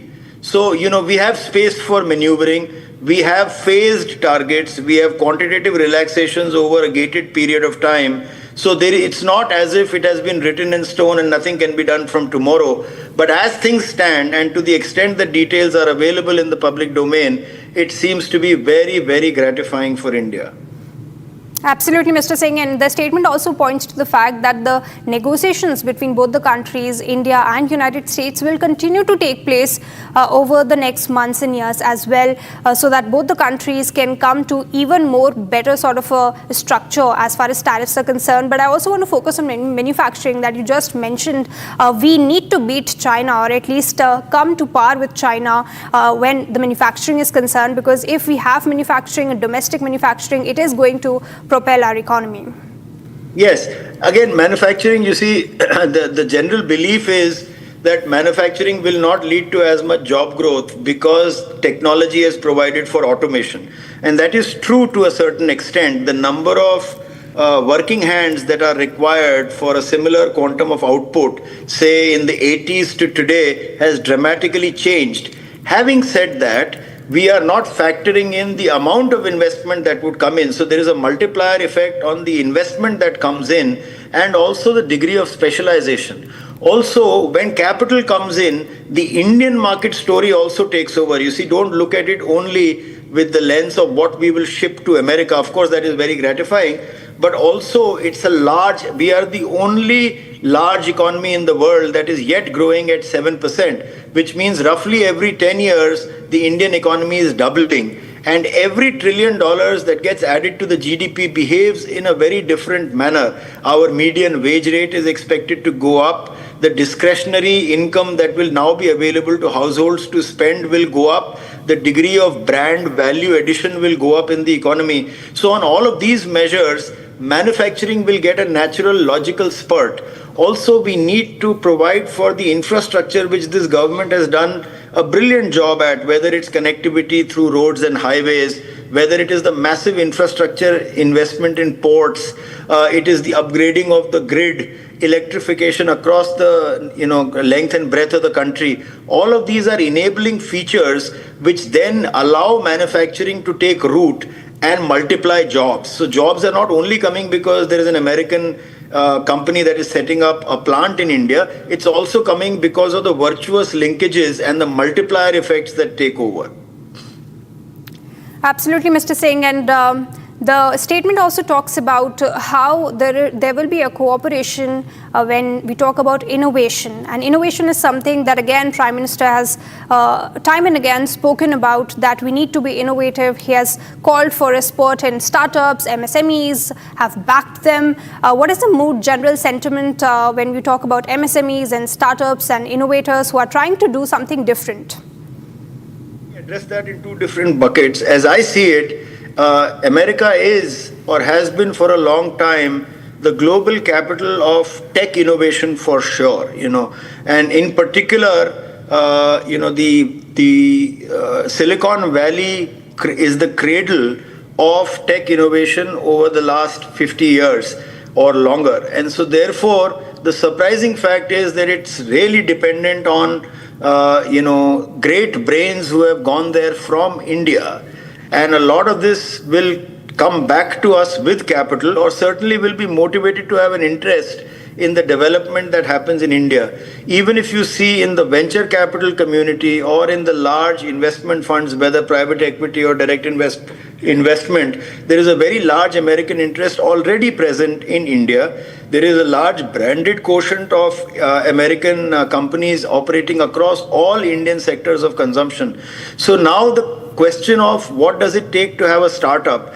Traditionally, an Indian startup would think in terms of the India reality. Now, with these gates opened up, there is no reason why an Indian startup would not think of the world as a market. And that was the defining difference between India and America. An American startup would from day one imagine the world to be its market, whereas in India we were more myopic and short-term in our thinking. Now, with the great traction and momentum that has happened, numerous unicorns have been able to go IPO route and raise capital from the markets. The domestic investor has stood by. The Indian stock market investments have continued unabated, even though there was unfortunately an FII and a foreign direct investment withdrawal over the last 12 months. I think all of that is also set to reverse. So if you see, first of all, we will get much higher investment from abroad. Secondly, the India innovation story is actually located as one spirit, two geographies. There's a very large Indian contingent innovating actively and creating value in the Silicon Valley. That is going to be much more motivated to come and look at India opportunity. Thirdly, Indian entrepreneurs, and most importantly, the Indian entrepreneurs who were thus far limited to boundary conditions of operating within India can now look to the US and the EU and in fact the whole world as a market. So I see this positive effect taking hold in the very short term and then growing from strength to strength. Absolutely. Mr. Singh, thank you so much for joining at this hour and getting us all those important inputs. Thank you once again. All right, we have breaking news coming in. We bring to you a major development in Maharashtra's political landscape. This is as the BJP announces its mayoral candidate, Ritu Tavde, who is a two-time elected corporator from ward number 132 in Ghatkopar, known within the party for her effective communication with citizens and her ability to address local civic issues. Ritu is active at the grassroots level and is fully capable of handling public issues, is what we are getting to know. So the entire fiasco that transpired between the Shiv Sena Shinde and the BJP has now culminated in this, that the BJP has announced the BMC mayoral candidate. BMC's mayoral candidate is BJP corporator Ritu. So a big breaking that BJP has announced the BMC mayoral candidate days after the BMC elections. So this is a big breaking news. Reports say that the candidate is well connected with her constituency, with the people on ground, and understands the local issues. So BMC mayoral candidate, BJP corporator Ritu. This is a big breaking news coming in days after the BMC elections, where we saw a massive victory of BJP, sweeping wards after wards. But this is the breaking news that we are getting after Maharashtra's BMC elections. A lot of political furor took place as to who will be the mayor of Mumbai, but as of now what we are getting to know is that BJP has announced its BMC mayoral candidate Ritu is what we are getting to know. You can see the visuals of the candidate on your screens.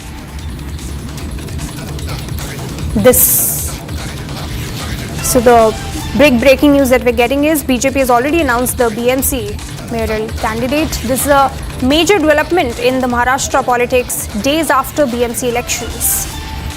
The candidate is well connected to the ground issues, understands what are the difficulties and the challenges of the region.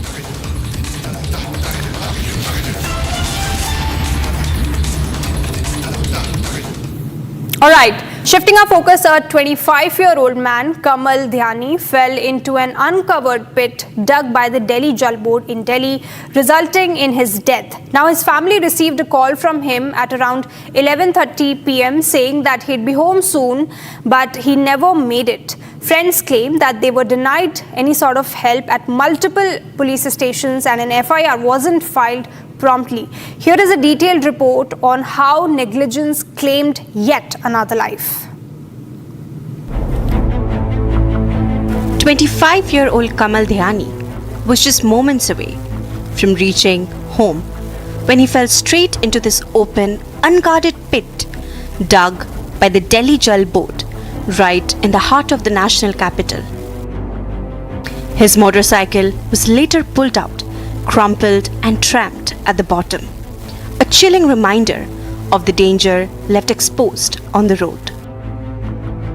फिर मैं उसका जनकपुरी गया तो Janakpuri police station में को थोड़ा support मिला, उन्होंने उसकी एक लोकेशन बता दी कि आपका भाई यहाँ पे है। वो लोकेशन उन्होंने मेरे फ़ोन में दे दी थी, तो उन्होंने कहा कि 20 मीटर के रेडियस में आप वहाँ पे जाकर उनको ढूंढ लो। तो हमने काफ़ी ढूंढा, मेरे 3 लोगों ने मिलकर हम लोग फ़ोन के फ्लैश लाइट से पार्क में अंदर, तो हमें कहीं कुछ नहीं मिला। रास्ते में मैंने हॉस्पिटल वगैरह पता किया कि किसी कंप्लेंट तो नहीं है इस नाम से, तो उन्होंने कहा नहीं ऐसे किसी नाम से कुछ नहीं आई है। तो फिर मैं अपने 7 बजे के आसपास घर तक पहुँचने वाला था। इतनी देर में मैंने अपने भाई को दोबारा कॉल कर लिया था, तो फिर उसका कॉल किसी ने उठा लिया, तो पुलिस की तरफ से कोई कॉल नहीं आया। For nearly 10 hours, not one but 7 police stations refused to register an FIR or even initiate a search for the missing youth. उन्होंने पार्क ढूंढवाया, पार्क में कुछ नहीं था। पार्क में होता कहाँ से, लड़का तो यहाँ पड़ा था। हम वापस यहाँ से ऑफिस गए इसके रोनी, जहाँ लड़का काम करता था, वहाँ से लेके सागरपुर थाने तक 6 थानों में हमने कंप्लेंट लिखाने की कोशिश करी। इनों में से एक भी थाने ने कंप्लेंट नहीं लिखी है। कितने थाने? 6 थाने, एक भी थाने ने कंप्लेंट नहीं लिखी है। 7वां थाना यहाँ पे सागरपुर में। अभी जाते हुए जब हमें कुछ नहीं मिला, 7 बजे हम घर जा रहे थे, हमने लास्ट ट्राई किया सागरपुर थाने में कंप्लेंट लिखवाने का।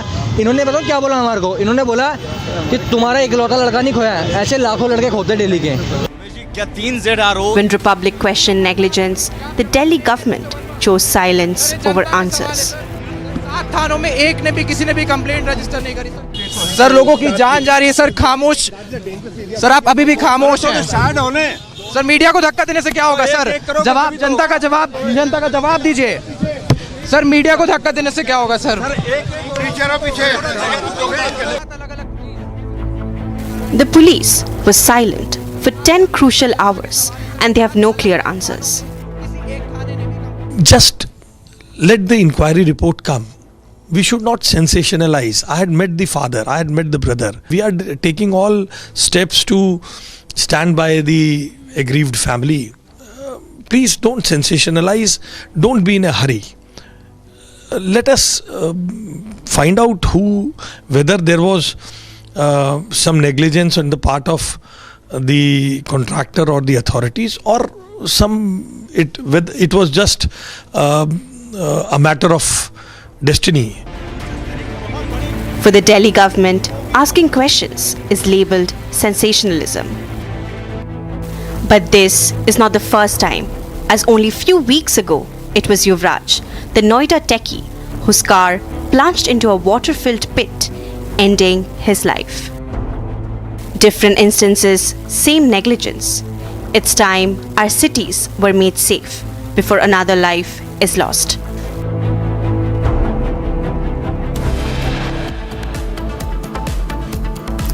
All right, taking a short break. Coming up, the India-US trade deal has India fully protected sensitive agricultural and dairy products, as no duty concessions have been granted to the US on these goods under the trade agreement.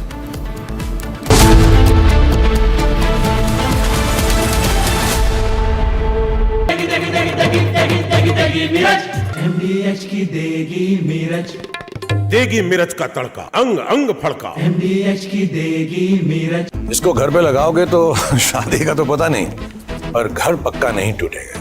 Rungta नहीं तो घर strong नहीं। Rungta steel TMT बार एकदम solid. पहाड़ों में एक hiking ship भी बन सकती है।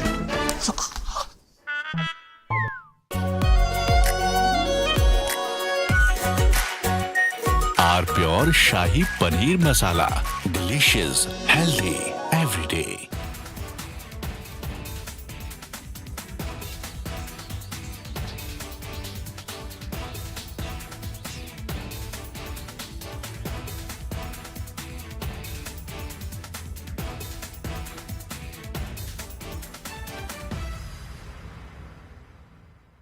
सीक्रेट रेसिपी MDH का jeera sip jaljeera masala. Sip sip jeera sip MDH का जल जीरा सिप MDH का jaljeera sip. Hi, good morning Hi, how to are you. you? Good evening from India.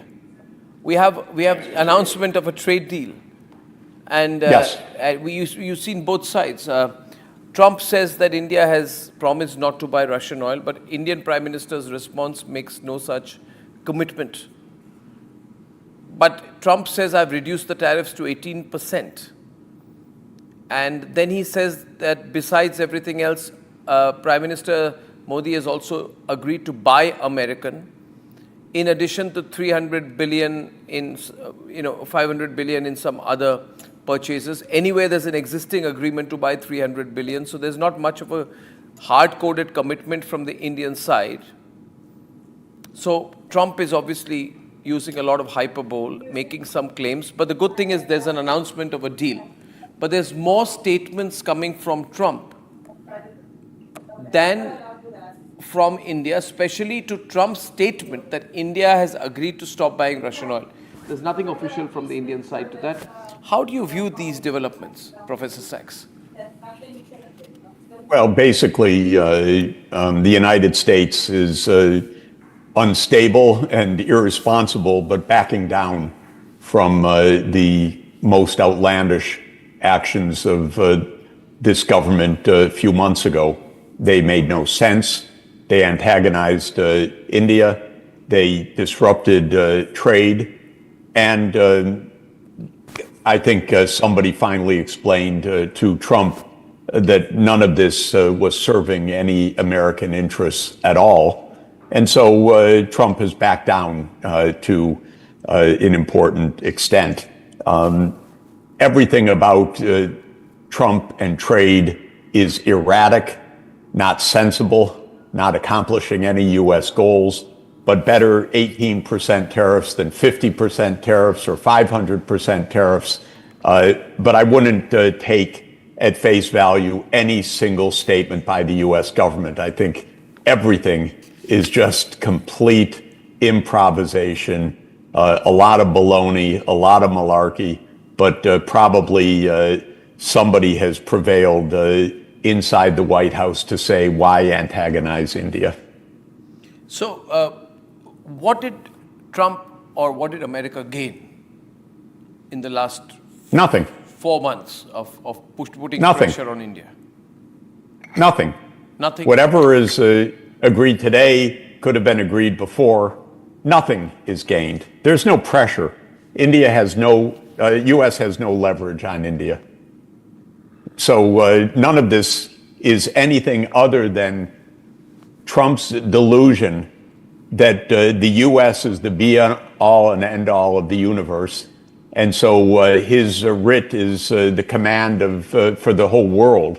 But that's Trump's delusion, that the U.S. market is so big, so consequential, so important, that he can get every other country to fall into line. But the U.S. market is not very important in this way. The main lesson of the last year is that despite all of the U.S. bluster, the world did just fine last year. It traded more with each other. India and China are in the process of restoring what will be the most important trade relations between the two giants. And in general, everybody is diversifying away from the United States, even Canada.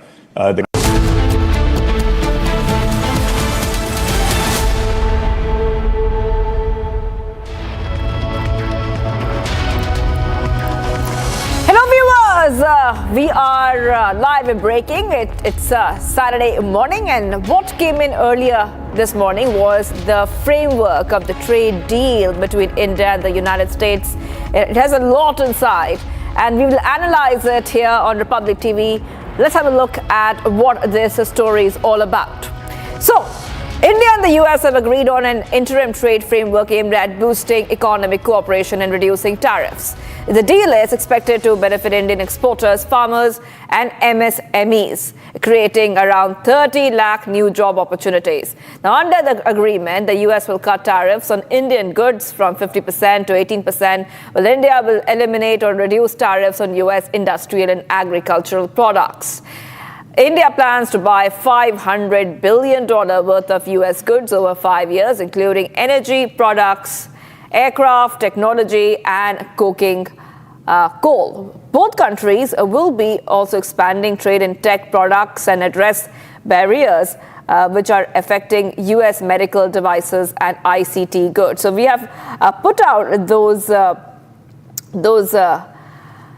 big points for you, the information which is coming in. And I really want to go ahead to our guests who will join us live. I think we have both our guests are ready. Okay, both our guests are ready. We have with us Mr. Raghav Jadli, President, All India Food Processors Association. And soon we'll be joined by Mr. Robindra Sachdeva, who co-founder and director. That he will be joining us in a short while from now. So we have with us Mr. Raghav Jadli first. Very good morning to you, Mr. Raghav Jadli here from Republic TV. And when this framework details came out, we here read it. But so what really was a big highlight of that framework was that it's a win-win situation for both the parties involved, India and the US. And India's interests are also protected. Your response? Yeah, good morning, and thank you for inviting me for this. It's such a pleasant morning when this news, has come. Of course, we have been already hearing about it. But this is again, we had the mother of all trade deal, and now its father of trade deal is getting assigned. So definitely a good boost for Indian processed food industry. And this has kind of cleared the clouds around, what will happen. And there were a lot of preparation over there of the industry for the expansion plan, which was a kind of got held up. So obviously it is going to boost the industry, generate employment, and as well as to improve our farmers' produce and the income for that one. See, obviously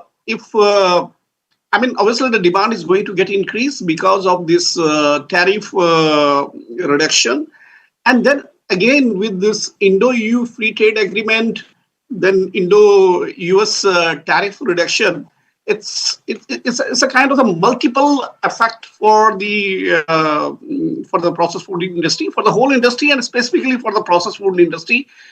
The processed food, I mean, when I talk about the processed food, is, the fruit pulp and the concentrate and the value-added product like the ready-to-eat product, spices, rices are going to have a big market share. It has already a demand. India has done a significant work on this. And obviously, it is going to give the boost to the exporters, which were kind of, looking of uncertainty, what will happen. And so with these two, and particularly the Indian processed food has a huge market in US. It's going to give the boost to the industry. Yeah, Mr. Raghav Jadli, I request you to hold on, because we have with us Mr. Robindra Sachdeva too, co-founder and director, US India Political Action Committee from Washington, D.C. Okay, Mr. Sachdeva, you would, of course, be the right person to ask about how both India and US are getting a deal out of this agreement, the framework which is out. But at the same time, let's talk first about how India is getting a huge market access. So $30 trillion US market has opened up for Indian exporters. So special boost for MSMEs, farmers, fishermen, women and youth. And also the big tariff cut by US, it's going to really help the Indian market. Thank you so much, Ivangaji. A pleasure to be with you. Yeah, absolutely. And as you very rightly say, I mean, look at the big picture. The big picture, what we're having is, we are creating, like, between EU and India, they were saying, the mother of all deals, and 20 trillion European economy, 5 trillion Indian, 25. In this case, it's 30 trillion American economy and 5 trillion Indian. So that's a 35 trillion economy, right? Broadly, market. And especially when we get smooth access into markets like Europe and America, these are without doubt richer, more developed nations, right? We raise our quality also of our products, of our industry. So there are huge benefits to us out there. I think there were two big picture points due to which there is opposition within India, or was. One was with respect to Russian oil, in the sense that if India stops buying Russian oil, it is American pressure which is making India do it, and therefore we are losing our strategic autonomy. That was one question, I think. And the second one was of agriculture.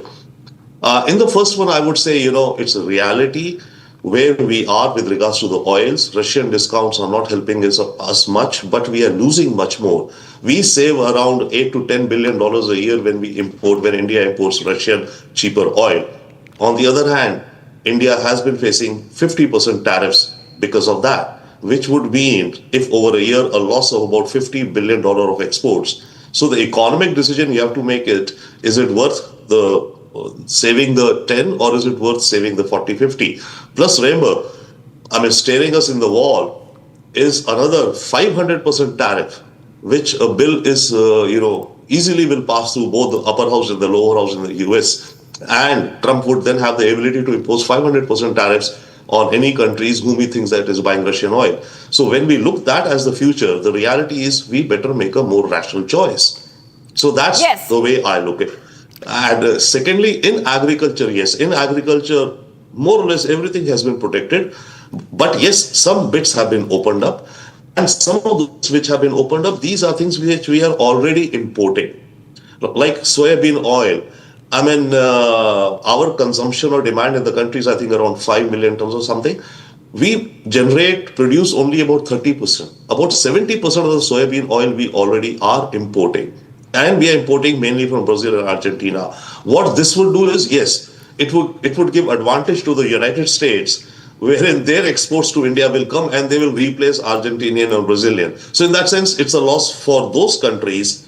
So it's a replacement of source, right, in case of soybean oil. In processed fruits, like you had a colleague here, but there are going to be nuances in agriculture. From what I can say and understand, the processed fruit industry would and could benefit actually from also cheaper fruits coming in from America. So their processed product will be cheaper. Okay, that they could benefit. They would benefit from exports into America, yes, as the gentleman was saying. But they would face competition within the Indian domestic market. Because if they're producing processed fruits, right, they're selling some of that within the Indian market also. Cheaper or competitive American products would be here in the market. So in the sum total, the processed foods industry would gain, but there will be some ups and downs, adjustments out there. One more issue was in a big picture, Mr. Sachdeva, I'm coming back to you. You can finish that point, but I just want to take one question from Mr. Raghav Jadli, because you were speaking about the highlights, but I also want our guests who are joining us live to talk about one big highlight that we on Republic TV have highlighted. This is that farmers are fully protected, safeguarded. Agriculture and dairy products. Protected items include maize, wheat, rice, soya, like Mr. Sachdeva was talking about, poultry, milk and cheese. The government has said no compromise on farmers' interests or the rural livelihoods. Mr. Raghav Jadli. Yeah, so the deal which has occurred, has taken care of covering the farmers' interest. And and as Mr. Ravindra was saying, that the deal will affect the Indian market. I'm not of that opinion. Definitely, there is a kind of I look forward more, or I presume it more of a stability into the prices with a quality produced material. So I believe this is going to help our Indian market as well. You see, when the demand from the international market and the quality parameters are going to get improved. Parallelly, there will be a improvement in the quality if it is related with the pesticide residue or the good agriculture practices and the season availability and all this thing. And when we have a kind of the volume with the quality, it is definitely going to give the support to the farmers. And you see, we have seen various time, the price variation. For example, tomato, which goes from 50 paisa to 80 paisa. When there is a consistent demand, consistent, market for Indian and for the international, this is the gap, which will get filled, whether it is with the US or with the European one. So I believe the farmer will also get a reasonable price, and we definitely have to see the farmers' concern and the right value of the produce they get it. So I'm very optimistic. It is, as from the industry, from the food processors perspective, a kind of the consistent supply, processable varieties will come into the picture. See, in India, we are still there is still a lot of opportunities, and still we feel the processable varieties are still not getting produced because of the lack of the demand. So when the markets are getting opened, even in the Indian market, let's say with the processed food segment, I will definitely refer here the reduction of the GST also, has supported the Indian consumer with this thing. Yes. I'm sure, and definitely in this US trade deal, the farmers' interest, Indian farmers' interest have covered mainly on, the commodities like rice and, where they kept it away from that one. Yeah, Mr. Raghav Jadli, I wanted to hold on. I'll also come back to Mr. Sachdeva on the strategic message that India is sending. But I want to play out a bit of information for our viewers so they have a perspective as to what exactly is in that framework. So let's play out that information which is coming in, where we will highlight for our viewers what exactly is this deal about. So let's play out that information. Okay, it's a big commitment that India has made, big $500 billion commitment. This is across energy. We're seeing energy, aircraft and parts, precious metals, and technology products. So this is the commitment, and coking coal. This is the commitment that India has made. This is a $500 billion commitment made by India. I want to go back to our guests. Mr. Sachdeva is joining us back. Even though India has made this big commitment, Mr. Sachdeva, with the United States, it's a huge commitment, $500 billion trade aim. One thing is very clear. This is being framed as India's journey towards Viksit Bharat, that is developed India. So even though this commitment has been made from India's side to the US, this is also in line with developed India, because India has not let go of its self-interest either. It's very clear in this framework. Oh, absolutely, absolutely. And before going there, I would refer to Mr. Jandi's point. I absolutely agree. This would force our overall, the deal would force our internal producers, manufacturers, food processors, etc., to improve their qualities and all. That is the advantage of plugging into the world's richest market, right? We are also forced to improve our qualities. We have the opportunity, the ground is laid, now it's for us to go and sell good quality and good standards products. Now coming to this one, yeah, you're very right, and it's very interesting actually, Shivangi ji. While the talk has been that India is committing for these $500 billion, right? The exact language, if you see in this announcement which has come out, is that India intends to buy, okay, or India intends to purchase. So there's not splitting hairs, but yes, there's definitely a stark difference between committing and intention. So we have that scope, let's say, to ramp up what we need to import from the US. Yes. I mean, aircraft seems to be one big ticket item, and which we would be. It seems Piyush Goyal ji was yesterday saying that aircrafts alone over the next so many years would be about 100 billion. Oil imports would be another category, but the whole issue would be again driven by markets, I would say. So that is an intention that we have over the next 5 years. Right. And okay, the point, yeah, sure, please. Okay. I'm sorry, running out of time here, but I want to thank both our guests, Mr. Raghav Jadli and Mr. Robindra Sachdeva, as they both joined us decoding the framework which has come out on the India-US trade deal. Taking a short break, viewers. Do not go anywhere. We'll continue getting you top updates. India plans to buy $500 billion worth of goods from the US over the next 5 years, including energy products, aircraft and aircraft parts, precious metals, technology products, and coking coal. Stay tuned.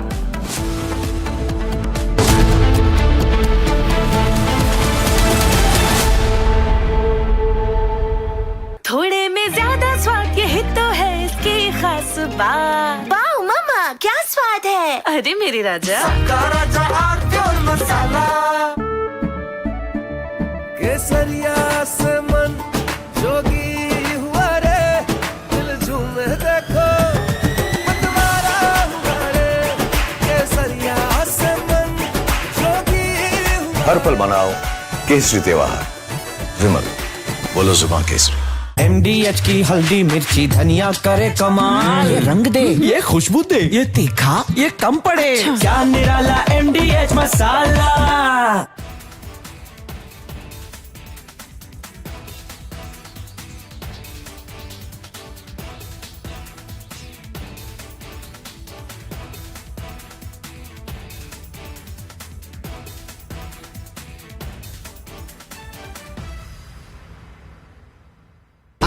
Pure सूजी pasta उबालो मिलाओ और खाओ 8 minute में तैयार, क्या taste है सबका राजा R pure masala. This morning, Rahul Gandhi, leader of the opposition, created a ruckus and furor in the parliament.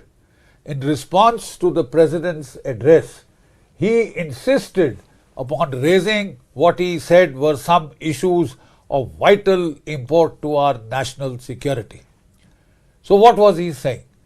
He was trying to cite an article from the Caravan magazine, which in turn was quoting excerpts from General Narwane, the former army chief's unpublished memoirs.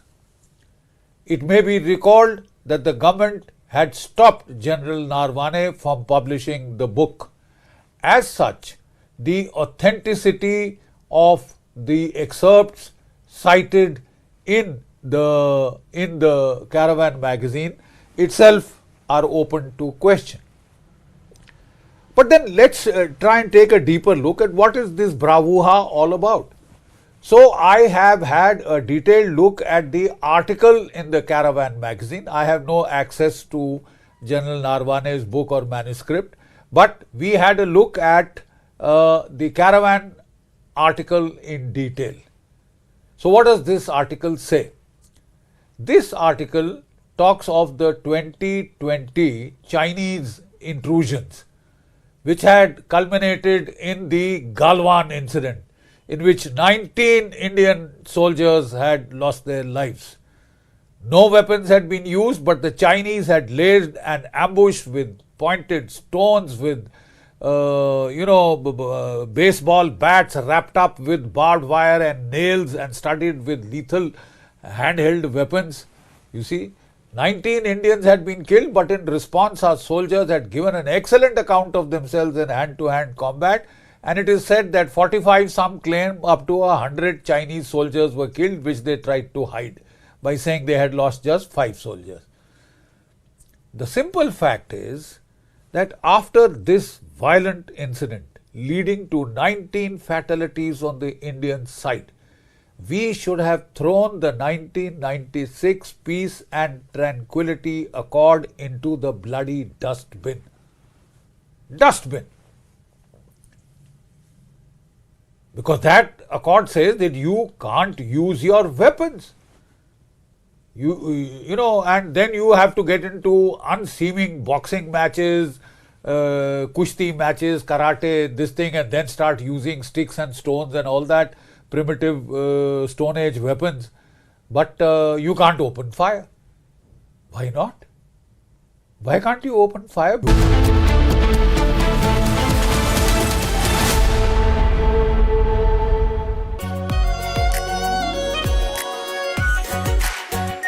Our pure Shahi Paneer Masala. Delicious, healthy, every day. This morning, Rahul Gandhi, leader of the opposition, created a ruckus and furor in the Parliament. In response to the President's address, he insisted upon raising what he said were some issues of vital import to our national security. So what was he saying? He was trying to cite an article from the Caravan magazine, which in turn was quoting excerpts from General Narwane, the former army chief's unpublished memoirs.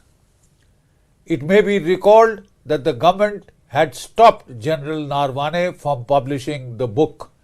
As such, the authenticity of the excerpts cited in the Caravan magazine itself are open to question. But then let's try and take a deeper look at what is this bravura all about. So I have had a detailed look at the article in the Caravan magazine. I have no access to General Narwane's book or manuscript, but we had a look at the Caravan article in detail. So what does this article say? This article talks of the 2020 Chinese intrusions, which had culminated in the Galwan incident, in which 19 Indian soldiers had lost their lives. No weapons had been used, but the Chinese had laid an ambush with pointed stones, with baseball bats wrapped up with barbed wire and nails and studded with lethal handheld weapons. You see, 19 Indians had been killed, but in response our soldiers had given an excellent account of themselves in hand-to-hand combat, and it is said that 45, some claim up to 100 Chinese soldiers were killed, which they tried to hide by saying they had lost just 5 soldiers. The simple fact is that after this violent incident leading to 19 fatalities on the Indian side, we should have thrown the 1996 Peace and Tranquility Accord into the bloody dustbin. Dustbin. Because that accord says that you can't use your weapons. And then you have to get into unseeming boxing matches, kushti matches, karate, this thing, and then start using sticks and stones and all that primitive Stone Age weapons. But you can't open fire. Why not? Why can't you open fire? Because you are defending your territory. And if the other side has drawn blood, it is not just a matter of dhakka mukki now. Well, I think that any local commander is fully justified in giving his troops the right to open fire in self-defense. Now, what happened was that these orders, no clear-cut orders were given, and in fact, no orders to violate this treaty, this accord of 1996 was ever issued at any level. Then India did a counter-intrusion to the Chinese intrusion. We gave a tit for tat. In south of the Pangong Tso, in the Kailash range, that Rezangla ridge, we went and occupied the empty Rezangla ridge, the Kailash range. दादी के हाथों का जादू और खुशबू से महकता घर, माँ की मुस्कुराहट और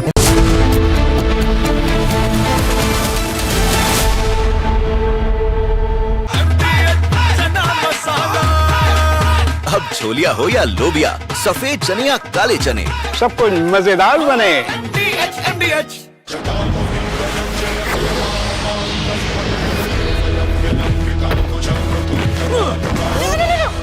मेरी चिमनी टूट जाएगी। What are you doing? रानी, इस घर में कुछ है जो टूटता नहीं।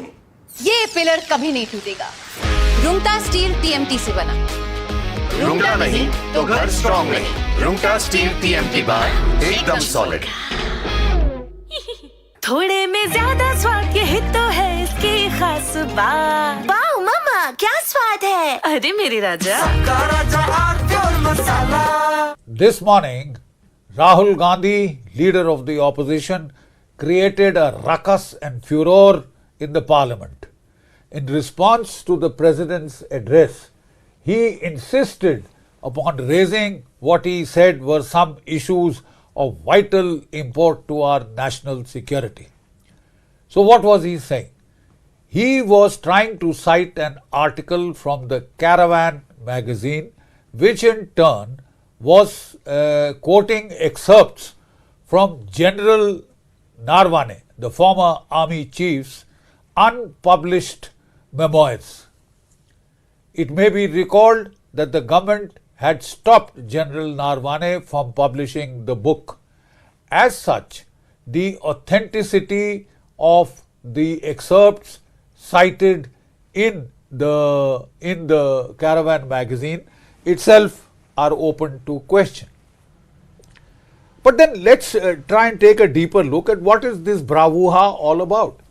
So I have had a detailed look at the article in the Caravan magazine. I have no access to General Narwane's book or manuscript, but we had a look at the Caravan article in detail. So what does this article say?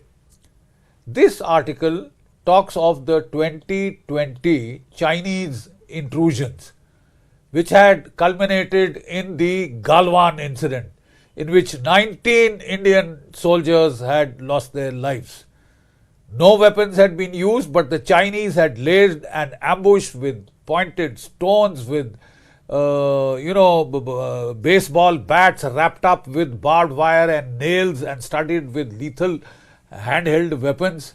You see, 19 Indians had been killed, but in response our soldiers had given an excellent account of themselves in hand-to-hand combat, and it is said that 45, some claim up to 100 Chinese soldiers were killed, which they tried to hide by saying they had lost just 5 soldiers.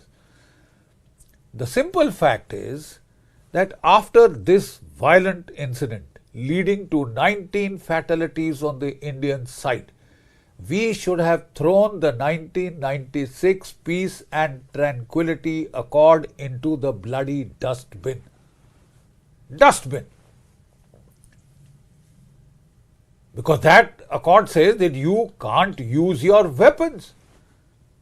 And then you have to get into unseeming boxing matches, kushti matches, karate, this thing, and then start using sticks and stones and all that primitive Stone Age weapons. But you can't open fire. Why not? Why can't you open fire? Because you are defending your territory. And if the other side has drawn blood, it is not just a matter of dhakka mukki now. Well, I think that any local commander is fully justified in giving his troops the right to open fire in self-defense.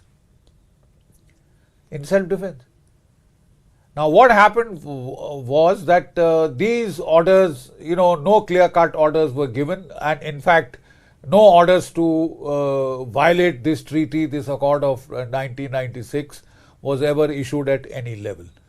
Then India did a counter-intrusion to the Chinese intrusion. We gave a tit for tat. In south of the Pangong Tso, in the Kailash range, that Rezangla ridge, we went and occupied the empty Rezangla ridge, the Kailash range. Hi, good morning Hi, to you. Good evening from India. We have announcement of a trade deal, and Yes. you've seen both sides. Trump says that India has promised not to buy Russian oil, but Indian Prime Minister's response makes no such commitment. But Trump says, I've reduced the tariffs to 18%. And then he says that besides everything else, Prime Minister Modi has also agreed to buy American. From Asia's largest news headquarters,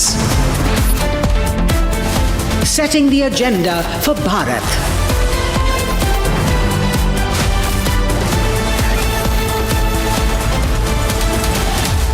You're watching Republic.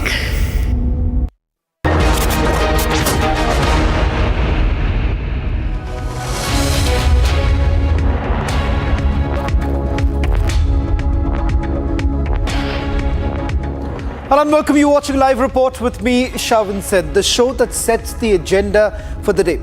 The top story, the US-India trade agreement. We'll take you through the fine print of what does this trade deal essentially mean for you and I. But first, let me take you through the headlines we're tracking at this hour. India and US release a framework for interim trade deal. Big relief for India's economy with reduction in tariffs to 18%. Government shows opposition the mirror. India's farming and agricultural sectors fully protected indeed. India commits to buy $500 billion worth of goods from the United States over the next 5 years, which includes energy products, aircraft parts, precious metals, technology products. Bihar parliamentarian Pappu Yadav arrested from Patna House in 1995 property dispute case. BJP's Ritu Taude named Mahayuti's nominee for mayoral post to file nomination today. India successfully test fires nuclear-capable Agni-3 ballistic missile.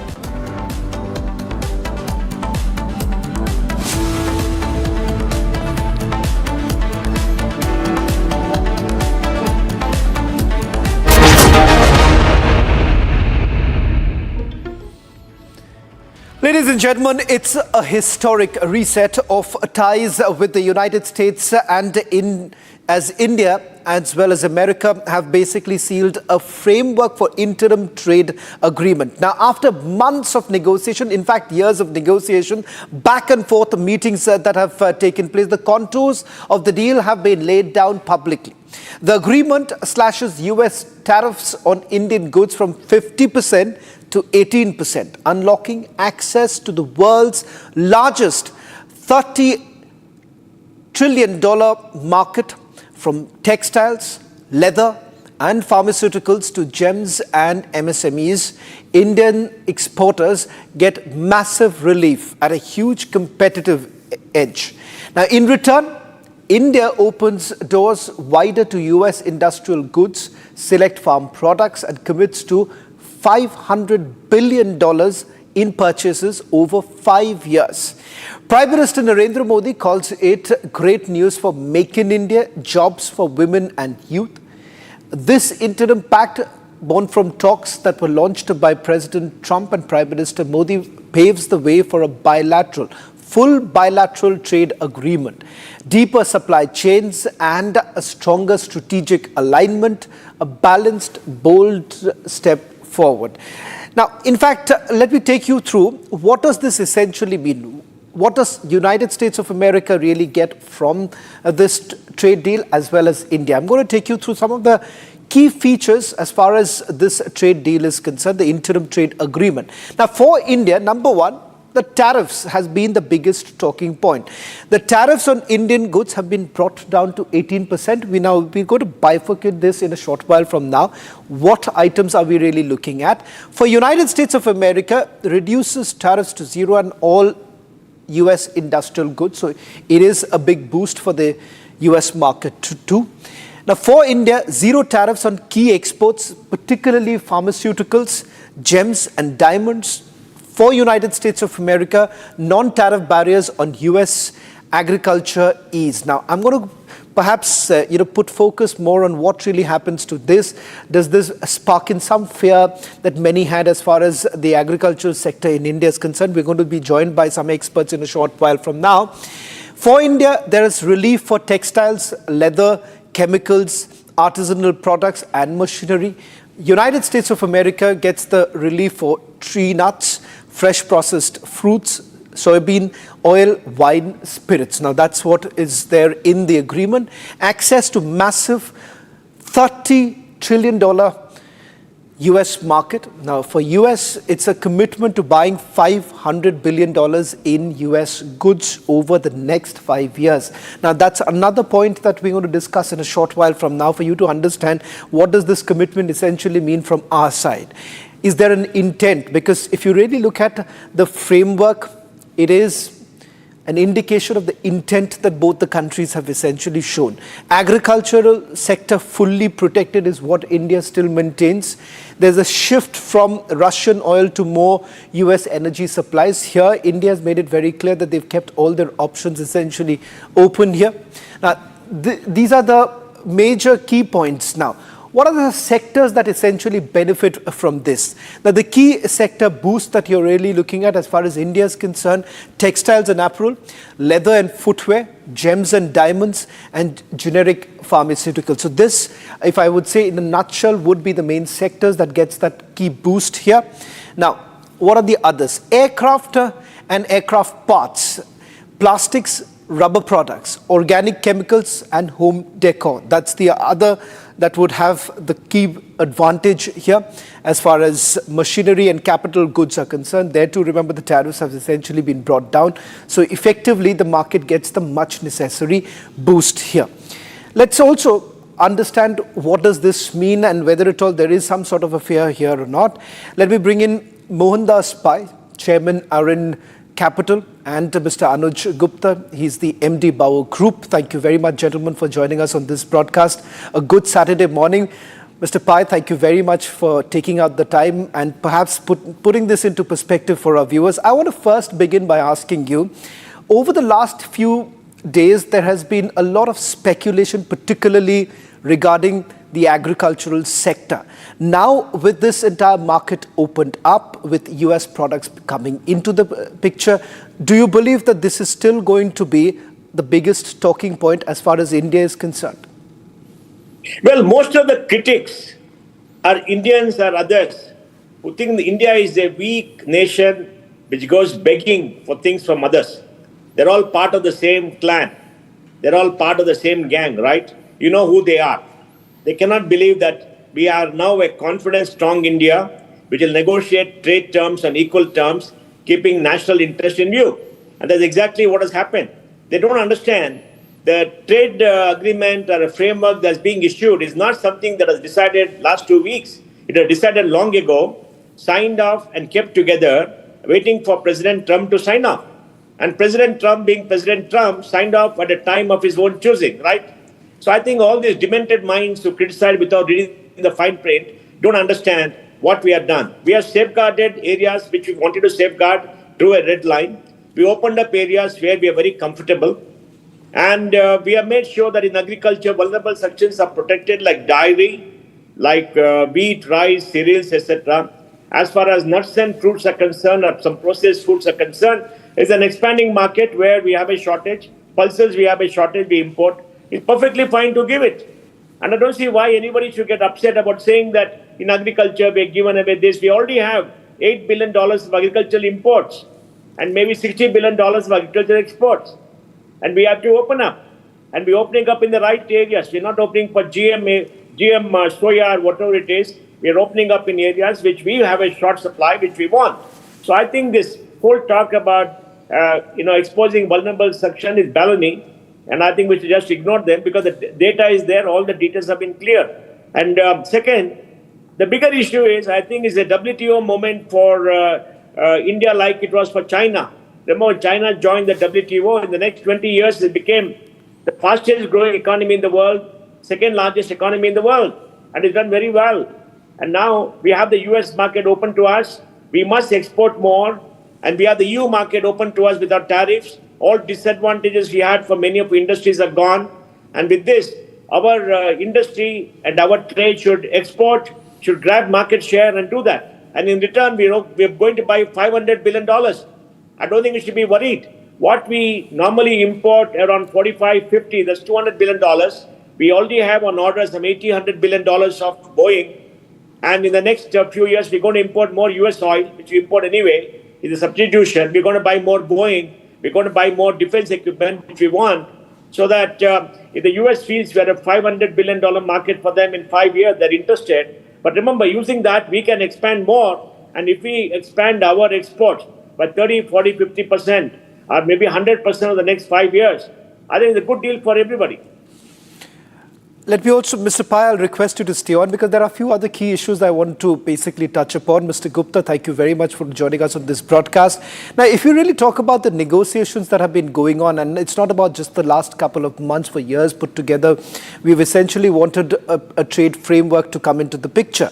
Some of the key concerns, agriculture, Mr. Pai has already touched upon, digital trade being the other concern. Data centers have been a key feature of this entire trade framework. I want to ask you, Mr. Gupta, as far as market access is concerned, that's been another big talking point. The commitment that India has given to United States of America, and what is it that you get in return? If I may to ask you, how do you essentially leverage this from the industry standpoint in terms of the market access? No, thank you. You're absolutely right. The deal has been in the making for many years, in fact, since 2019.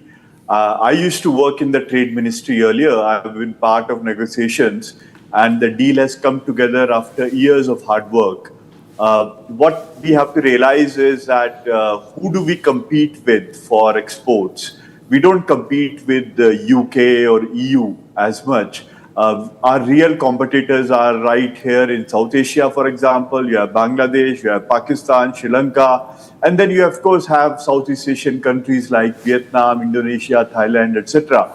Now, out of all these countries, India has the most favorable deal as of today. We got 18% reciprocal tariffs, which is lower than everybody else in Southeast Asia and South Asia except Singapore, with which we also don't compete so much. So because of this, you will see supply chains across the world realigning and moving to India. And that's a big thing for Indian manufacturing. So for example, anything to produce within, say, mobile phones will have an Indian component. India has already moved up the value chain significantly over there. The process will only accelerate. Number two, you spoke about agriculture. Mr. Mohandas Pai was very eloquent about what happens, how we have protected it. We have to look at what agreements we have signed in the past and have we been able to protect agriculture over there. So, for example, we signed an agreement with New Zealand. New Zealand, in its history, whenever it has signed a free trade agreement, they have always exported dairy. India was the first agreement in their history where dairy was not part of the free trade agreement. In fact, the New Zealand opposition parties took on the New Zealand government for giving India such a good deal. Same goes for EU. So Prime Minister Narendra Modi has been able to protect the Indian farmers, but I would also say that the conventional view of Indian farmers being helpless, Sahara is also not right. Indian farmers have a lot of advantages, including lower labor costs, fertile soil, good climate, etc. India is the largest exporter of rice in the world, for example. So we're very competitive. The American market, which opens up for agriculture, also is very lucrative. Lastly, if you look at the entrepreneurs and the Indian exporters, we have actually done very well despite the 50% tariffs imposed by US. If you look at the last month for which data is available, we have actually exported the highest numbers in the last 10 years in December. Same goes for November. So Indian exporters have found ways to export more despite tariffs from US. And once now American market opens up, I will not be surprised that they will grow extremely fast. I would even say 20-30% export growth is not inconceivable. In fact, if you look at the American market, you spoke about the $30 trillion market. If you look at American imports alone, they import about $3 trillion of goods and services. India is only about 3% of that. So we have a lot of potential to go from 3% to 10% to 30%. So very good news for India. Mr. Pai, if I just, bring in the focus back as far as technology is concerned, and more importantly, the commitment that we have essentially made in buying those very products. This, many would say, is an opportune time for many who are basically trying to venture out in newer aspects, trying as far as startups are concerned. How do you really look at perhaps the boost that many would get in sectors which are unknown, sectors which are yet to be fully tapped in India, and your advice to those who would be perhaps venturing out now? Look, there are two sectors, hardware and software, hardware and electronics. As far as hardware and electronics are concerned, we are at a disadvantage because of high import taxes. We are at a disadvantage because of high costs, which has been set apart by the PLI. The PLI is a fantastic scheme, and the semiconductor technology has made sure the semiconductor fabs are coming here, even though they are of a earlier vintage than the current technology, which is fine because we have to go up the value chain. So that area, we are going to become large exporters. We are also going to become large exporters of computers, of laptops and other devices, because they're all part of the electronic, PLI. And with the component industry growing in this country, with the chip industry growing in this country, the disadvantage we suffered will go away. So when we were party to that IT technology, agreement earlier, allowing imports free of tariff into this country of IT goods, we had a disadvantage because of lower cost, which has gone away. On that area, I think we only see increasing business from India, and the US will be a big market, as Apple has demonstrated. As far as software is concerned, it's a very big market. The Indian software industry has made sure that H1B issues do not hinder their growth. We are seeing massive expansion of GCCs in this country. People are coming here. Now with the AI wave, I believe we're going to see more work, because global enterprises which have got more than $20 trillion of installed software in the business will want to change, rejuvenate, modernize their software. And the only big companies who can do that are the big Indian IT service companies working out of India. And we'll see a boost of 25, 30, 40% in productivity. So we'll be extremely competitive. And we have the human capital to meet America's needs. And you must understand that AI has not been implemented in any scale by global enterprises who are very, very big buyers of technology. And we're going to see that happen in the next few years. With Claude and others coming, it becomes easier. A lot of capital will be released, which will go back into deployment to take away legacy architecture. So with all this, I think a positive climate has been created for Indian companies to go work in the US. The only thing I would say is, Government of India must take the opportunity to create a 50,000 crore deep tech fund. So our deep tech entrepreneurs can stay in India, create deep tech products, AI first products, and not have to go to America and re-domicile to America because we don't have enough capital in this country. So one issue has been solved with America. Our economies are becoming integrated, and it's going to be easier for us to do business. But another issue is we must create more capital opportunities here for our innovators, which we are not doing. You'll be very surprised. Government of India and state governments spend 10 lakh crores a year in giving subsidies. Why can't they spend 50,000 crores a year in investing in our future, investing in AI, investing in deep tech? They're very myopic. So we have to do that to make sure that we stand a chance in the AI area in technology. Well, that's a very interesting point, Mr. Pai, because what's the ecosystem that we have essentially built as far as AI is concerned? And that remains perhaps a sticking point. I just want to take a quick question, Mr. Gupta, because I believe that this is going to be perhaps the biggest talking point in the next few hours, particularly with the agriculture sector, because many have already started quoting what the farmers' body had to say to the Commerce Minister. And I just want to put this out, where the ICCFM had basically said that the US trade deficit in agriculture has nearly doubled, and they have indicated a significant surplus they may seek to offload into markets into India, which effectively means that, the reason why the Chinese have been extremely squeamish about this, but we seem to be a little open, and perhaps the Secretary of Agriculture has already indicated that this is a huge market to tap in. So is there something to be worried about, or is there a subtext to this entire issue?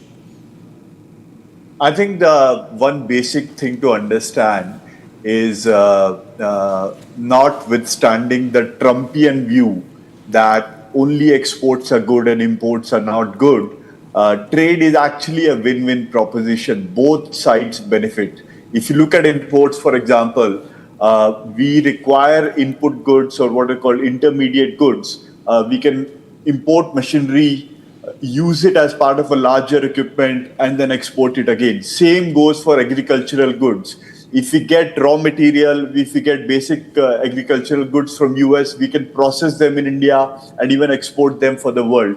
And as I said earlier, the Indian farmers are very competitive. They really will find new markets, and they'll be able to compete against some of the American products also which come in.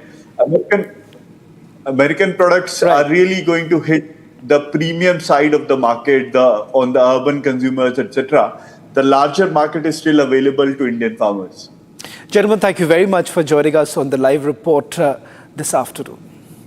Well, in fact, I just want to take you through some more details that we've essentially picked up in terms of what are the key takeaways. So I'm going to leave you behind with the key takeaways from this interim agreement that has been signed. Number one, there's a complete, can we just go back to the takeaway number one as far as the bilateral trade negotiations are concerned? There's a complete bilateral trade negotiations that have been reaffirmed with this agreement. Takeaway number two, India cuts the duties on all US industrial goods.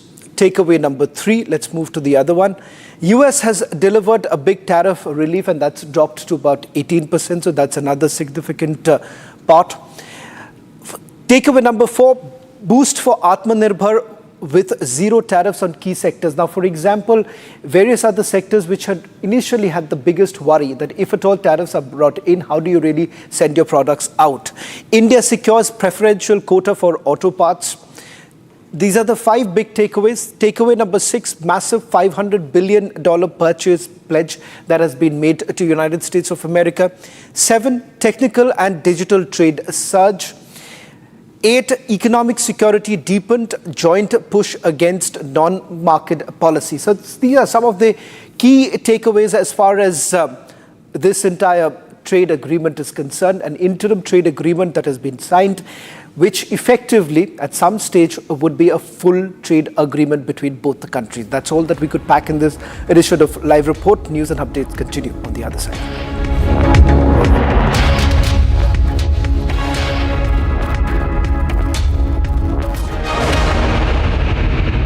MDH की हल्दी मिर्ची धनिया करे कमाल, ये रंग दे, ये खुशबू दे, ये तीखा, ये कम पड़े, क्या निराला MDH masala. Amity has been ranked among the top universities globally for producing the most employable graduates by the Times Higher Education UK. Yet another testimony to Amity's excellent placement record.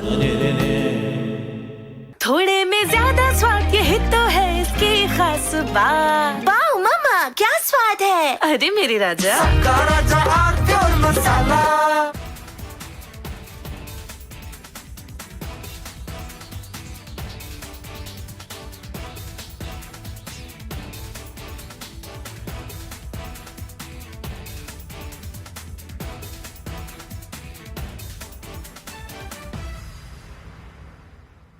आधे bowl दही में 4 चम्मच MDH चटनी पुदीना मसाला डाला, stir करो, पुदीना चटनी तैयार। MDH चटनी पुदीना मसाला।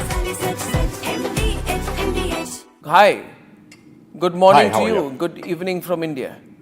We have announcement of a trade deal, and Yes. you've seen both sides. Trump says that India has promised not to buy Russian oil, but Indian Prime Minister's response makes no such commitment. But Trump says, I've reduced the tariffs to 18%. And then he says that besides everything else, Prime Minister Modi has also agreed to buy American, in addition to 300 billion in, 500 billion in some other purchases. Anyway, there's an existing agreement to buy 300 billion. So there's not much of a hard-coded commitment from the Indian side. So Trump is obviously using a lot of hyperbole, making some claims. But the good thing is there's an announcement of a deal. But there's more statements coming from Trump than from India, especially to Trump's statement that India has agreed to stop buying Russian oil. There's nothing official from the Indian side to that. How do you view these developments, Professor Sachs? Well, basically, the United States is unstable and irresponsible, but backing down from the most outlandish actions of this government a few months ago. They made no sense. They antagonized India. They disrupted trade. And I think somebody finally explained to Trump that none of this was serving any American interests at all. And so Trump has backed down to an important extent. Everything about Trump and trade is erratic, not sensible, not accomplishing any U.S. goals, but better 18% tariffs than 50% tariffs or 500% tariffs. But I wouldn't take at face value any single statement by the U.S. government. I think everything is just complete improvisation, a lot of baloney, a lot of malarkey, but probably somebody has prevailed inside the White House.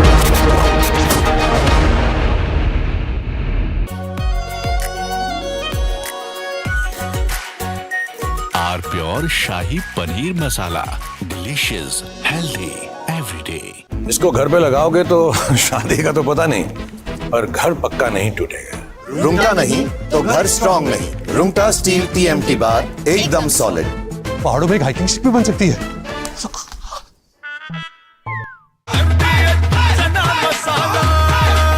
अब छोलिया हो या लोबिया, सफेद चने या काले चने, सब कुछ मजेदार बने।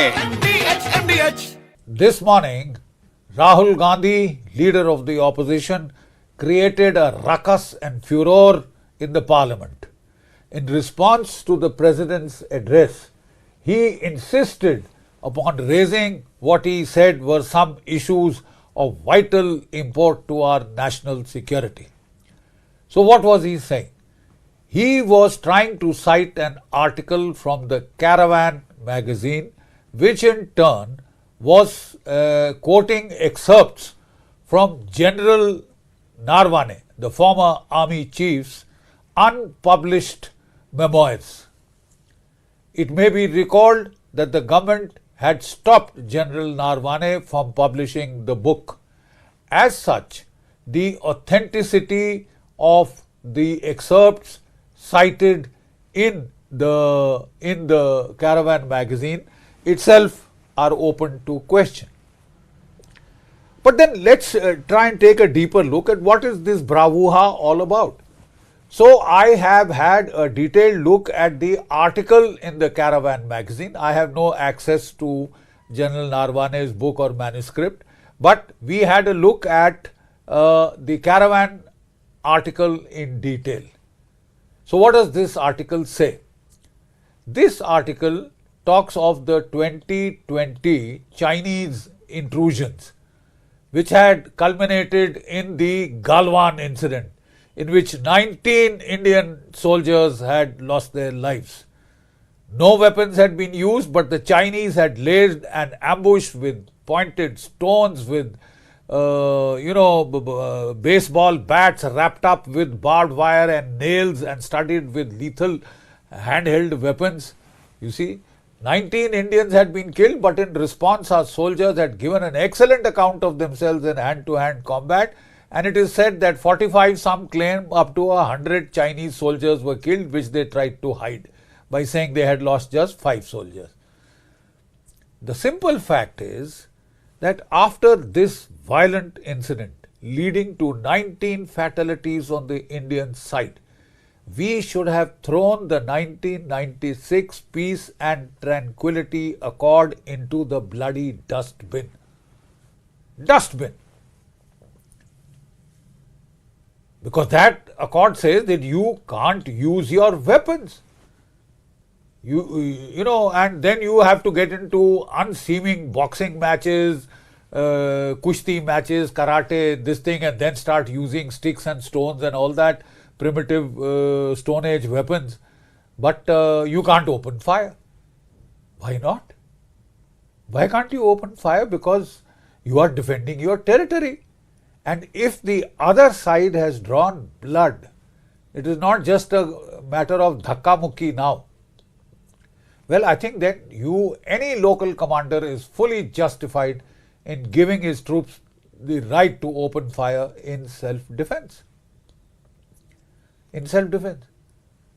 Now, what happened was that these orders, no clear-cut orders were given, and in fact, no orders to violate this treaty, this accord of 1996 was ever issued at any level. Then India did a counter-intrusion to the Chinese intrusion. We gave a tit for tat. In south of the Pangong Tso, in the Kailash range, that Rezangla ridge, we went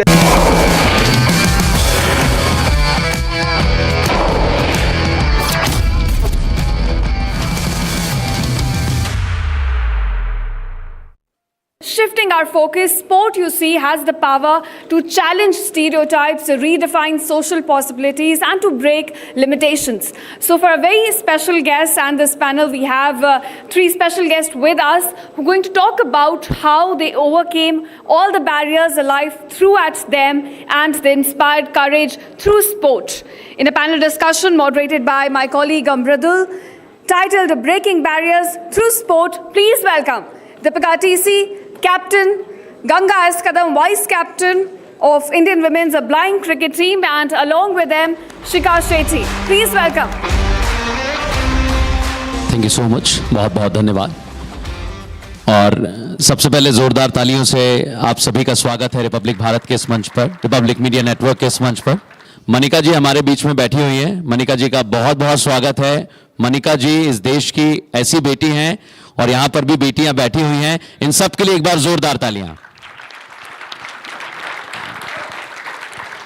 जब हम cricket की बात करते हैं तो cricket में बहुत सारी ऐसी चीजें हैं जो भारत देश के हर नागरिक के साथ जुड़ी हुई हैं, लेकिन आज मेरे साथ वो बेटियां बैठी हुई हैं जिन्होंने भारतीय क्रिकेट टीम का वर्ल्ड कप आपने देखा, वुमेन्स टीम ने वर्ल्ड कप जीता ये आपने देखा, लेकिन हमारी बेटियां भी हमारे लिए वर्ल्ड कप लेके आई हैं। मैं इसके लिए आपका बहुत बहुत धन्यवाद करता हूं। और सबसे पहला सवाल आपसे यही पूछना चाहता हूं, दीपिका आप कैप्टन रही उस टीम की, आपको जो वर्ल्ड कप की ट्रॉफी आपने अपने हाथों में पकड़ी तो कैसा लग रहा था?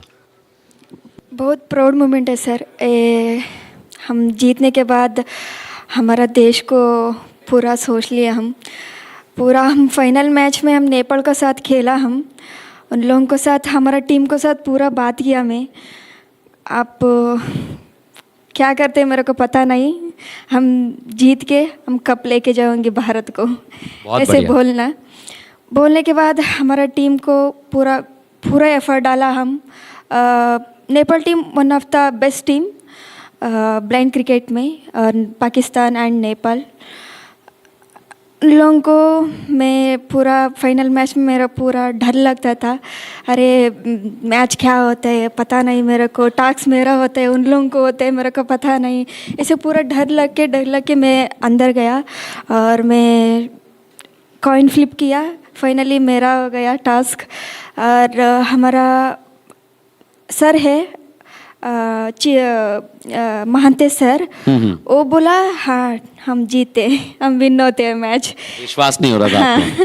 ऐसे बोलने के बाद मेरा पूरा थोड़ा प्रेशर थोड़ा कम हो गया। और मेरे को कैप्टन में, मेरा टीम में एक ही मेरा कैप्टन नहीं था, 16 प्लेयर्स भी कैप्टन है मेरा टीम में, इतना सपोर्ट करते हैं मेरे को। और हम फाइनली विन हो गया, नेपाल टीम को ऑल आउट किया हम। और हम हमारा देश को इंडिया ऑर्गेनाइजेशन किया वर्ल्ड कप, हम वापस इंडिया को लेके आए हम। बहुत ही बढ़िया, बहुत ही बढ़िया। देखिए आप, ये बड़ी बात होती है। उन्होंने कहा कि हम सभी टीम के कैप्टन हैं और ये टीम के कैप्टन हैं और गंगा हमारे साथ है जो वाइस कैप्टन है। सबसे बड़ी बात यह है कि जब आप लोग मैदान पे उतरते हैं तो क्या ख्याल रहता है, क्या दिमाग में चल रहा था जिस दिन फाइनल था?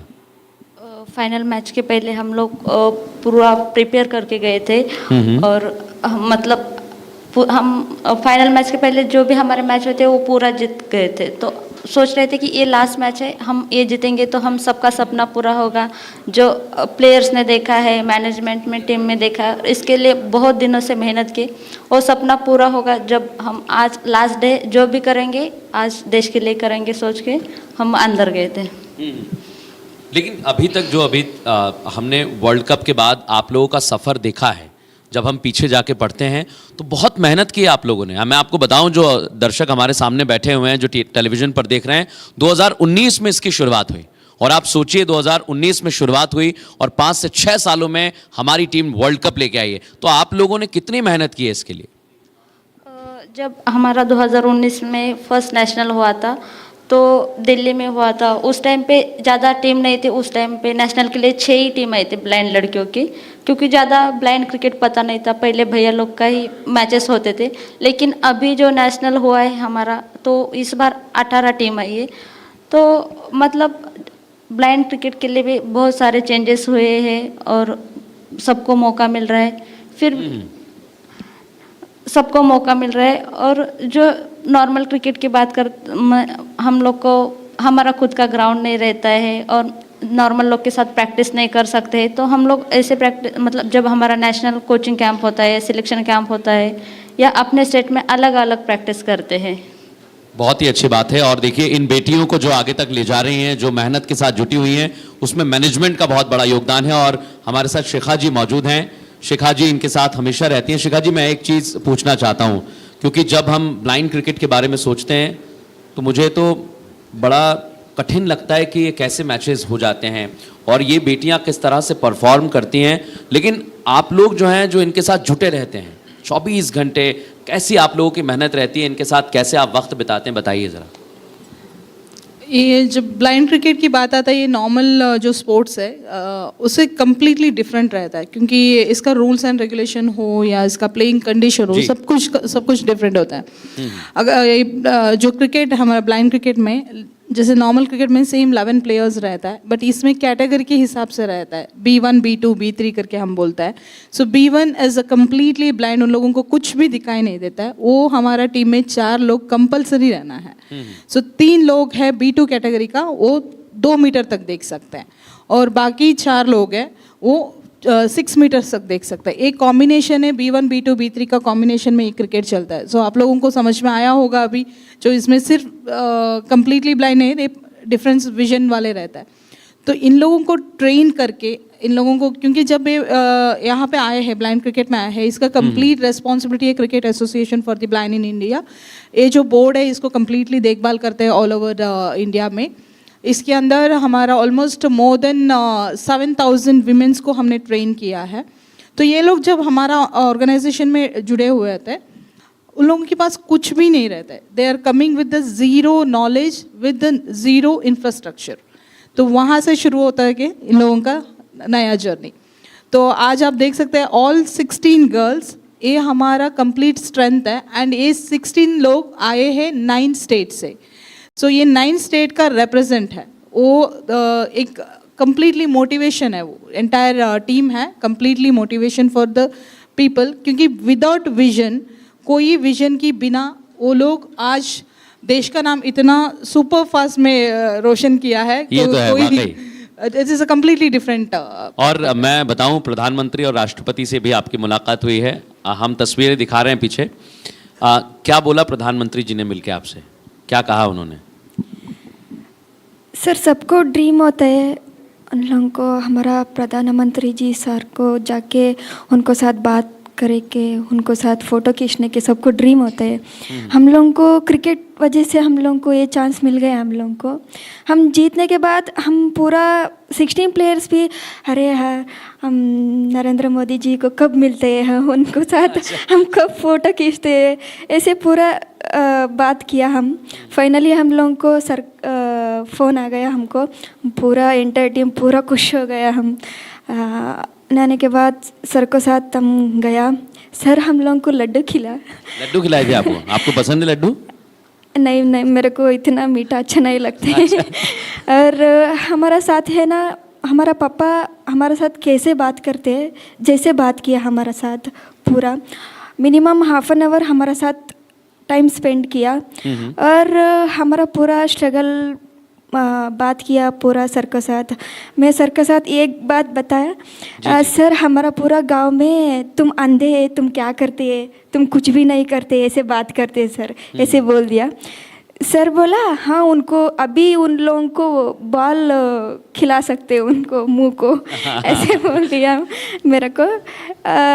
सर हम लोगों को बहुत मोटिवेशन से बात किया, हम लोगों को हम हैं और हमको आपको हम सपोर्ट करते हैं, ऐसे पूरा हम लोगों को पूरा सपोर्ट करके बहुत बड़ी बात है।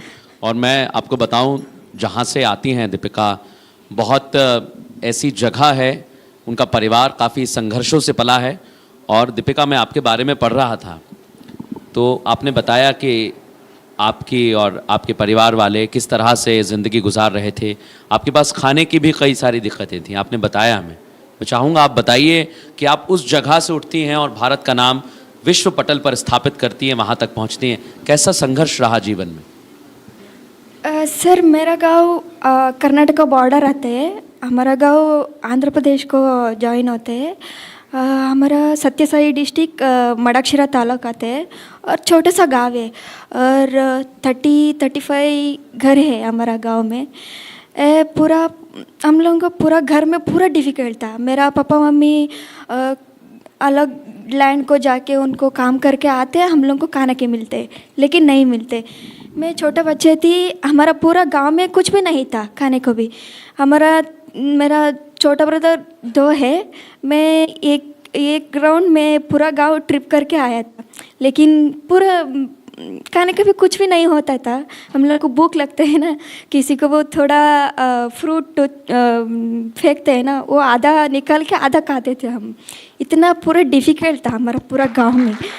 वाकई ये बहुत बड़ी बात है। उन्होंने के बाद मैं 2019 में मैं क्रिकेट को ज्वाइन हो गया। फर्स्ट मैं ब्लाइंड स्कूल में स्टडी किया, 1 to 4 तक मैं नॉर्मल स्कूल में स्टडी किया। उधर उन लोगों के साथ नॉर्मल लड़की लोग होते हैं ना, उन लोगों के साथ में जाते खेलने के जाते, वो लोग बोलते थे अरे तुम अंधे हैं, तुम साइड में जाके तुम खेलो, हमारा साथ क्यों आते हैं तुम, ऐसे बोलना था। मैं पूरा रो के मैं मम्मी को साथ जाके उनको मम्मी को बोलते हाँ ठीक है, तुमको भगवान दिया, छोड़ो, ऐसे संभाल करता था। फिर मैं 4 to 7 तक मैं कुनिगल स्कूल में स्टडी किया और 8 to 9 to 10 मैं रंगराज स्कूल में स्टडी किया। अभी हम लोग को 4 to 5 तक हम लोग को खेलने के टाइम होता है। अभी भी मेरे को पता नहीं था ये ब्लाइंड है, ब्लाइंड क्रिकेट है, ऐसे खेलते हैं, मेरे को कुछ भी पता नहीं है। अभी मैं अच्छे से बैटिंग कर रहा था, मेरा पीटी सर हाँ तुम अच्छे से खेलते, तुम जाओ अच्छे से खेल के आओ। ऐसे मैं 10th था, अभी हम लोगों को स्टेट मैच हो गया। अभी मैं सेंचुरी स्कोर किया, अभी भी मेरे को पता नहीं सेंचुरी स्कोर किया। नहीं, ये बहुत बड़ी बात है। और देखिए सफ़र कैसे शुरू होता है। उनके गांव में खाने को नहीं था, आधा फल जो ख़राब होता है फेंक देते हैं, वो उन्होंने खा के आज यहाँ पर देश का नाम रोशन किया है। मुझे लगता है ज़ोरदार तालियां होनी चाहिए। और गंगा, हम आपकी तस्वीर देख रहे हैं पीछे, आप हाथ में बैट लिए हुए हैं, तो बैटिंग जैसे इन्होंने बताया कि शुरुआत हुई, सेंचुरी हुई, तो आपको भी लगा था कभी बैटिंग करेंगे, बॉलिंग करेंगे, कैसे आपका सफ़र रहा अभी तक? पहले मैंने मतलब मैं स्पोर्ट्स में जाऊंगी या क्रिकेट खेलूंगी ऐसा कुछ नहीं देखा, मतलब पता नहीं था। मैं गांव में, हमारे घर में हम 8 सिस्टर 1 भाई, मम्मी पापा थे। तो हमारे गांव में 7th क्लास तक स्कूल था, तो हम स्कूल में जाते थे क्योंकि मुझे फर्स्ट पता नहीं था कि ब्लाइंड क्रिकेट होता है या ब्लाइंड स्कूल होता है। मुझे ऐसे लगता है हमारे गाँव में कोई ब्लाइंड नहीं था, तो मैं अकेली ब्लाइंड हूँ, मतलब मैं अकेले ऐसे हूँ, बाकी सब नॉर्मल है, ऐसे लगता था। लेकिन जब 7th क्लास तक मेरा पढ़ाई ख़त्म हो गया और मेरे बहन मतलब 6 क्लास या 7th क्लास तक पढ़ाई की, बाकी खेत में काम के लिए जाते थे। तो फिर मेरे पापा एक दिन बाहर गए थे, तो उन्होंने 2 ब्लाइंड लोगों को देखा, तो उनको पूछा कि ब्लाइंड स्कूल रहता है या कुछ रहता है क्या, मेरी बेटी ब्लाइंड है। तो उन्होंने बताया था हमारे गाँव से सोलापुर आने में 7 या 8 घंटे लगते थे, तो वहाँ पे दमानी ब्लाइंड स्कूल है। तो मेरे पापा फर्स्ट टाइम मेरे को ब्लाइंड स्कूल में हॉस्टल में छोड़ दिया। तो मुझे हॉस्टल में बहुत बोर होता था क्योंकि मैं कभी मतलब हॉस्टल में या नहीं रही। तो वहाँ पे लड़के लोग क्रिकेट खेलते थे, तो मैं उनको देखे फिर उनको भैया लोग को रिक्वेस्ट करती थी कि मुझे भी खेलने के लिए लेके जाओ, क्योंकि मुझे पहले पता नहीं था कि ब्लाइंड बॉल ऐसे रहता है, ब्लाइंड लोग भी क्रिकेट खेलते हैं, तो नहीं लेते थे। फिर कभी कभी उनके पास फील्डर कम रहते थे तो लेके जाते थे फील्डिंग के लिए। फिर उनको रिक्वेस्ट करने के बाद उन्होंने मुझे सिखाना स्टार्ट किया। फिर महाराष्ट्र में 2017 में महाराष्ट्र बोर्ड के मैचेस हुए, तो मैं वहाँ खेलने के लिए मेरे को सर लेके गए थे, तो फिर मैंने वहाँ अच्छा खेला। 12th मैन से वाइस कैप्टन बन गए आप। जी। अच्छा, आपने प्रधानमंत्री जी से बात की, क्या कहा उन्होंने? उन्होंने सबके साथ बात किया, सबका बारे में पूछा, फैमिली के बारे में या क्रिकेट के बारे में, आप कैसे खेलते हो, सबसे मतलब बहुत अच्छे से घर में कैसे एक नॉर्मल बात करते, पापा होते या कोई बड़े, वैसे बात किया। तो बहुत अच्छा लगा। वो मतलब पंत प्रधान होके भी इतना फ्रीली बात कर सकते हैं, तो बहुत खुशी हुई। ये बड़ी बात है। देखिए, जब भारतीय टीम कोई भी कप लेकर आती है, कोई भी मेडल लेकर आती है, तो वो हम सभी का मेडल होता है। और शिखा जी, आप लगातार इन लोगों के साथ काम कर रहे हैं, जैसा आपने कहा कि बहुत लंबा सफ़र तय किया है ब्लाइंड वुमेन क्रिकेट ने। अभी आगे क्या तैयारियां हैं? आप लोग कैसे प्लेयर्स को और मोटिवेट कर रहे हैं ताकि ऐसे दीपिका और गंगा जैसे और प्लेयर्स हमें मिलें जो देश भर से आ रहे हैं? हमने हर एक कोने में ट्रेनिंग कैंप्स हर एक स्टेट में रख रहे हैं। सो हमारा जैसे स्कूल से शुरू होता है उन लोगों का जर्नी, वहाँ से सिलेक्शन होता है, स्टेट खेल सकते हैं, डिस्ट्रिक्ट खेल सकते हैं। उसके बाद हर साल एक नेशनल टूर्नामेंट रहता है। अभी जस्ट हमने फिनिश किया, उड़ीसा ने उसको चैम्पियनशिप अपनाया। सो वो जैसे बहुत सारा आगे टूर्नामेंट्स का प्लान चल रहा है। अभी नेक्स्ट इमीडिएटली हम बायलैटरल सीरीज़ का प्लान चल रहा है इन लोगों का, और इन लोगों का दूसरा ऑफर भी आ रहा है कि US आ जाओ, ऑस्ट्रेलिया आ जाओ, हम गेम खेलेंगे। ऐसे बाहर की कंट्री से भी ऑफर्स आ रहा है। इन लोगों को ये जो ब्लाइंड कंप्लीट जो क्रिकेट है, यहाँ के लिए यहाँ आने के लिए बहुत मुश्किल है, क्योंकि सबसे पहले एक लड़की है, लोगों का क्वेश्चन रहता है कि लड़की को क्रिकेट क्यों है। हाँ। और सेकंड क्वेश्चन आता है कि ऑलरेडी ब्लाइंड है तो इन लोग क्या करेंगे। तो अभी हम ये बोल सकते हैं कि ये बहुत कुछ कर सकते हैं, सिर्फ उन लोगों को अपॉर्चुनिटी दे दो, उन लोगों को वो स्पेस दे दो कि वो जो करना चाहता है, वो कोई भी स्पोर्ट्स हो, it is not only the cricket, कुछ भी हो सकता है, उन लोगों को वो स्पेस दे दो। उन लोगों के पास ऐसा एक पावर है कि वो कोई रोक नहीं सकते उन लोगों को। अच्छा, अभी एक मैच के अलावा कोई मैच नहीं आ रही है ना टीम? नहीं, 2023 में जब इंडियन टीम फर्स्ट स्टार्टिंग में स्टार्ट हुआ था, तब हमने नेपाल के साथ खेले थे। वो नेपाल एक सबसे बड़ा स्ट्रॉन्गेस्ट टीम है एक्चुअली। सो वो बहुत साल पुराने खेल चुके हैं और वो पहले पाकिस्तान के साथ खेल चुके थे। तो उन लोगों के साथ हमने जो फर्स्ट एक मैच हुआ था नेपाल में ही हुआ था, हम फर्स्ट मैच हार गए थे, फर्स्ट सीरीज हार गए थे। उसके बाद हमने वो जो हार को हमने जीत में बदल दिया। हमारा पूरा टीम इतना एफर्ट डाला, मैनेजमेंट से लेके प्लेयर से लेके सब लोगों का बहुत सारा एफर्ट है। उसके बाद हमने एक भी मैच नहीं हारा। बिल्कुल, बहुत बड़ी बात है। देखिए, सारी फैसिलिटीज़ मिलती है और देखिए बेटियां करके दिखा रही हैं। अच्छा दीपिका, मुझे ये बताइए आप कि आपको क्रिकेट देखते हैं आप? कौन पसंद है वुमेन क्रिकेट में और मेंस क्रिकेट में? सर मेंस क्रिकेट में मैं विराट सर को ज़्यादा फॉलो करती हूँ। अच्छा। हाँ, लेकिन मेरा पूरा उनको एग्रेसिवनेस, पूरा एटीट्यूड में, पूरा ग्राउंड में मैं पूरा आप भी ऐसे एग्रेसिव हैं? अभी भी मैं पूरा, अभी मैं कैप्टन अनाउंस होने के बाद मैं सर को बोला, हमारा चेयरमैन सर है मानते सर, हाँ। उनको बोला मैं, सर मैं सबको डांटती हूँ, मेरे को कैप्टन नहीं चाहिए सर। ऐसे बोलने के बाद हाँ ठीक है हो रहा है, तुम लीड करो, अच्छे से लीड करते हैं। ऐसे बोलने के बाद मैं इतना डांटते हैं ना हमारा लड़की लोगों को, फिर वो लोग आके मेरे पास कुछ नहीं बोलते, वो लोग बहुत अंडरस्टैंडिंग करते हैं हमारा टीम। और एक फैमिली में 16 सिस्टर जैसे होता है ना, हाँ, जैसे रहते हम एक हमारा टीम है, पूरा उनका सैड होते हैं और उनका हैप्पी मोमेंट होते हैं, पूरा शेयर करते हैं हम। और हम लोगों को मेरा फर्स्ट मेरे को पूरा प्रॉब्लम था लैंग्वेज है। हमारा कर्नाटक आते हैं, हम साउथ इंडियन थोड़ा इंग्लिश और कुछ बात करके मैनेज करते हैं हम। और हिंदी मेरे को फर्स्ट नहीं आता था, अभी थोड़ा सीखा मैं। अच्छा, किसने सिखाई हिंदी आपको? मेरा पूरा टीम।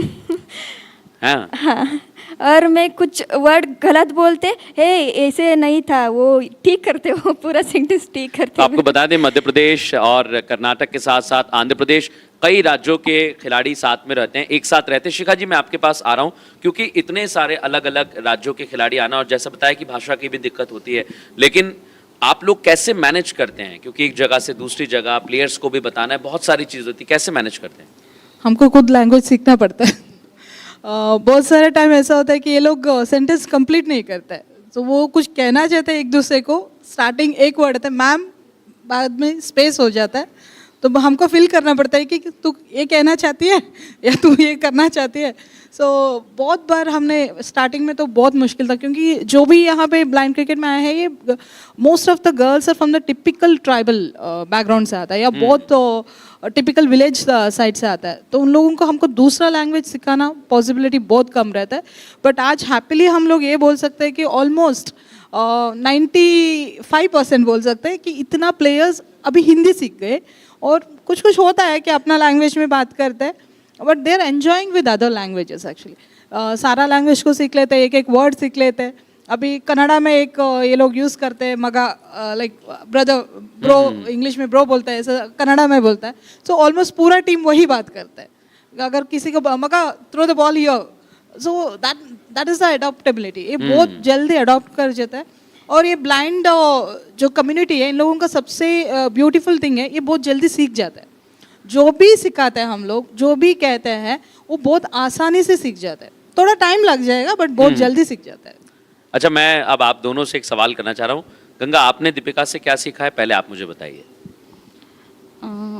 उसको मतलब वो हिंदी बोलते तब कुछ कुछ मतलब उसको समझ में नहीं आता कि वो क्या बोलती है। मैं करूँगा बोलते, फिर हम उसको सिखाते कि नहीं ऐसे नहीं, ऐसे बोलो। और आप क्या सिखाती हैं दीपिका गंगा को? सर गंगा को साथ में काम सिखाती हूँ, लेकिन मैं ज़्यादा गुस्सा होती हूँ, वो हैंडल करते हैं, ज़्यादा काम से हैंडल करते हैं। आप गुस्सा होती हैं, ये शांत है थोड़ी। हाँ, इसलिए उनको थोड़ा, इसलिए कैप्टन और वाइस कैप्टन बनाया है। यस। अच्छा, तो नेक्स्ट आपकी क्या तैयारी है? एक वर्ल्ड कप तो लेके आ गए हैं, अब आपके क्या सपने हैं, क्या ड्रीम्स हैं, और आम लोगों से क्या कहना चाहते हैं? सर हम लोगों को और नॉर्मल क्रिकेट को, ब्लाइंड क्रिकेट को बहुत डिफ़िकल्ट है, और हम लोगों को ग्राउंड भी नहीं होते थे, और हम लोगों को न्यूट्रिशन फूड भी नहीं मिलते। अभी हम मैच ख़त्म होने के बाद हम गांव में रहते हैं, पूरा हम कुछ मिलते हैं, वो खाना खा के रह सकते हैं हम। और हम लोगों को ज़्यादा प्रैक्टिस करने को भी ग्राउंड भी नहीं है हम लोगों को।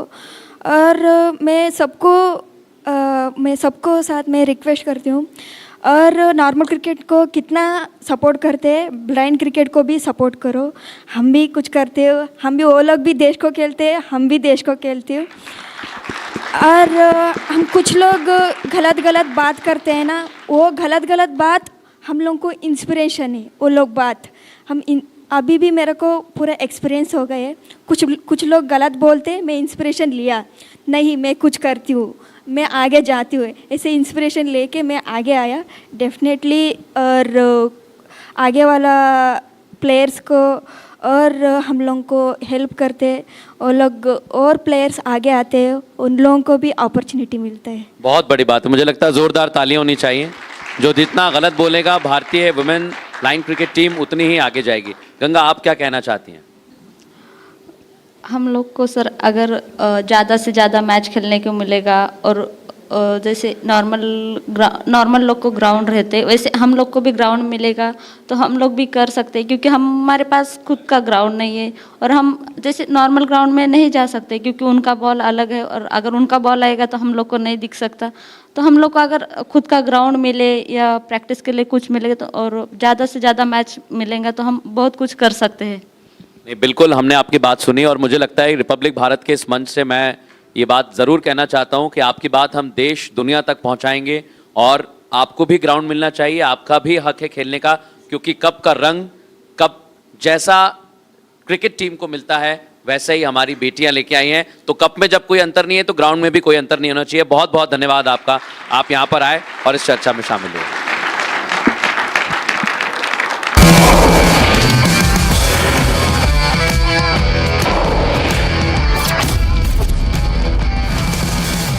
सीक्रेट रेसिपी MDH का jeera sip jaljeera masala.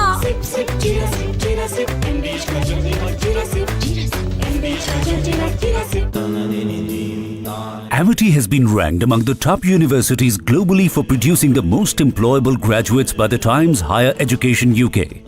Yet another testimony to Amity's excellent placement record. Pure सूजी पास्ता उबालो मिलाओ और खाओ 8 मिनट में तैयार। क्या टेस्ट है सबका राजा आर प्योर मसाला। केसरिया से मन जोगी हुआ रे, दिल झूमे देखो मतवारा हुआ रे।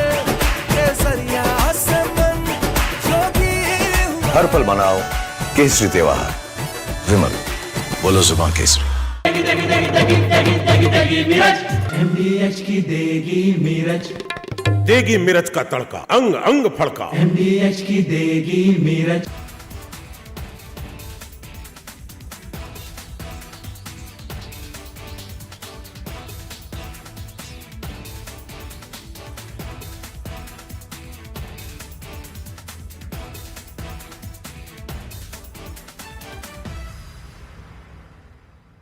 थोड़े में ज्यादा स्वाद, यही तो है इसकी खास बात। वाओ मामा क्या स्वाद है, अरे मेरे राजा।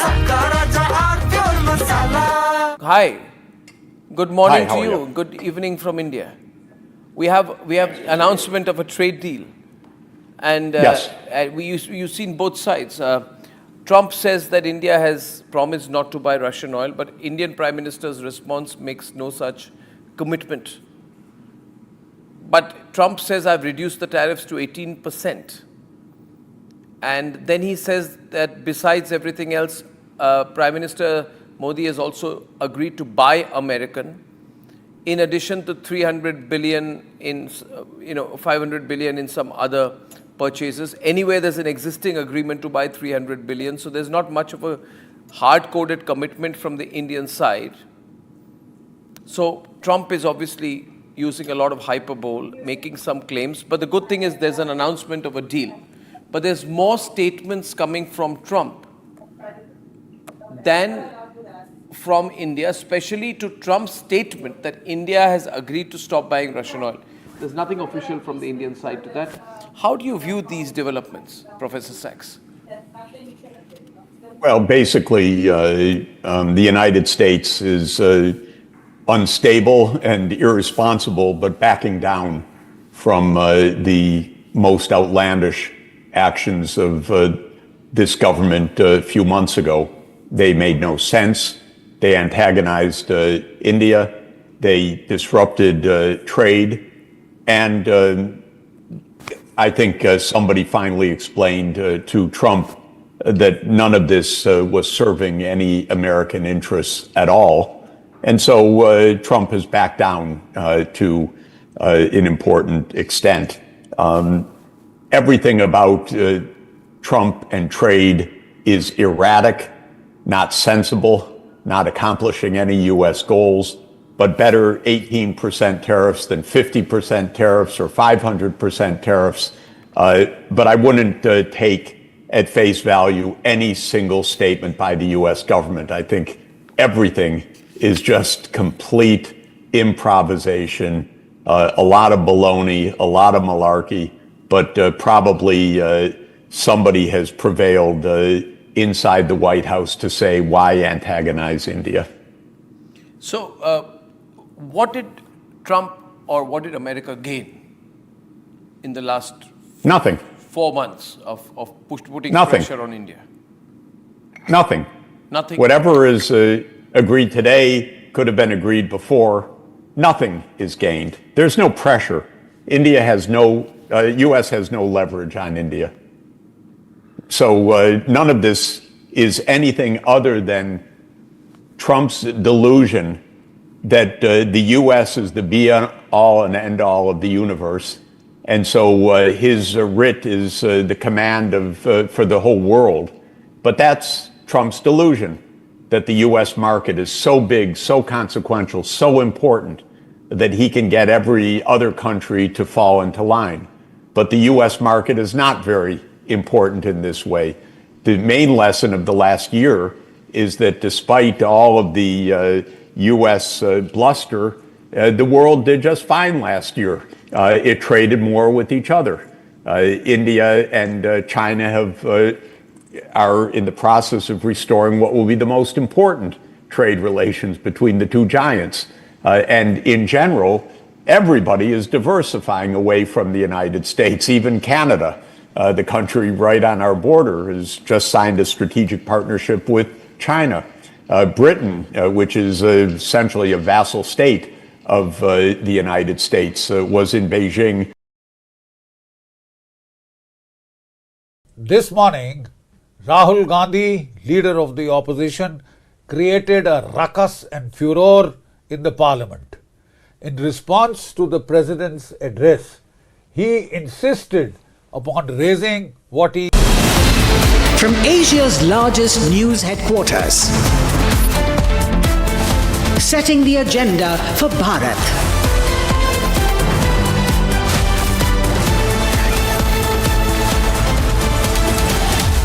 You're watching Republic.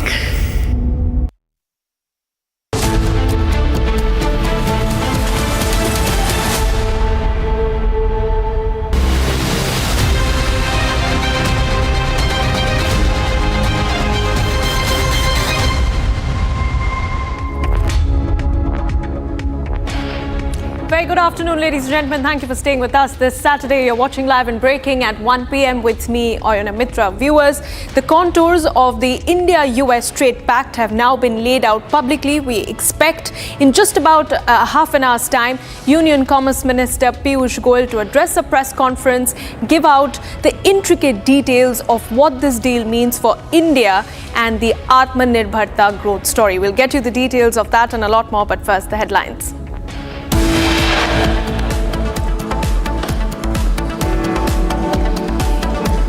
India and US release framework for interim trade deal. Big relief for India's economy with reduction in tariffs to 18%. Government shows the opposition the mirror. India's farming and agricultural sectors fully protected in trade deal. India commits to buying $500 billion worth of goods from the United States over the next 5 years, including energy products, aircraft parts, precious metals, technology, and others. Bihar MP Pappu Yadav arrested from Patna House in late-night action in 1995 property dispute case.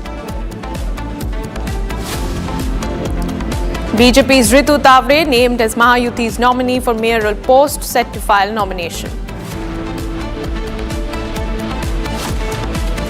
And India successfully test fires nuclear-capable Agni-3 ballistic missile.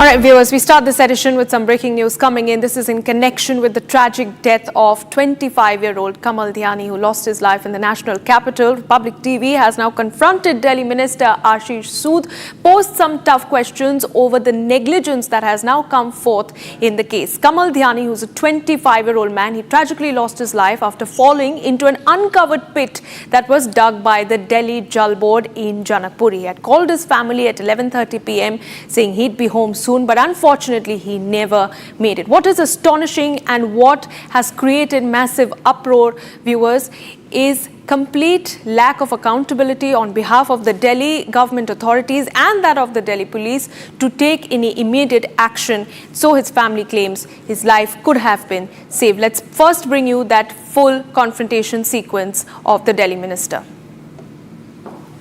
अरे sir एक सवाल है बात करूंगा. So with all due respect we have for the elected government of Delhi, a young man tragically loses his life in a shocking case of criminal negligence by the civic authorities. We have a soundbite of yours where you say the media is sensationalizing the matter. How is this media sensationalizing the matter, sir? A young boy has lost his life. As you say, it is a criminal negligence. We have suspended the officials. FIR has been lodged, and after lodging the FIR, the arrests are being made. As the inquiry proceeds, whoever is found guilty will be arrested. And you use the word negligence. For the negligence, the people responsible have been taken to task, and if we find more people responsible and negligent about it, they will be brought to task. Sir, but is it the choice of word when you say media sensationalizing the matter, especially when a young boy loses his... You asked about the criminal negligence, I have responded. But is it really media sensationalizing the matter when we are trying to raise... Your viewers will decide what is it. You asked me a question, I replied, and so but on your part, I leave it for your... Definitely, sir, we leave it on our viewers, but could the choice of words be better? I leave it for your viewers to decide.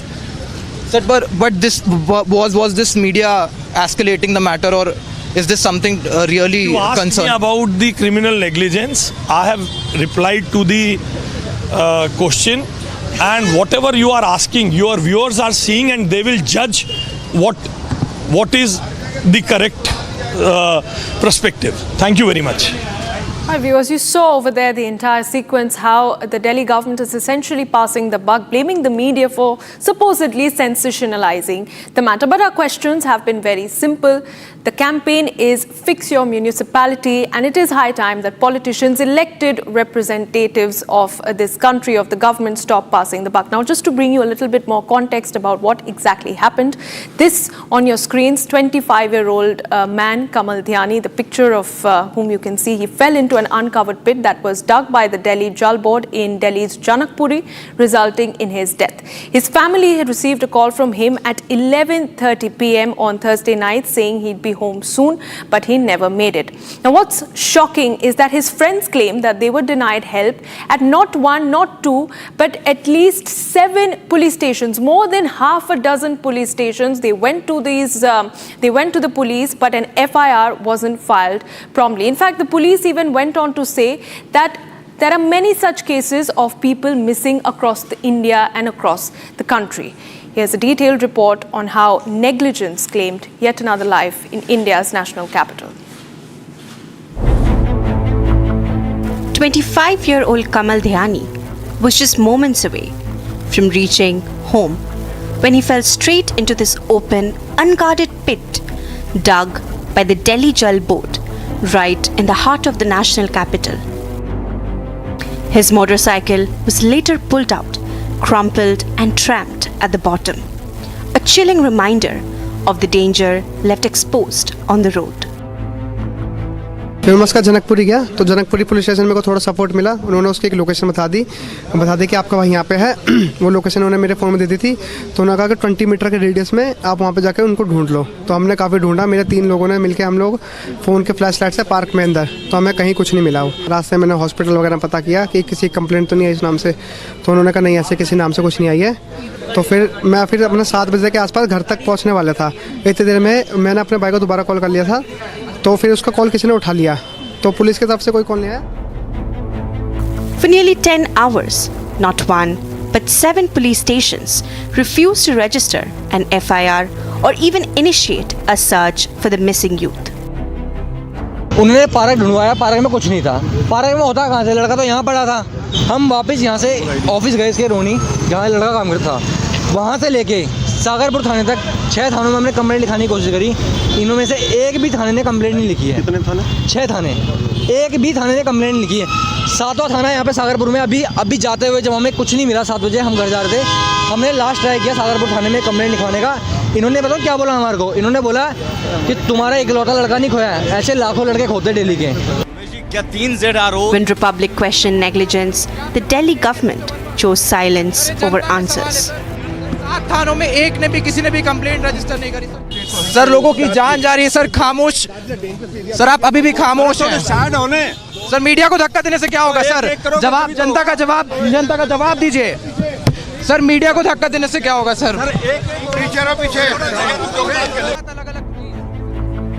The police was silent for 10 crucial hours and they have no clear answers. Just let the inquiry report come. We should not sensationalize. I had met the father, I had met the brother. We are taking all steps to stand by the aggrieved family.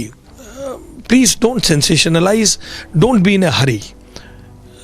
Let us find out whether there was some negligence on the part of the contractor or the authorities, or whether it was just a matter of destiny.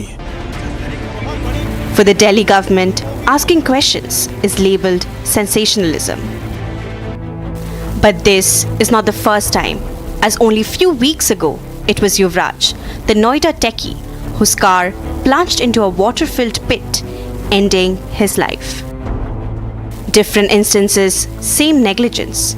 It's time our cities were made safe before another life is lost.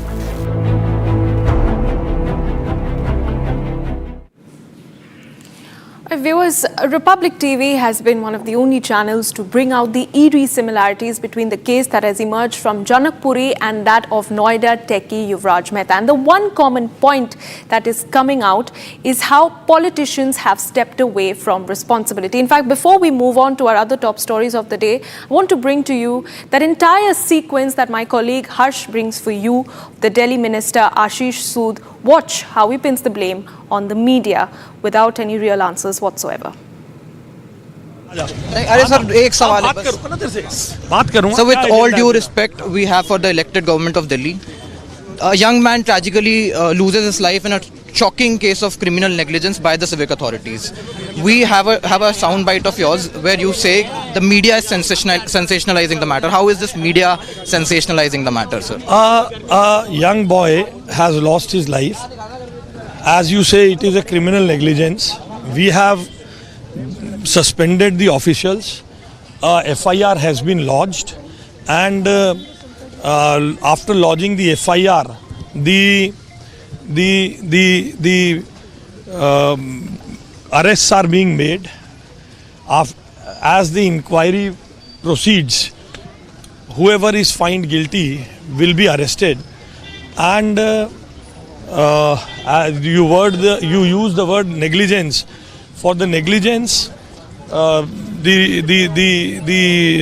people responsible have been taken to task, and if we find more people responsible and negligent about it, they will be brought to task. Sir, but is it the choice of word when you say media sensationalizing the matter, especially when a young boy loses his... You asked about the criminal negligence, I have responded. But is it really media sensationalizing the matter when we are trying to raise... Your viewers will decide what is it. You asked me a question, I replied, And So, but on your rest part, I leave it for your. definitely, rest I sir. We leave it on our viewers. to decide. But could the choice of words be better? I leave it for your viewers to decide. Sir, but this was this media escalating the matter, or is this something really You asked concerning? me about the criminal negligence. I have replied to the question, and whatever you are asking, your viewers are seeing, and they will judge what is the correct perspective. Thank you very much. All right, viewers, moving on to the other big story of the day, the special investigation team that was set up by the Andhra Pradesh government in mid of 2024 to probe irregularities in the Tirumala Tirupati Devasthanam Prasadam procurement has now submitted its charge sheet. The document essentially concludes that adulteration in the Tirupati Laddu was a systematic and long-running fraud that began well before the 2020 policy changes. Now, this has been a point of contention between the ruling TDP, I beg your pardon, and the opposition YRCP. In fact, my colleague Sharda reports from the Tirupati temple as we speak. She will bring you this report, which will essentially put into context what is currently happening at the temple.